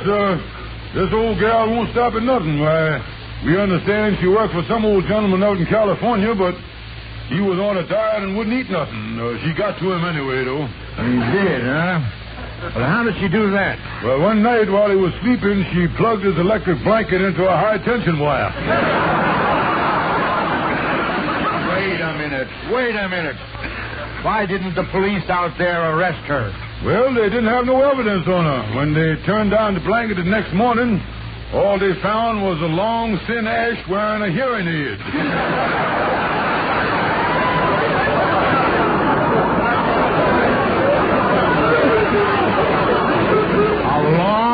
Thin ash with a hearing aid? No. I don't know about this, but it's the duty of the police to protect the citizens. Let me have the details. Yeah, well, her name is Nancy Jackson, and she's going to be the maid of honor at Hildegard Simpson's her name is Nancy Hildegard. And wait a minute. Look here.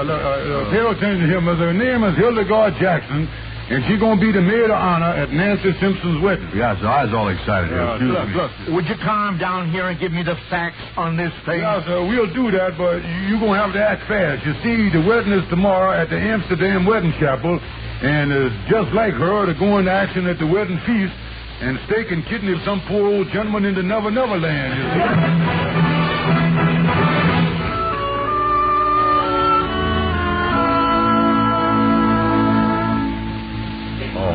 Kingfish, peek out there in the room here and see what's going on in the chapel, will you? Yeah, let me see here. Open the door. And here comes Nancy down the aisle with her papa. Yeah, can you see any of the bridesmaids? Let's see. Holy mackerel, Linda. Hildegard's walking right behind them. The police ain't picked her up. Oh, me, Kingfish, I is ruined. As soon as she spots me, she's going to start screaming. Yeah, Andy, look, Andy. Kingfish, what's going on? Look, Andy, 4 police officers is working their way down the aisle. Oh, hot dog, they is coming for Hildegard. I have saved at the last minute. What a wonderful break. Open the door wide so I can really hear. Which one of you is Nancy Simpson? Well, I am. What's wrong, officer? 2 men filed a report on you yesterday, and we're arresting you as the notorious Tommy Tilly. Oh, no, they arrested the wrong gal. Wait a minute. Somebody.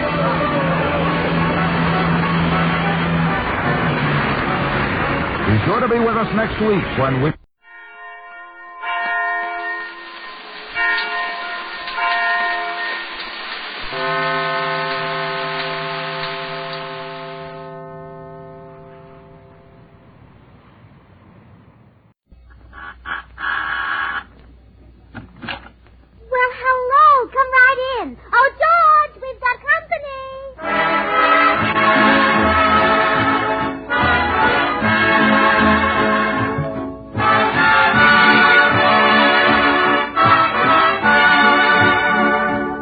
This is Bill Goodwin speaking for Lever Brothers, makers of Swan, the new white floating soap that's purer than finest Castile. Well, it's Tuesday night again, time for another pleasant visit with George Burns and Gracie Allen, Jimmy Cash, and Paul Whiteman and his music. And now meet the people who live in the Burns house, George and Gracie.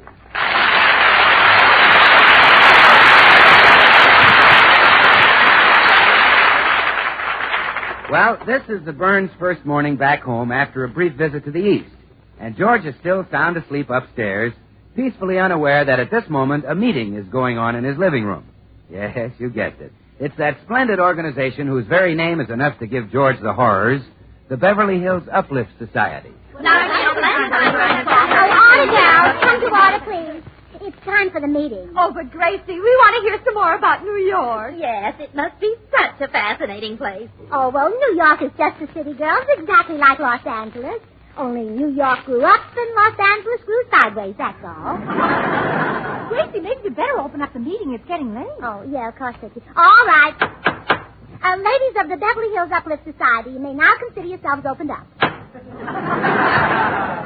Girls, while I was away, Vicky Gluskin took the minutes of the last meeting, and I think we all owe her a round of applause for her splendid work. Girls, a big hand for Vicky Gluskin. All right, that's enough, Vicky. I'll proceed with the minutes. The last meeting of the Beverly Hills Uplift Society was to have been held at the home of Mrs. Millie Taylor. But when her husband heard the news, he raised several objections and a floor lamp. However, the incident ended harmlessly when Mrs. Taylor grabbed it out of his hand and knocked out 3 of his front teeth with it. My husband has a perfectly vicious temper. He certainly has. Yes, Millie. I'm afraid that someday he'll get really mad at you and you'll kill him. Gracie, go ahead with the minutes. Oh, yeah. We then decided to hold the meeting at the home of Mrs. George Burns, who was away in the east. So we entered through a second-story window.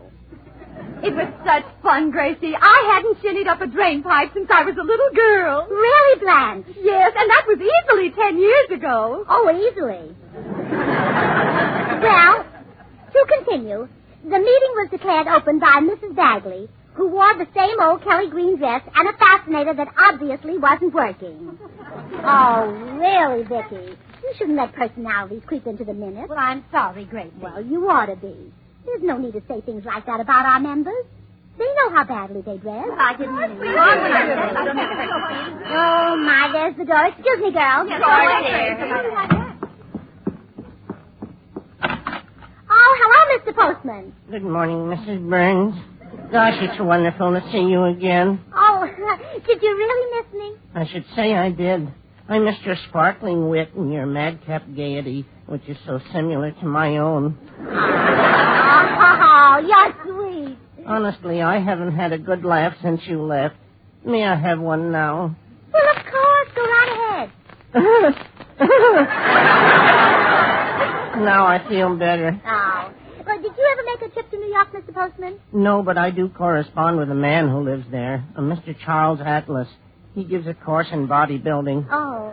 And, you take it? Oh, no, I just write in and give him helpful hints. My body doesn't need improvement. It would be gilding the lily. Oh, I'm sorry. I just forgot how strong you are. No offense, Mrs. Burns. This uniform hides my physique. But in the gymnasium, all my friends say that I'm built like a brick chimney. Well,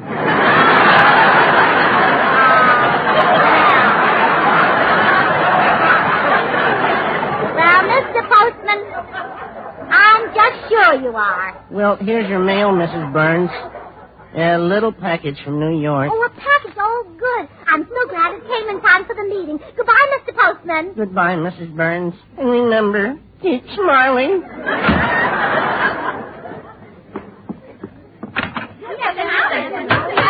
back to water, girls. Come back to water.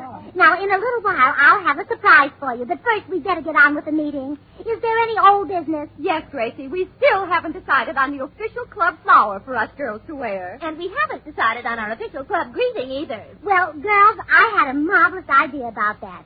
We can combine both of them. Really, Gracie? How? Well, now, for the club flower, we can wear goldenrod. And for the club greeting, we can sneeze at each other. Oh, I think that's splendid, don't you, girls? Hello, Gracie. Oh, hello, Bill. Oh, I'm sorry. I didn't know I was interrupting a meeting. Oh, it's all right, Bill. Girls, you all remember Bill Goodwin?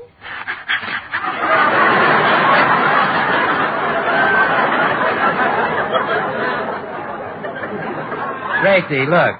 Don't ever have Charles Boyer over here. You know, if they do that for me, for him, they'd blow the walls down. Well, I really came over to see George. Where is he, Gracie? Oh, he's still in bed, Bill. You see, he couldn't get any sleep on the train last night. He just laughed all night long. He laughed? Yes, he shared his berth with my darling little duck. And you know how ticklish George is. Yes, Grace. Well, I'll go wake him up. Oh, now that you're here, Mr. Goodwin, we simply must take advantage of this opportunity.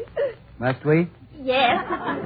We know that you and Tootsie were in New York together, and we're dying to know whether you two lovebirds became more intimate.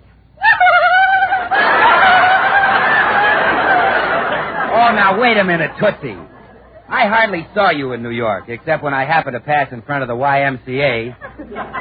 But you gave me a cake for my birthday, Bill. Well, Tootsie, I give all my friends a cake for their birthday. See, it's a wonderful soap, isn't it? Yes, sir, there's nothing like a cake of Swan, the new white floating soap. It's purer than finest Castiles and a regular Suds and Whiz. Bill, I've got a new use for Swan soap. You have, Tootsie? Uh-huh. I put it under my pillow so I'll dream of you. Well, gee, thanks, Tootsie. You know, I dreamed about you last night. Really? Oh, yes, I dreamed that you were Mrs. Goodwin. Oh, how wonderful. Bill, what were we doing? Washing the dishes with Swan.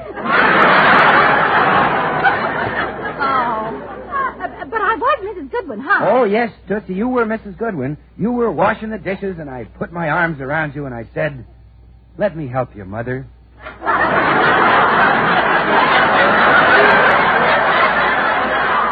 Mother? Well, sure. And you said, "No, son, with Swan in the dishpan, I don't need any help. Tests show that Swan suds faster than other white floating soaps, and it's so mild. And just look how it helps keep my hands soft and lovely." And I said, "That's right, Mom. Use Swan for every soap and water job around the house." Bill, how could you dream that I was your mother? Well, I'll tell you, you remind me of her a lot, Tootsie. The way your eyes light up when you break a bar of Swan in two. The way you walk as you put half of it in the kitchen for dishes and cleaning and the other half in the bathroom for your hands and face, tub or shower. Well, goodbye, girl. Oh, wait, Bill. You said I remind you of your mother. Well, don't you always kiss your mother goodbye? Oh, sure I do. Well, Tootsie, see me Mother's Day. So long, girl. George. Hey, George. Oh, hello, Bill. I was just coming down. Gee, what a great sleep I had.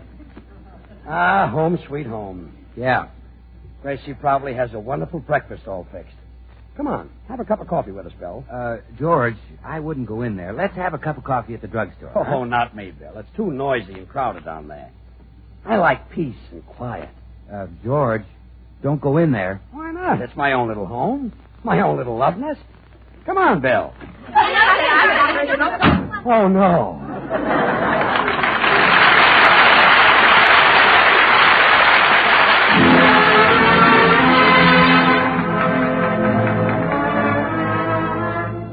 This is Paul White.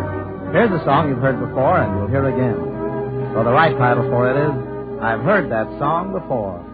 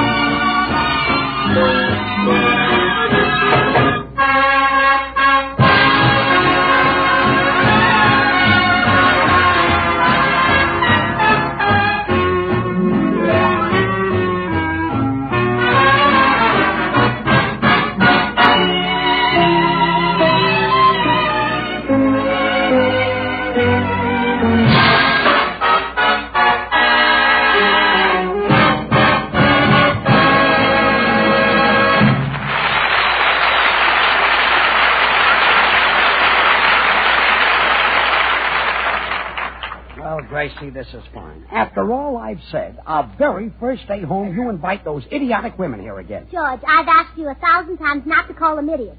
And I've asked you 1,000 times not to invite them here. Well, I'll tell you what. Let's compromise. You let me invite them here, and I'll let you call them idiots. Well, I'm at the end of my rope. I've tried arguing with you, threatening, pleading with you, even bribing you. I don't know what else to do. Well, let me see now. Why, it is difficult to think of anything, isn't it? Yeah. Have you tried beating me? No. Oh, you see? You're always ready to give up.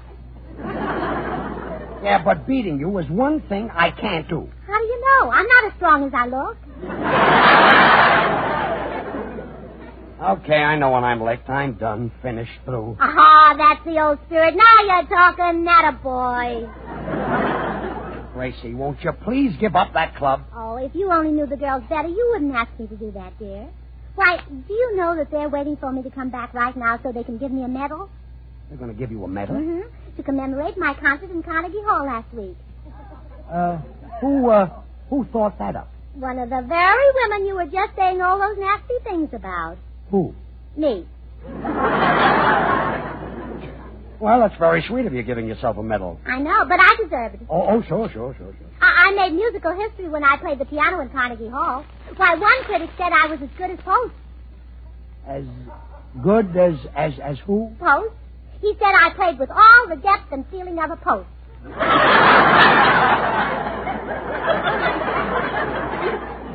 Oh, yeah, great musician, that Post. Mm-hmm.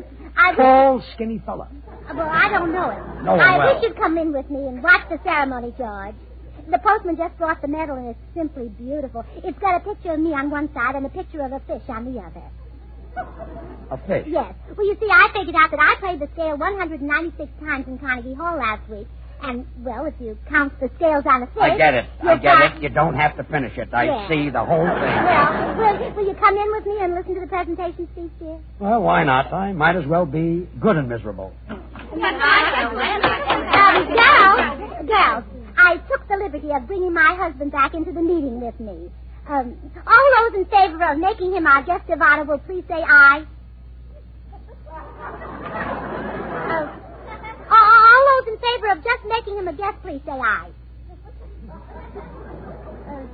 All those in favor of not throwing him out, please say aye. Aye. Sit down, dear. Thanks. And now, girls, it's time for my surprise. The presentation of the Gracie Allen Memorial Achievement Award. Well, it's a medal which will be given each year to the member who has done most to make our club famous. Now, I'm the first winner because I not only made a recent contribution to musical history, but I also bought a medal. But who knows what the future may hold. Next year, Frances Fowler might win it with those new false eyelashes she invented. Oh, they're really nothing, Gracie. Why, I think they're clever. You should see them, George. They have 48 hairs, and when you go to the market, you pull one hair out for every ration point. Then, when your eyelashes are all gone, you stop buying. I thought that's a very clever idea. Yes. Well, now, who'd like to make the presentation speech? How about you, Clara? Oh, Gracie, I simply couldn't. I've never made a speech. Well, it won't be hard. All you have to do is read what I wrote. You wrote the speech yourself, Every word of it. Here you are, Clara. Go ahead. Ladies of the Beverly Hills Uplift Society, it is my privilege to pay a greatly deserved honor to our most talented and illustrious member. Oh, please. Oh, no. No artist of our time has done more to further the cause of music than this charming and lovely young woman. Oh, my goodness, you're making me blush. Her accomplishments have thrilled the nation, yet through it all she has remained modest and, what's this word, Gracie? Oh, let's see. Oh, unassuming. Oh, thanks. She has remained modest and unassuming. Oh, and don't think it's been easy. Oh, no. So I take pleasure in presenting the Gracie Allen Memorial Achievement Award to Gracie Allen. Well, girls, I just don't know what to say. Your wonderful tribute has caught me completely unprepared.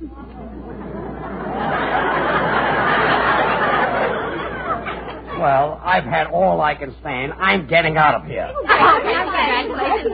Well, so help me if something isn't done to get those buzzards out of my hair. Well, brother, they've really got you talking to yourself. They certainly have, Bill. I'm going nuts. That club is making an old man out of me before my time. Oh, now, George, why get so excited about a few months? Well, no fooling, Bill. If Gracie doesn't get rid of that club, it's going to ruin my health. Say, wait a minute.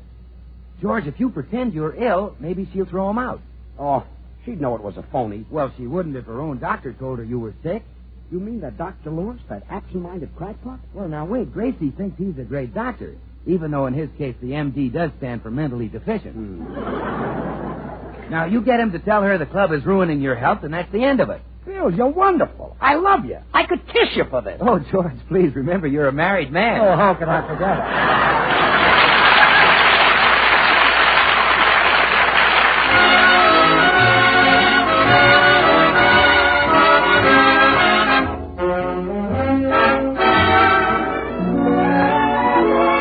Jimmy Cash has got the right thought about any loose talk you might hear around these days.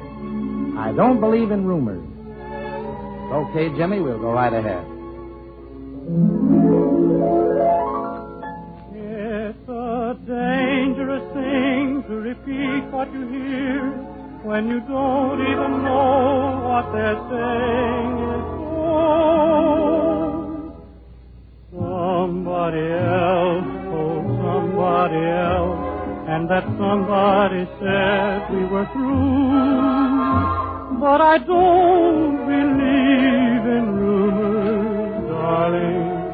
I want it straight from you. Wherever I walk, the people all talk, and they're saying it's time that I knew. But I don't believe in rumors, darling. I want it straight from you. For everyone knows how a rumor goes when the gossips are doing their worst. But somehow I feel if the stories were real, you would have come to me first.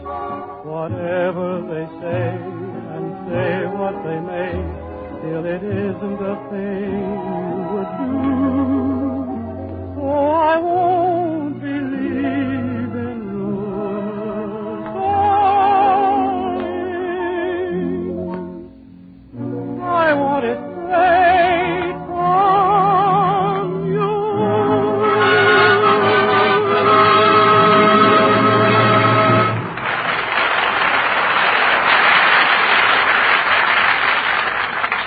What's keeping that screwball Dr. Lewis? I phoned him an hour ago. Now, stop worrying. He'll get here, and when he does, you'll be a free man. Bill, if this idea works, I'll owe you a big favor. Just name the thing you want most, and I'll get it for you. Oh, you couldn't do that, George. You don't know Paulette Goddard that well. Oh, well, in that case, Bill, well, here's Dr. Lewis. Hope he isn't as absent-minded as he used to be. Come in. How do you do? Is this the residence of Dr. Lewis? Well, here we go again. Look, you're Dr. Lewis, and I asked you to come here. Oh, to be sure. Yes. Well, I can see that an examination won't be necessary. You're mistaken, that's all, mistaken. Look, Doc, all I want you to do I'm is... sorry, but you're definitely not going to become a mother. Better luck there. Hey, Doctor, Good day. wait a minute, Doc. No, I can't wait. I have an appointment with a man named Burns. He phoned and said that his wife's health was bad since he hit her with a club. Dr. Lewis, you're just a little mixed up. This is Mr. Burns, and his health is bad because his wife's club holds its meetings here. Ah, I understand. My wife belongs to a club, too, and I often say to her, Catherine... No, that's not her name. Isabel? No. Nancy? No. How about Mrs. Lewis? I'd love to meet her. Any friend of yours is a friend of mine. Doctor, look. All you have to do is tell my friend's wife that he's sick. Ah, but is he? I have to be sure. A man in my profession can't afford to go off half baked, shot, crack. Oh, for Pete's sake. Oh, you're a very nervous man, Mr. Sake. May I call you Pete? Look, Doctor, I'm George Burns. Go right in there and tell my wife that those club meetings are ruining my health. Got it? Oh, sure. I never forget a face. Right this way, Doc. Oh, Gracie. Gracie, a friend of yours would like to speak to you. Oh, hello, Dr. Lewis. I'm awfully glad to see you. I'm delighted to see you, too. Who are you? Well, I'm Mrs. Burns, don't you remember? I introduced you to my girlfriend, Tootsie Sagwell, and you took her out. I did? Well, you didn't exactly take all of her out, just her tonsil. Doc, will you please tell her about Mr. Burns' health? Oh, to be sure. Mr. Health is proud of his burns, and he should be. First degree, you know. Goodbye, Dr. Lewis. Outbeat it, scram. Well, I'd like to, but I haven't time. I've got to go. Now, wait a minute, girl. What Dr. Lewis was trying to tell you is this. These club meetings of yours are ruining George's health. Oh, no. Well, it's true. Why, when I walked in here this morning, he was as sick as he could be. He looked up at me with that pitiful little face of his, and he said, "Water, water, bring me water." So I gave him water in a bar of Swan, the new white floating soap. It's purer than finest Castiles. I knew he'd want that. George knows that money can't buy a purer soap. Bill, are you serious? Is George really sick? Gracie, I don't want to frighten you, but poor old George is as weak as a little baby. Thank goodness you've got Swan, because Swan is great for babies.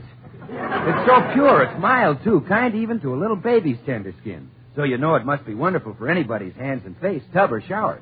You just bathe him with Swan, he'll pull through. Oh, isn't this awful, girls? Really, I never dreamed our club meetings were making George ill. Yes, Gracie. And it's high time you women considered George. Just as you've long considered Castile soaps the standard of purity. Of course, you know that Swan is even purer than finest Castile. Oh, all right, Bill. You don't have to say any more. Then you'll help him, Gracie? Well, of course I will. After all, I married George for better or for worse. It would be awful if he got any worse. Well, that's fine, Gracie. I'll go in and tell him he's as good as cured. Hey, George. Yeah? It's all set. Come on, upstairs. You mean it, Ward? Yeah, hurry. All you have to do is get into bed and act sick and no more club. Oh, great. Here, give me your robe. Okay. I'll get into bed. Oh, come on. Get out of my bed, you silly-looking duck. Out. Oh, shut up. Now, remember, George, get a sad look on your face. We've got to make this good if we're going to fool Gracie into thinking you're sick. Now, wait a minute, Herman. Look, kid, it's sort of a game, that's all, a game. Quiet. For goodness sake, Herman, take it easy. Look, if you keep your big fat bill shut about this, I'll give you a nice sardine. What do you say?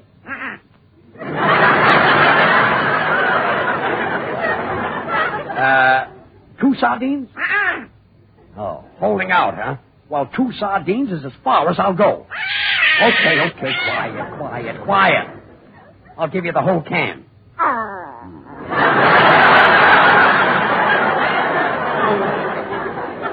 Now, go on. Beat it, you little blackmailer. You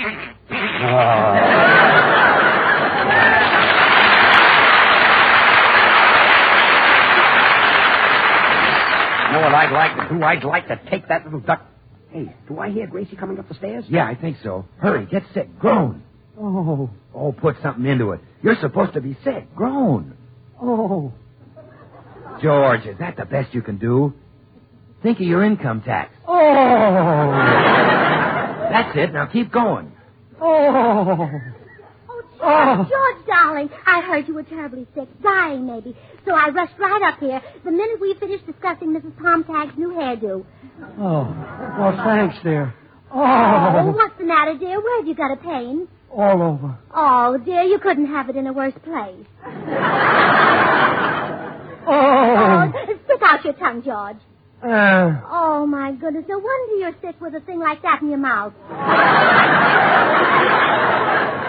Oh. Gracie, come on. You're holding up the meat. Yes, Gracie. Now, girls, please.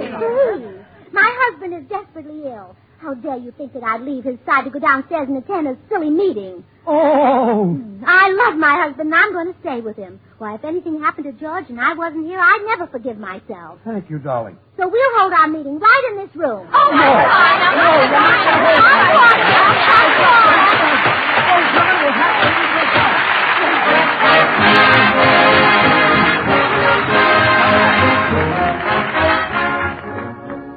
Well, friends, George and Gracie will be back in a moment. So for just a few seconds, consider your two hands. Yes, I mean it. Your two hands, ladies, are two of the best possible reasons for using Swan soap in the dishpan and for any soap and water job. Swan is purer than finest Castiles.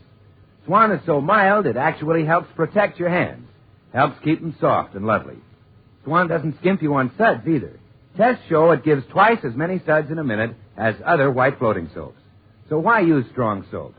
Why spend money on easy-to-waste packaged soaps or costly toilet soaps? No need to when you can get Swan, the soap that's purer than finest Castiles. And now here they are again, George and Gracie. George, you shouldn't say mean things about our club. The girls are very patriotic. They are, huh? Well, yes. Today at the meeting, I was supposed to serve them pancakes and butter. But they were so patriotic they refused to touch a single pancake. All they ate was our butter. Our butter? Gracie, haven't you been reading the paper? You can't get that anymore. Oh, was it butter? We thought it was batter. Oh. The makers of Swan, the new white floating soap, join George and Gracie in inviting you to tune in to your CBS station again next week, same time. Remember, George Burns and Gracie Allen, CBS next Tuesday night. And don't forget to listen to Swan's other show, Tommy Riggs and Betty Lou, next Friday night over another network. And now, till next week at the same time, this is Bill Goodwin saying, well, I, Swan, how about you? Good night. This is the Columbia Broadcasting System. KMX, Columbia Square, Los Angeles.